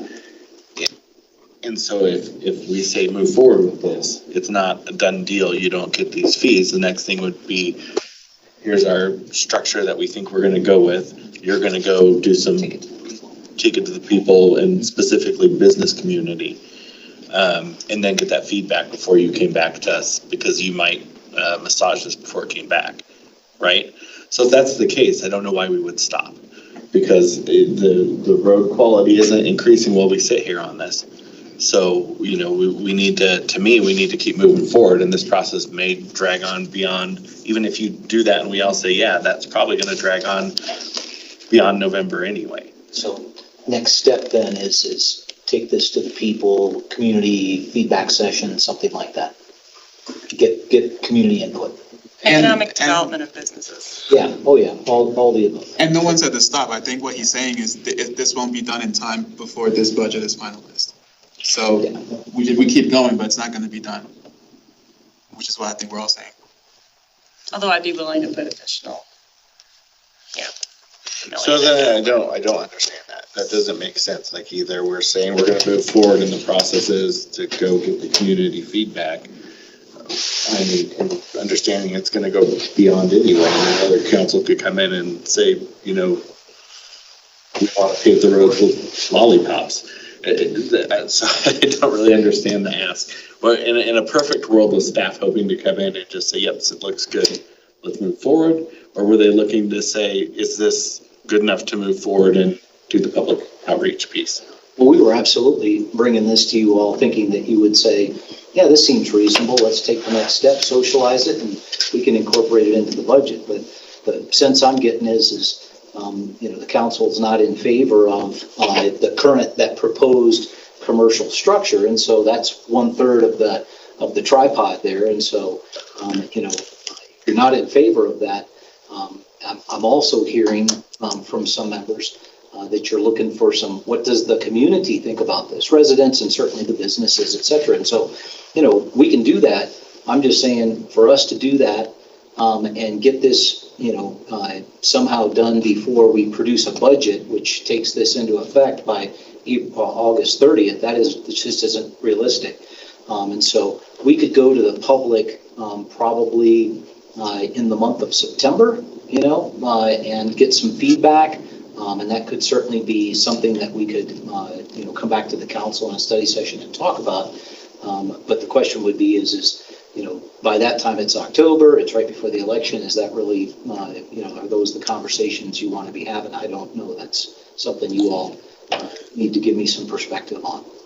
Town hall in September, we could dedicate it to this. And I guess the other thing that I'm trying to understand is, to me, this is a core service. This council has not only put more money than has been put before, but we've put a priority on this with those dollars. And so to me, yes, I want to see this budget increase whatever they can, even if the majority says no to this. I don't know. I mean, obviously you need 4 of us, but that should almost be a separate question in some light. I mean, obviously it doesn't get us to the numbers you want us to get to. But I haven't, over the last 3 years, we've consistently said, let's increase the amount of money that we're putting towards roads. So, and maybe you're not prepared to have that conversation today. Does that $1 million get adjusted if we say no to the fees, if the priority is still try to increase the roads as much as possible? We could certainly, from a capital budget perspective, you know, $1 million just means, you know, $1 million worth of other projects that you saw this morning just fall off and $1 billion goes in there. I mean, it's that simple. That's easy. So we could certainly do that as part of your deliberations on September 18th. Yeah, I think they're not mutually, or I think they are kind of mutually exclusive. Because you could do, the capital outlay, and then the fees, yes. I'm all for getting more info and not hurrying that. Any other thoughts, team? Okay. So we can talk about the $1 million, additional $1 million into the capital budget as part of the September 18th racking and stacking. And we can take this in the month of September out to the businesses and the community, and maybe something that we could throw out at the state of the city, you know, as a discussion item, something we're going to be coming to you about here in the coming months, get some feedback from the chamber and the business community. Okay. We would certainly do that. Okay, good. Any other commentary, questions? No. So it's 12:15 and we are ahead of schedule So we've got time, if you'd like to take 30 minutes for lunch. There's Panera in the back, snacks, doodads, and we can take a formal break, or we can take a formal break, grab something, and then do a working lunch while we have our water rate discussion. Grab and go. Grab and go. Okay, so we'll take a 2-minute break, grab yourself some lunch, and we'll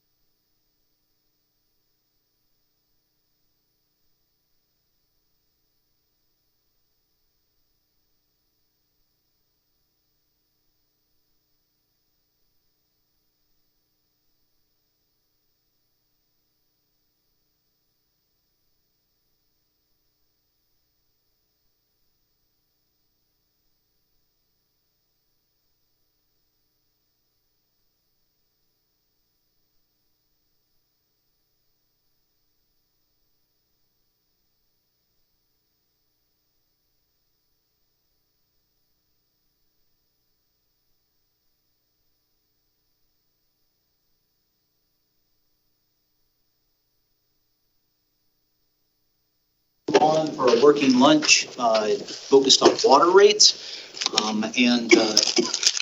We'll have Sarah and Brian kind of lead us through this, but this again is a decision. There's an ask in here. So I'm going to keep that in reference and the framework, but it is a decision presentation. We're well ahead of schedule. Again, presentation, questions, discussion, and then figure out how we're going to move forward. Okay, so without any further. Awesome. Well, thank you so much. Good to see everyone again. I feel like I've done it a while. A little quiet, so I'm glad to be here tonight, or today. It's not night. So what you're going to see here is really kind of a summary of what our overall game plan is for water and wastewater. It's really all based on the conversations that we had earlier this year in late 2022 related to water rates and water treatment plant and all of those conversations. As you recall from those conversations, when we went through the rate models, Brian did such a great job walking us through all of those models. We ended up no greater than 4.5% rate increase for water and 6% for wastewater. So just kind of resetting kind of where we were then. This is a summary, so there's definitely more detail, but we just wanted to provide it. So with that, unless there's specific questions, I'm going to hand it over to Brian for him to go through. Good afternoon, City Council. Brian Donahue, Policy and Budget Department. The purpose of this part of the presentation is to discuss 2024 water and sewer rates. I ask City Council to provide direction to staff. During the 2023 rate setting process, placeholders of 4.5% for water, 6% for sewer is to balance the financial models for a 10-year period. Rate increases were also used to develop 2024 budget before you today. These rate increases allow the city to construct a new drinking water facility and additional repair and replacement projects for the water system. It allows for the necessary regulatory enhancements for the sewer system.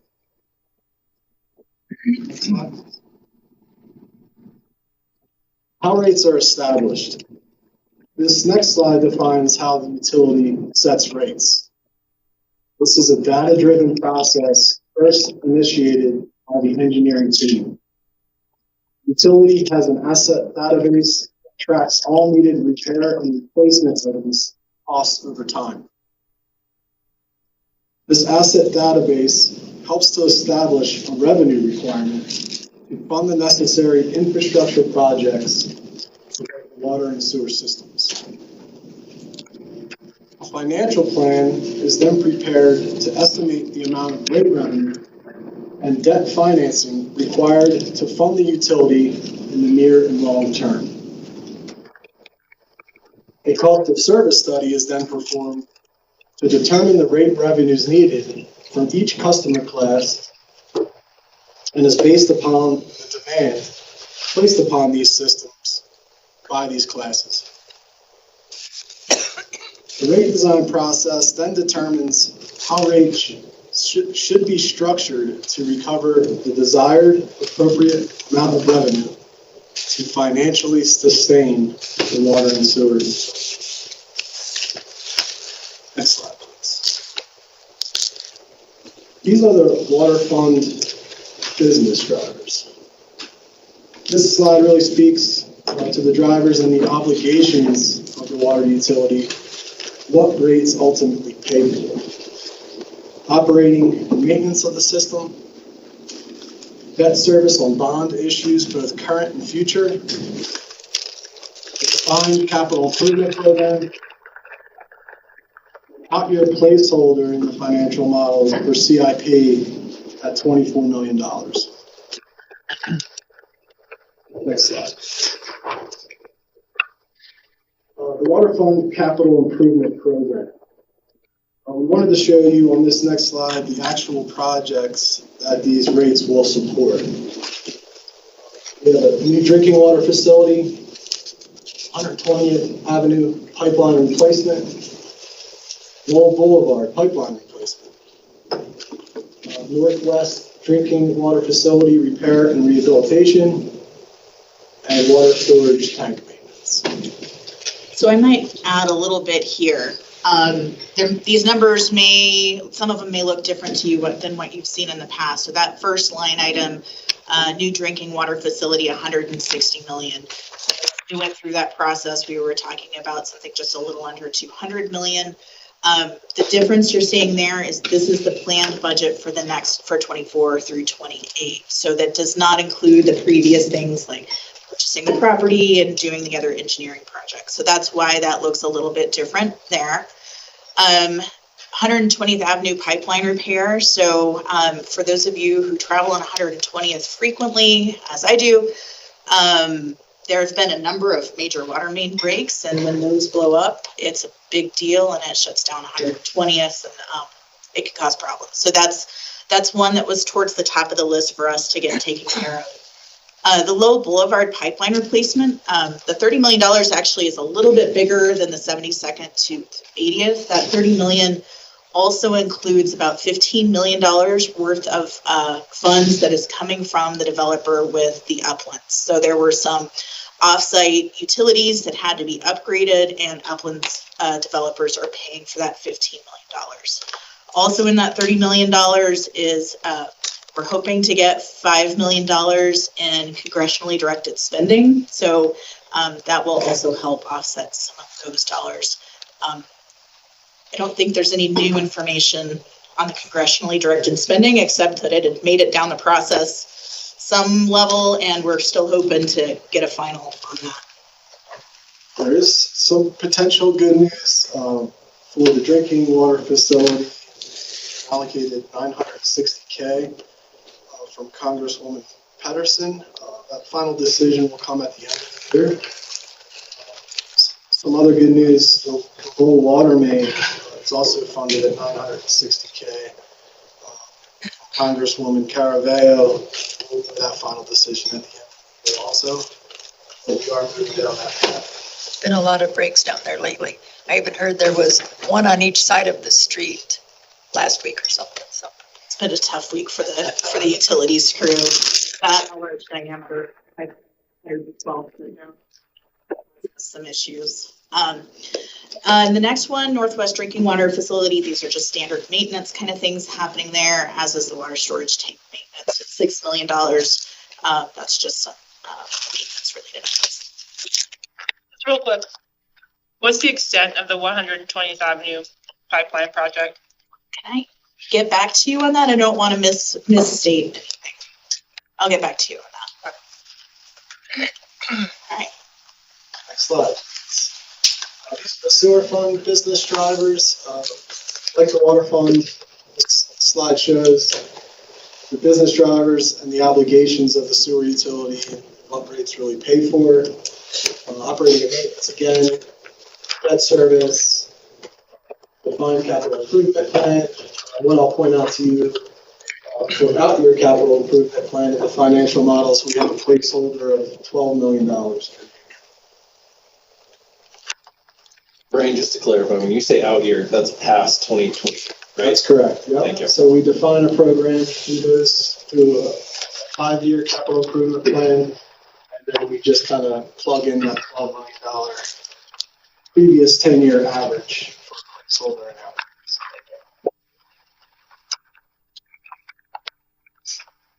These are the projects planned for the sewer system.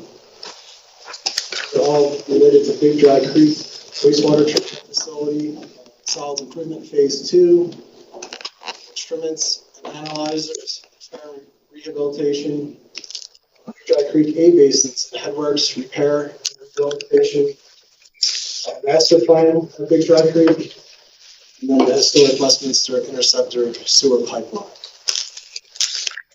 So a large part of what's driving some of this is regulatory requirements from the federal government through the state.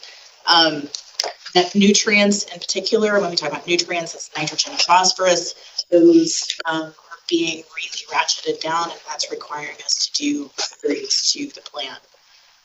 Other things you'll see here, and it's really, in the master plan is a good one to focus on. You know, it's a smaller dollar figure, but it's really important to our planning.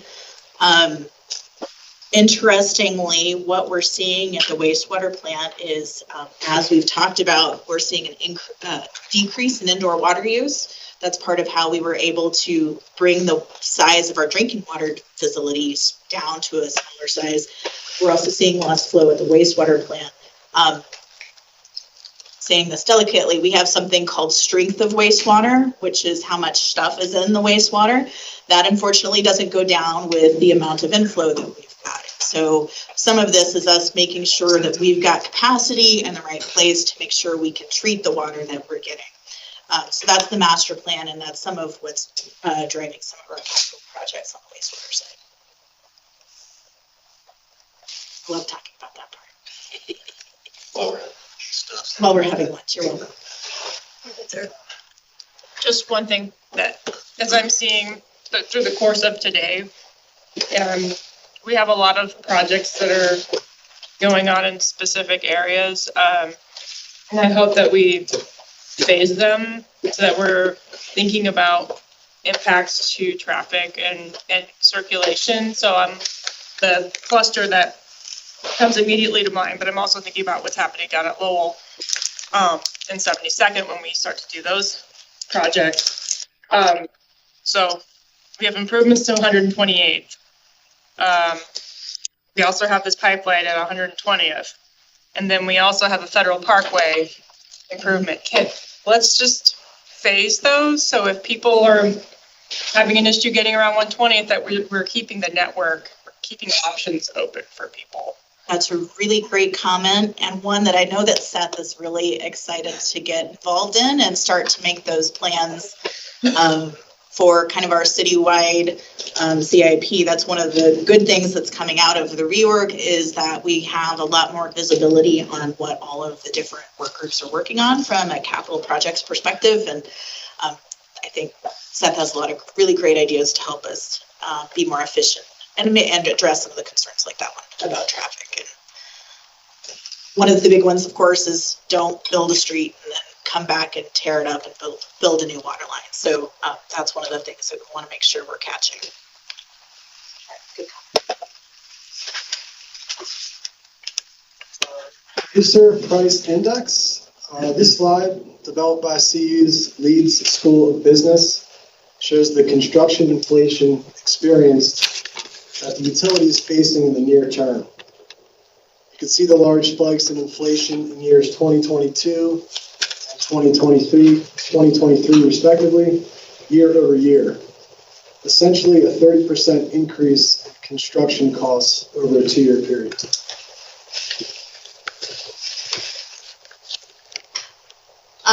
No, I'm sorry, I got a phone a friend note here that the 120th project is federal to Huron.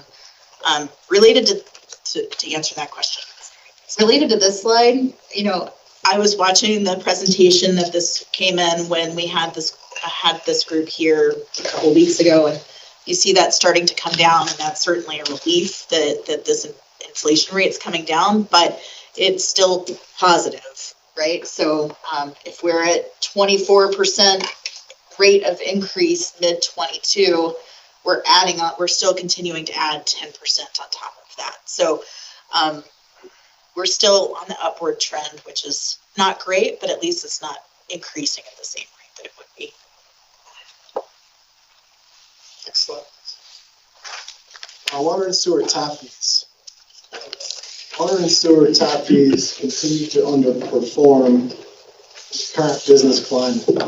That is to say that rates are and will continue to be the primary revenue source for the utility.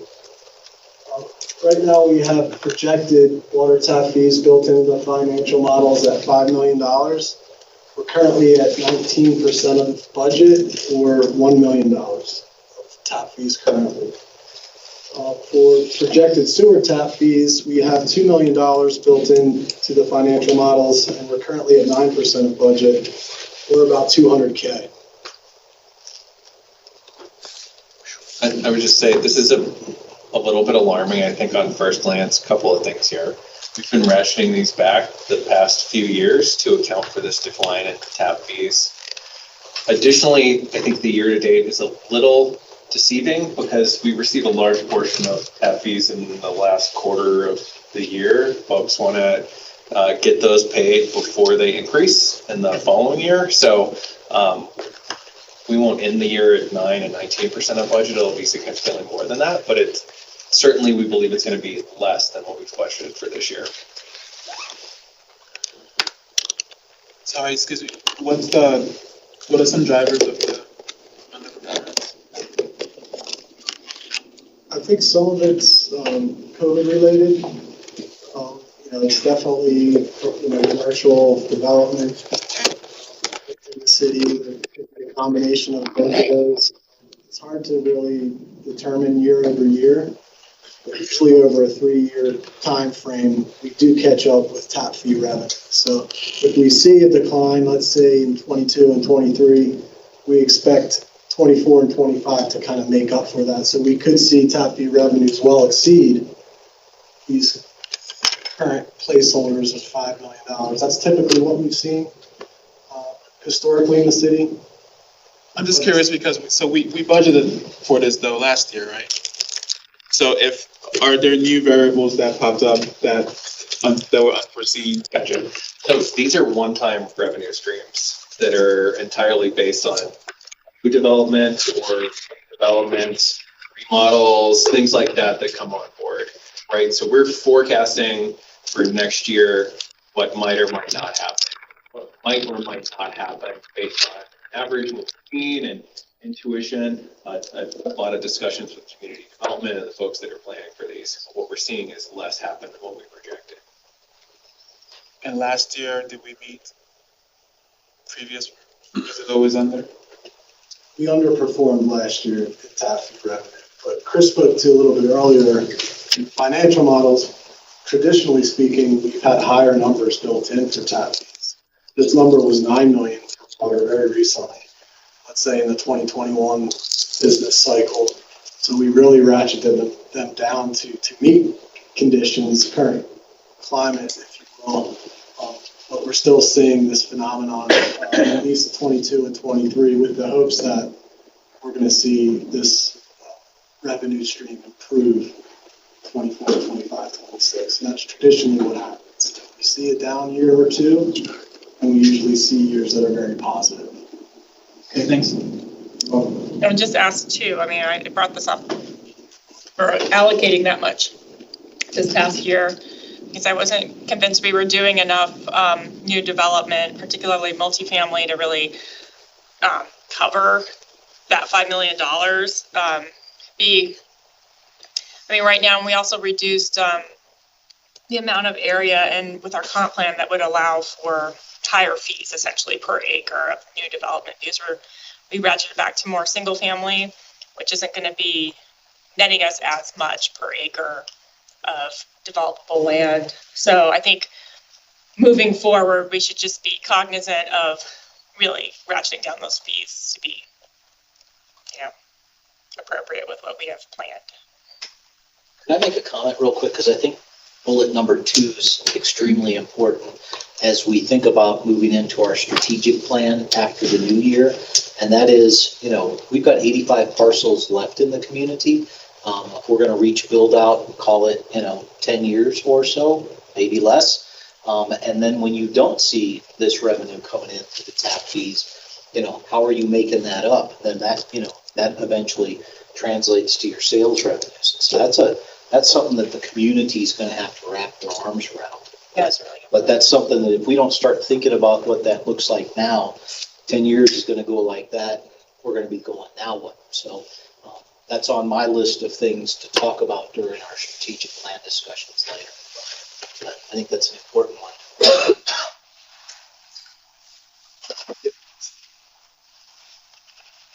This next slide shows the customer bill impacts for the low, average, high water user. We show a typical winter, summer impact, and a total annual bill increase. Our low user is defined as 36,000 gallons per year.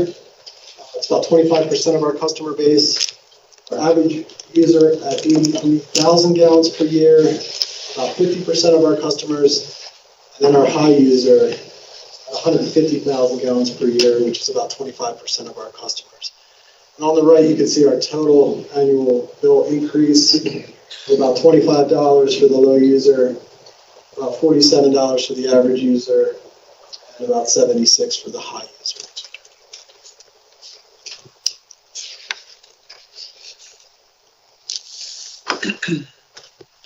So this is what we're taking based on previous conversations and then a review today as we build these rates into our 2024 proposed budget. So based on any further feedback from you all today, we're going to fill these in, and then getting into October, we'll bring back the rates and ordinance to adopt the rates at the same time and bring the budget back. These will come back. Thank you. With all the wet weather, where are we at this budget? That's a good question. We're about 2.5 million right now below budget. If it stays hot and dry through the fall, we'll continue to irrigate. Eventually get that back. Mayor, I've had a lot of the same concerns, and at the same, because I've turned my system off for quite a while. Because it's not until June. June. It seems like we were getting rain every other day, and it kind of still feels like it. I also feel like I'm going to eat my words. I think a lot of times over the last 2 years, I've said we haven't ever used that rate stabilization reserve, and this might be the year that we need it. And that's why it's there. That's why it's still funded. So if we get to that point, we'll certainly be coming back to you to talk about the usage, potential usage of the rate stabilization reserve, depending upon revenues the rest of the year.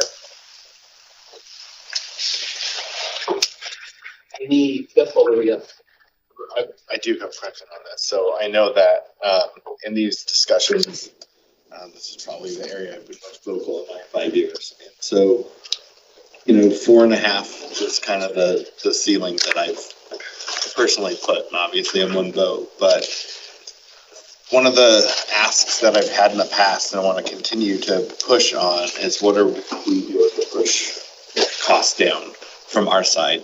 Because, I understand the cost of everything keeps going up, and I understand also that we're not really increasing at the rate of inflation. I appreciate all that. However, this is still, continues to impact the community. This year, not as much because it has been wet, but, what is kind of the tactic and the strategic plan within that part of the organization to go after ways that you can decrease or have efficiencies? And I think this is something I talked to a community member about who's concerned about the new water plant. One of the things you shared with us is, there will be efficiencies and stuff with new technology. So I just want to know if there's any wins that you can point us to since the last rate increase, because that was part of the conversation when we approved the last rate. Yeah, so I'll start out with the most recent one. With our conversations with the reorganization, it's becoming clear that there's some efficiencies just in personnel that as we bring folks like our stormwater division over. The stormwater division functions very much like our other utilities, and so there's some efficiencies that we can gain there by making sure we're using the right FTEs in the right place. So for instance, we have an FTE that's been open for maybe a year or two now, that's in the utilities side for the water side that we are looking at potentially repurposing into the stormwater side. So it's a position that makes sense in either position, but I think it'll help us in managing some of those costs. To your point with the water treatment plant, a lot of the stuff that we're going to be implementing is going to be high efficiency within our budget. It'll be high efficiency in terms of electricity, in terms of chemical use, in terms of those sort of things. So the plant itself should be cheaper to run because of those efficiencies. And one of the things, and this is my background, so I get excited about it, our water quality program, the amount of work that we do in our watershed, partnerships with folks up in the watershed that talk about where we're talking about how do we mitigate for fire impact. how do we make sure that people who live upstream from us are discharging wastewater that's to a quality that's beneficial for us. That's a lot of work that we do that really doesn't have much cost, but has massive cost impact to not having to treat that poor quality water at the wastewater treatment plant. So there's a lot of those sorts of things going on in the background. Well, I appreciate that, and I'm glad to hear all that. I guess I am disappointed, but I won't say frustrated that it is the 4.5%, just because that, again, is my ceiling for me.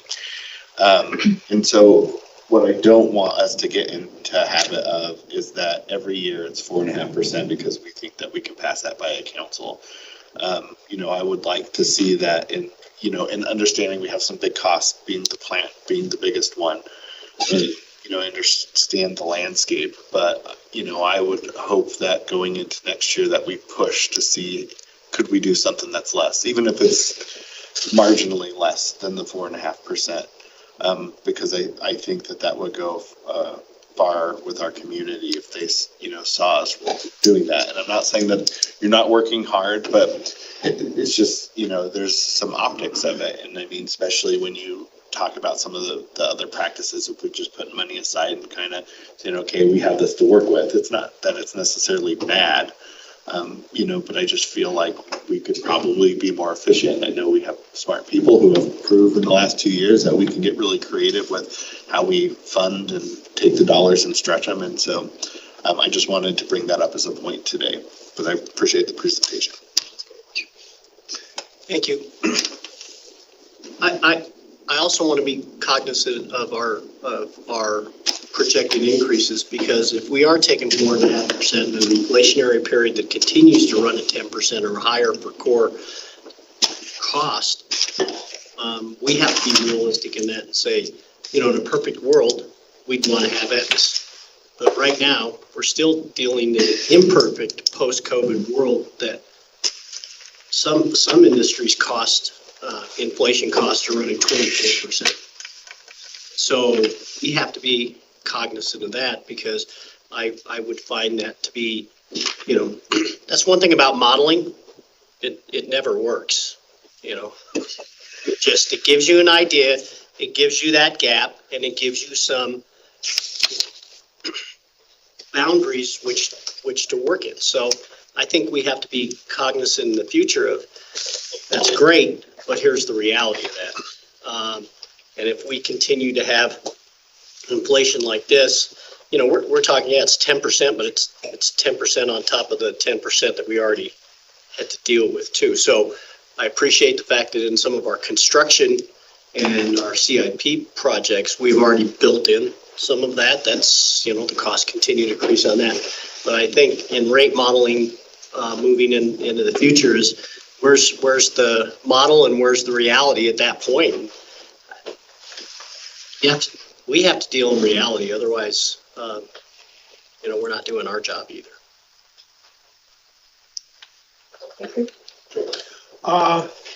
Going to the sewer specifically, Denver wastewater reclamation or whatever it's called, processes wastewater from a very large area, and they do it at like 40% of the price we do it in. Okay, or that's my understanding at least. Is there an explanation for them? I would have to understand where your numbers are coming from. Major difference between Metro and our utility is we've got a collection system that we maintain that Metro does not. So I would need to understand more about what numbers you're looking at. Well, I've heard that the water we send to Denver Reclamation, or Metro Reclamation, is about $3 a thousand. Is that close? I would have to look. I don't know. And of course, we send Little Dry Creek there, which is about 1/3 of the wastewater coming out of our city. So of course, we have to maintain the collection system before that. And I think that is true with almost all of the other users. They have to maintain all the collection system before they tie in.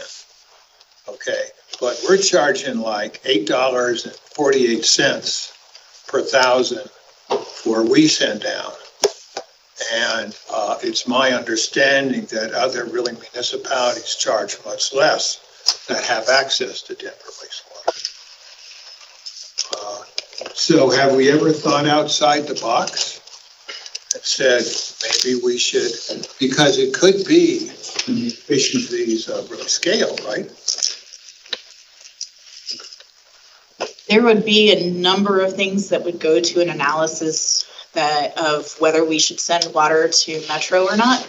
Some of those are just the physical logistics of wastewater typically runs downhill. The Little Dry Creek Basin runs south, the Big Dry Creek Basin runs north, and there's wouldn't be necessarily infrastructure to get that wastewater to Metro.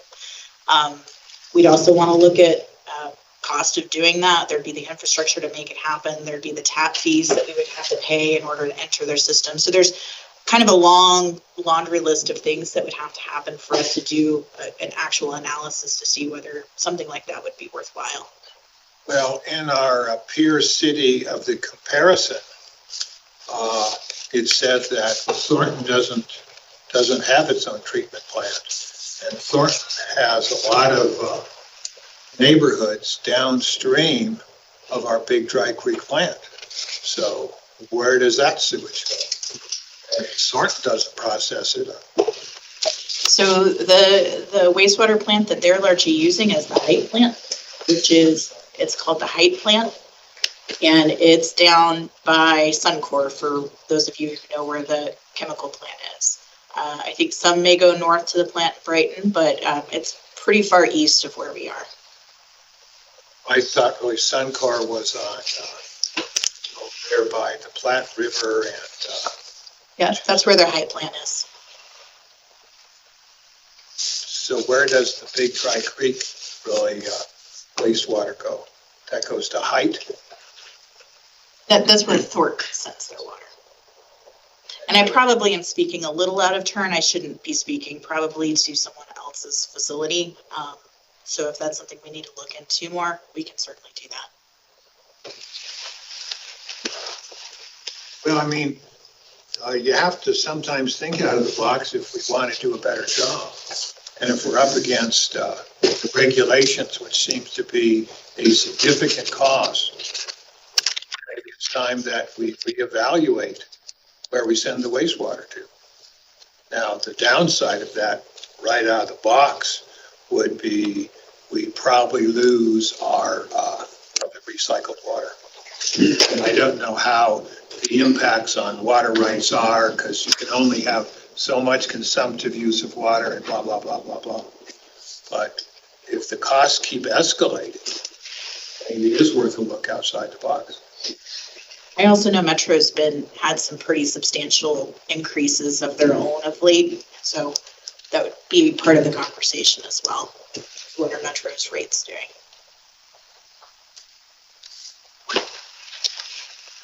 Hopefully I'll remember my question. For those residents who are going to be most impacted because of fixed or low income, how, in our efforts for, preserving naturally occurring affordable housing and for keeping people in place, again, I'll just ask, what are we looking at to help keep people who are, again, most impacted by this in their homes? Because we're going to just keep seeing this, and we're getting more people that are going to be on fixed incomes over the next 20 years. And we all know those fixed incomes do not rise with inflation either. So we have a number of assistance programs that are available to customers who are struggling to pay their water bill. We've got an excellent lady in our utilities operations team that manages those programs. And so those are something that she and our utility billing department work really closely together to make sure that folks have sufficient resources to continue to have water service. So are we seeing an uptick in utilization of that, some more demand? Are we seeing people that are just over an income level, that are, unable to take advantage? Or should we be looking at that? So we are seeing more use. I think some of that increased use is coming from the fact that our utility billing folks are learning more about the programs that are available. Some of those are federally funded, although I think some of those may be going away. But they're becoming more aware of these programs that can help these individuals. And so I think the increased usage has largely been an increase of awareness in staff and being able to connect people to resources. Can we be proactive about informing people, like have it on their bill? Or is it on their bill? Like, here's the number to call if you can't pay. Is it on our website? And we do have language on the bill speaking to the water bill assistance programs. And on our website, conservation page that kind of coincides with the water bill assistance programs. Okay, I'd be interested in having some information, if you're tracking, like how many customers are served, what's the delta that is helping them? Is it one time versus multiple? We can provide that for you, absolutely. Thank you. And a couple other things that I've been waiting to have the rate discussion that I wanted to bring up. One is, so I recently, a couple months ago, had asked about us looking at the Thornton model. And I'm not sure where that lays. It sounds like you almost needed the email back because it is a substantial thing. Does there need to be a decision point to give direction to that? And in tandem with that question, have we looked at, like, so I'm looking at these numbers here and I understand high user, you're not doing month by month, but I still have a question of, do we have the tiers right? And that doesn't necessarily just mean third tier, are we right where we have the first tier? And those are the two tiers, which obviously affect, where two ends.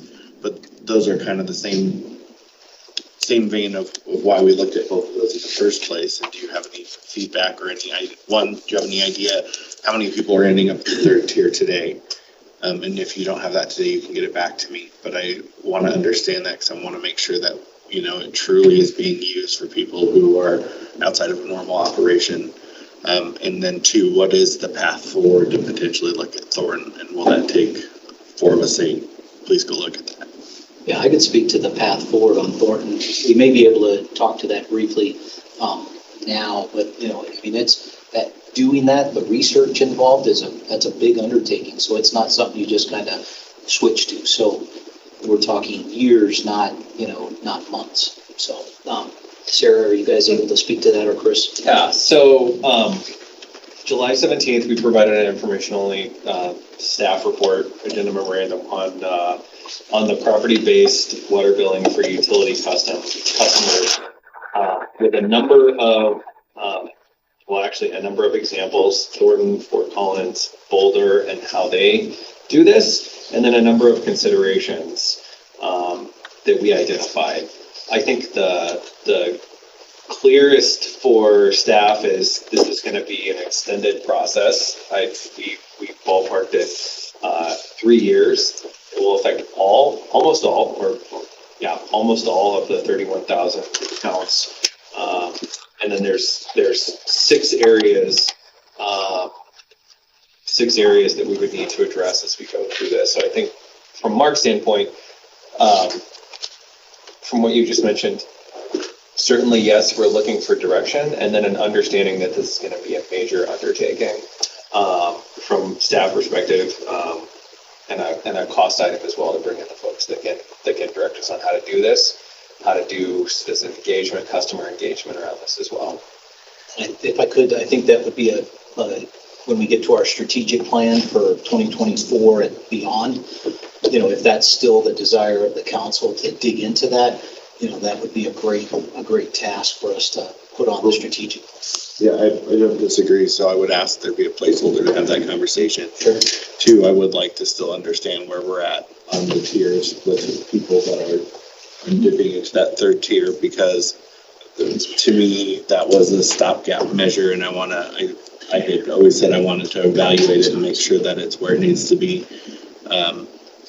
So if we could get feedback on that, that would be great. And then the last thing, and this is an ask, and it's probably. Can I address that before you move on? So certainly we'll provide feedback on third tier, how folks are getting there, how often and that sort of thing. I think that leads into a bigger conversation that we've been having of a need to re-up the cost of service study that was done previously. We've made a number of changes to the model from the cost of service study that we did in 2017. That was a major process. That was a major expense. Our team is talking about how do we do that smaller, more cost effective, and a lot quicker than the 2-year process we had before. But that cost of service study sets a philosophy for tiers, charges, impacts for different tiers. And I think we need to go and reset because we've made a lot of changes since then. Reset what that looks like, where those costs are, and come back to you with a little deeper conversation on those tiers. I'm the one who my question is, because, obviously, so that was the year that I was running, initially got elected. When they go into those, can it be with that efficiency mindset involved with it to make sure that, whoever's helping us do that study is point things out that maybe in our day-to-day that we're, kind of nuances that we're not paying attention to. So before you pulled the other thing, this might be for the September, but I've been meaning to ask this. So envelopes seems like I understand not a lot of people need the envelopes. However, when you talk about people on fixed incomes, the people who I hear this complaint from a lot are seniors who don't get the envelopes and they have to figure out how to get an envelope to send their bill in to pay us.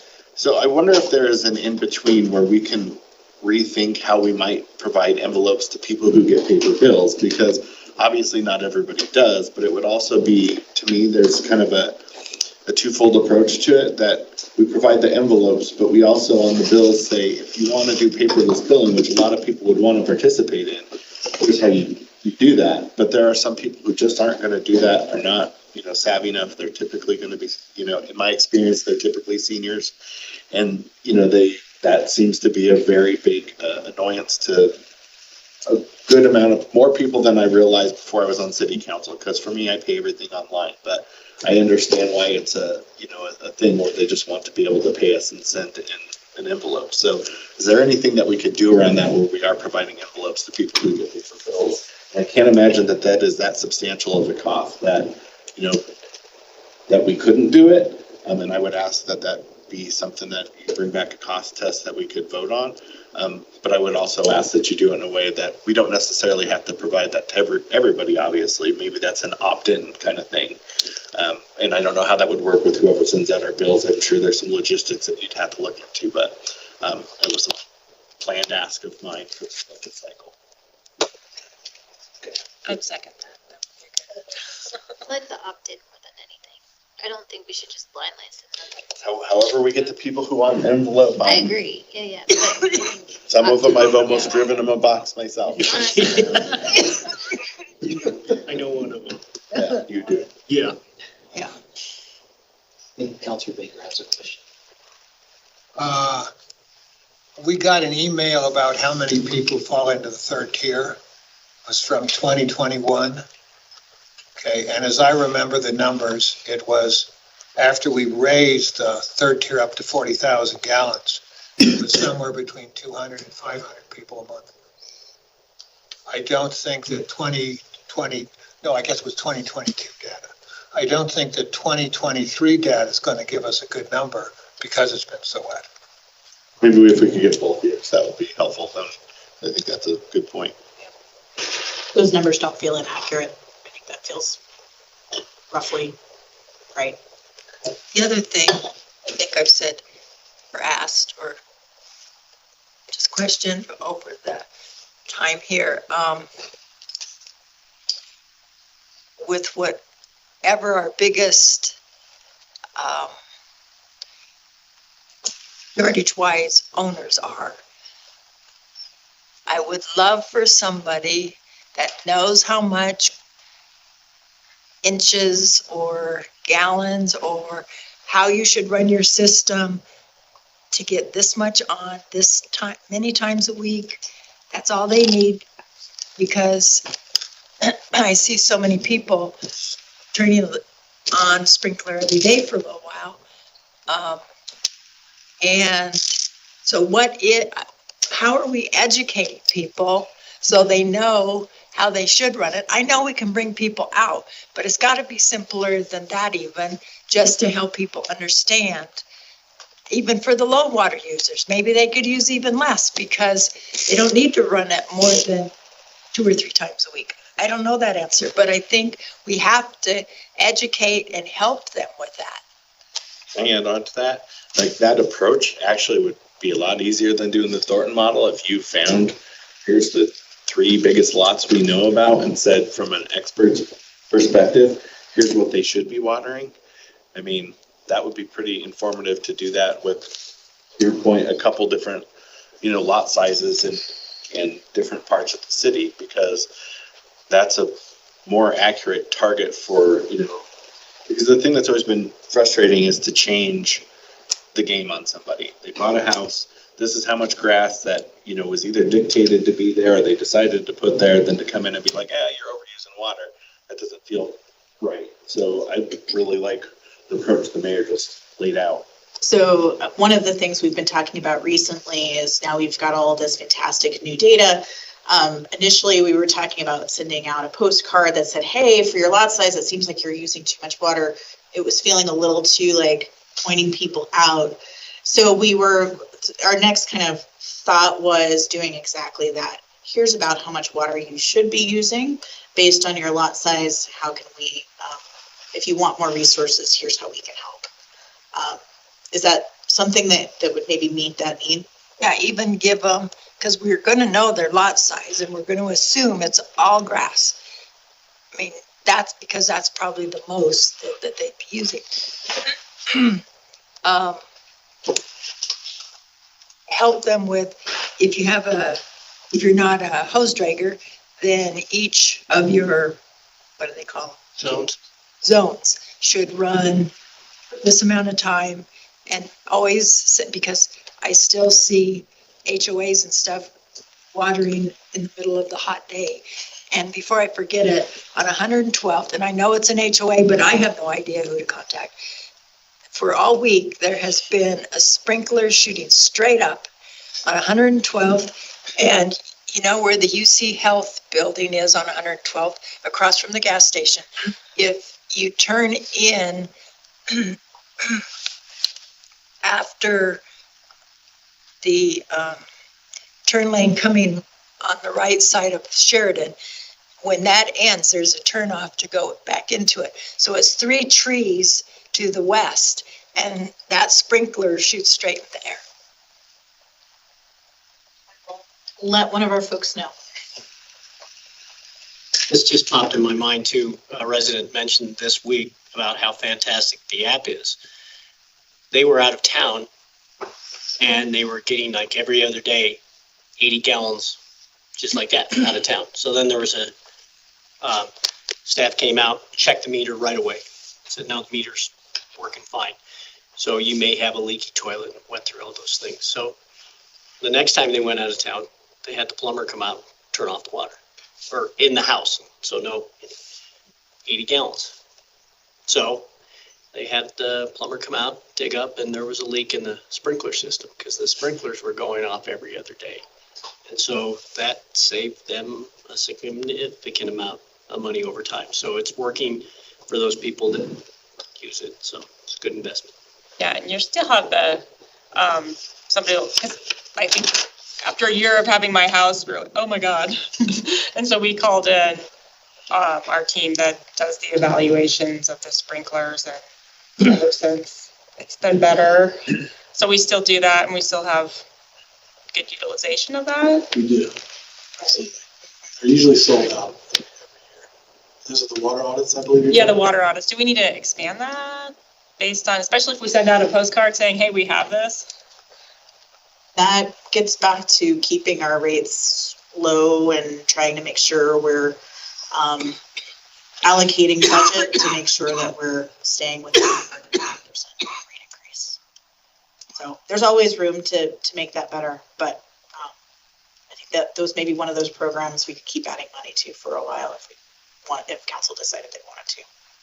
Well, it'd be good to know if you think like in relation to the request from the mayor, and you're already understanding of the higher demand for that program. So if it's not that much, we can put it in the budget. Remember the line item on that? I'm not sure, but I did want to share that we did get a grant for the Owner Full program recently. So that's another positive step. So some examples of that at, I believe it's 40,000 for 2 years, so a total of 80,000.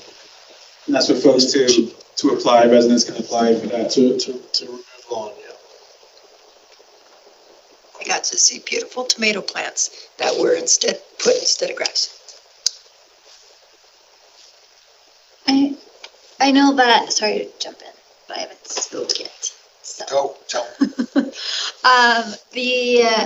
I know that we said don't compare cities, but Denver has or had a Beehive, I think, program where they had a rebate where if you buy it for $75, you can do a rebate, you get 50 back. So it's really only a $25 device, and it is a device that is just what we're talking about, right? Like it does a rain delay. So if it senses that if it's already wet, it delays your sprinkler system from turning on, or zones. If one zone, it senses like it's more smart sometimes than we think it should be. So if we could maybe look at if that would be a cost-effective benefit program, kind of adding into the discussion of what that might look like for us.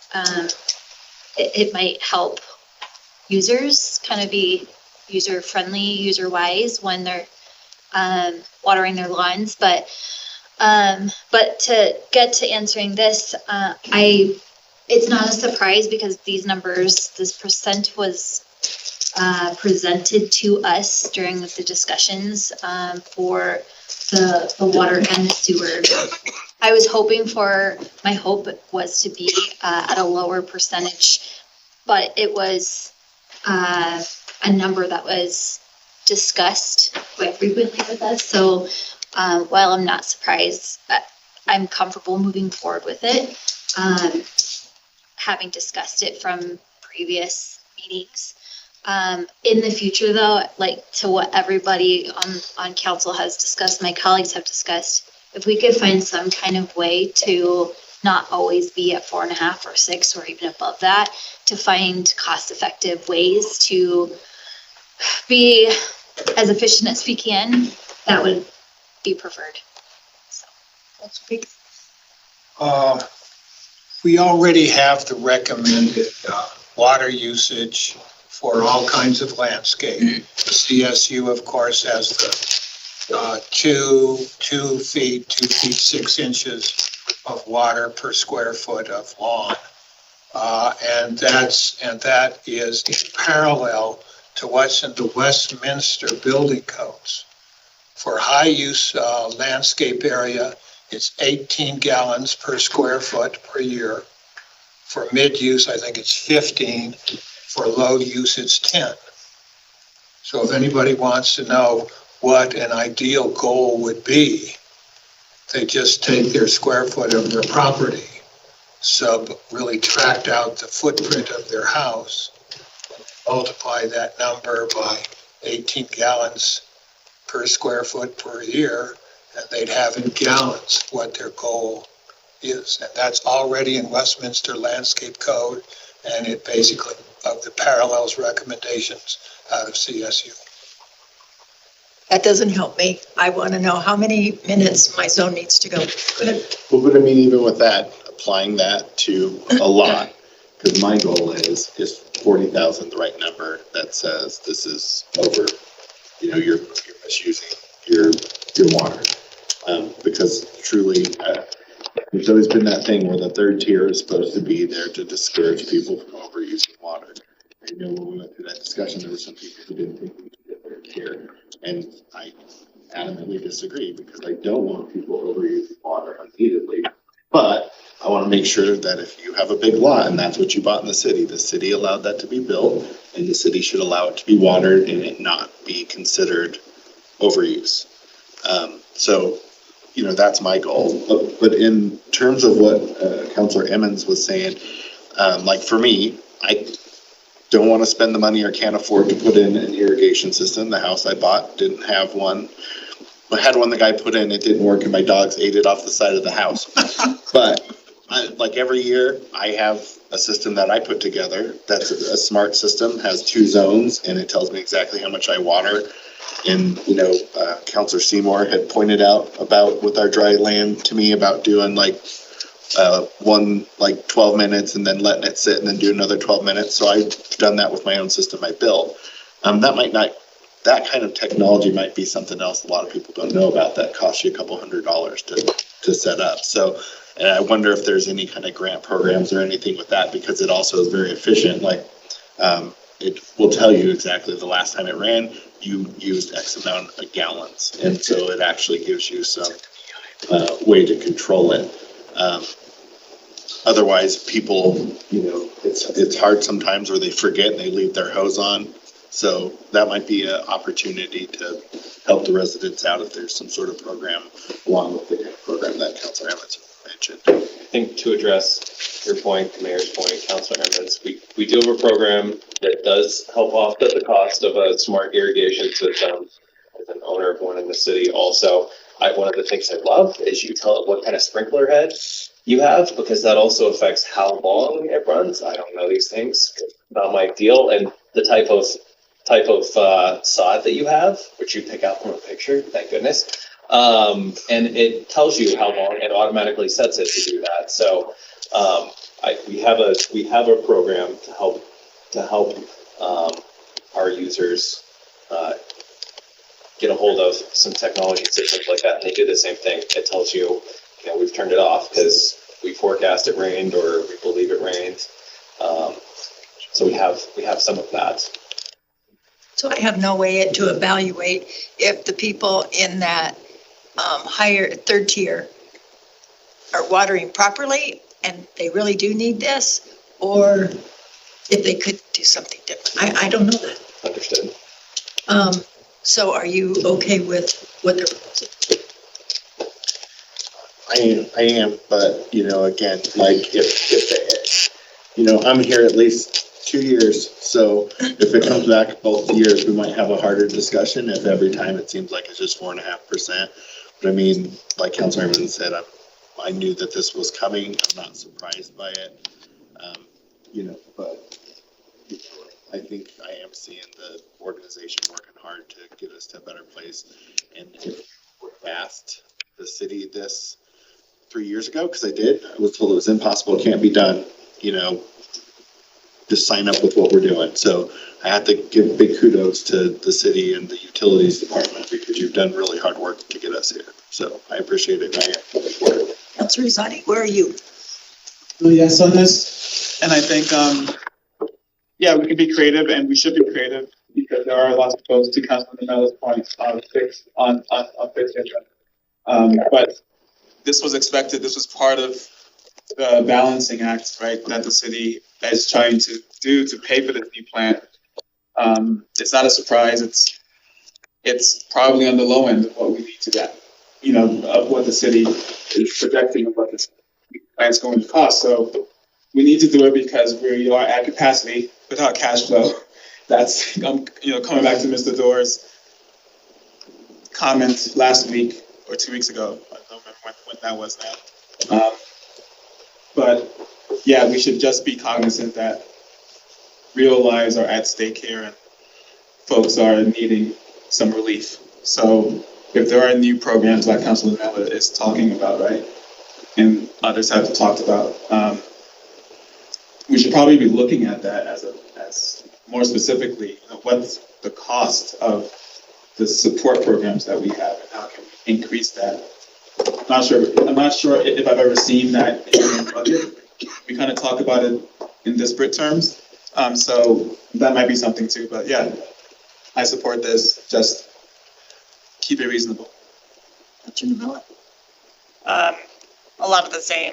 sentiments just given by Councilor Rosati. So, yeah, I think just with everything that we do, it's to have that impact analysis and any suggestions of how we can reduce the impact to the people who most feel it. I still push for that Roundup program any old time.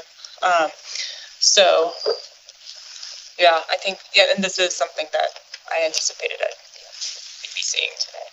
So Lindsay, or Emmons, I already have you as a yes. Councilor Seward.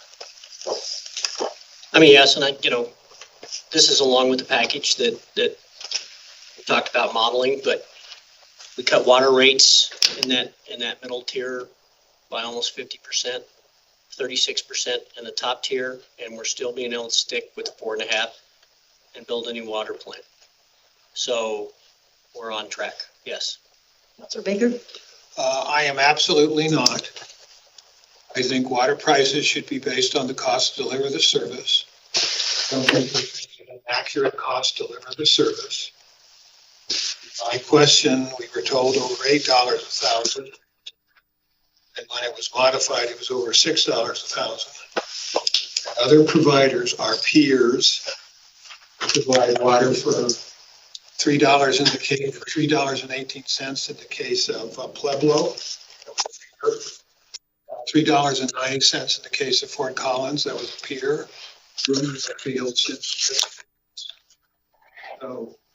I can't say yes to this when we don't know what it truly costs us to produce. I guess we knew this was coming. Agree with everything that's been said here. And before we wrap up, I just want to thank everyone that has presented today, the hard work you've given it your Saturday, at least for getting you out of here a few minutes early. To all those behind us and those online, thank you so very much. I came in this morning, I just had 2 big molars pulled and my mouth doesn't open real wide yet. That's the reason you see me eating liquid stuff. But I just want to thank everybody for a good day. All right, thank you, Mayor. And again, kudos to the staff that presented and put all this together. Great work, a very productive session today. We're finishing 35 minutes early, so my job is done and we kept it on track and still accomplished what we wanted to do. So that was great. Thanks to the counselors, certainly for your attention, for your guidance, and for the questions. And what I would ask you to do as we move forward, have questions associated with the budget, send them in. Again, collect them. We'll return responses to you. But at the end of the day, we'll have a packet of questions that have been asked and answers that have been provided for you before we go final on the 18th. Okay, so looking forward to that. We could go to the next slide. So again, to reiterate, next big step is August 30th, the release of the proposed budget. September 11th is the public hearing, get their feedback. September 18th is that council study session. And again, the only thing on the docket that night is the budget. So we got plenty of time to talk budget that night. And then October 9th and 23rd, we'll do the first and second reading of the final version budget, the council's budget. And then to be added here, an after action review of our process, things that we can work on and improve for next year. We'll do that in early November. But again, if you keep notes, just let us know and we'll come back in together and do an hour-long after action review. Okay? And so with that, thank you very much for attending. Mayor, I'll pitch it back to you to close us out. Have a good afternoon. Good luck at the games. You get half an hour. Josh, he has to head to Aurora.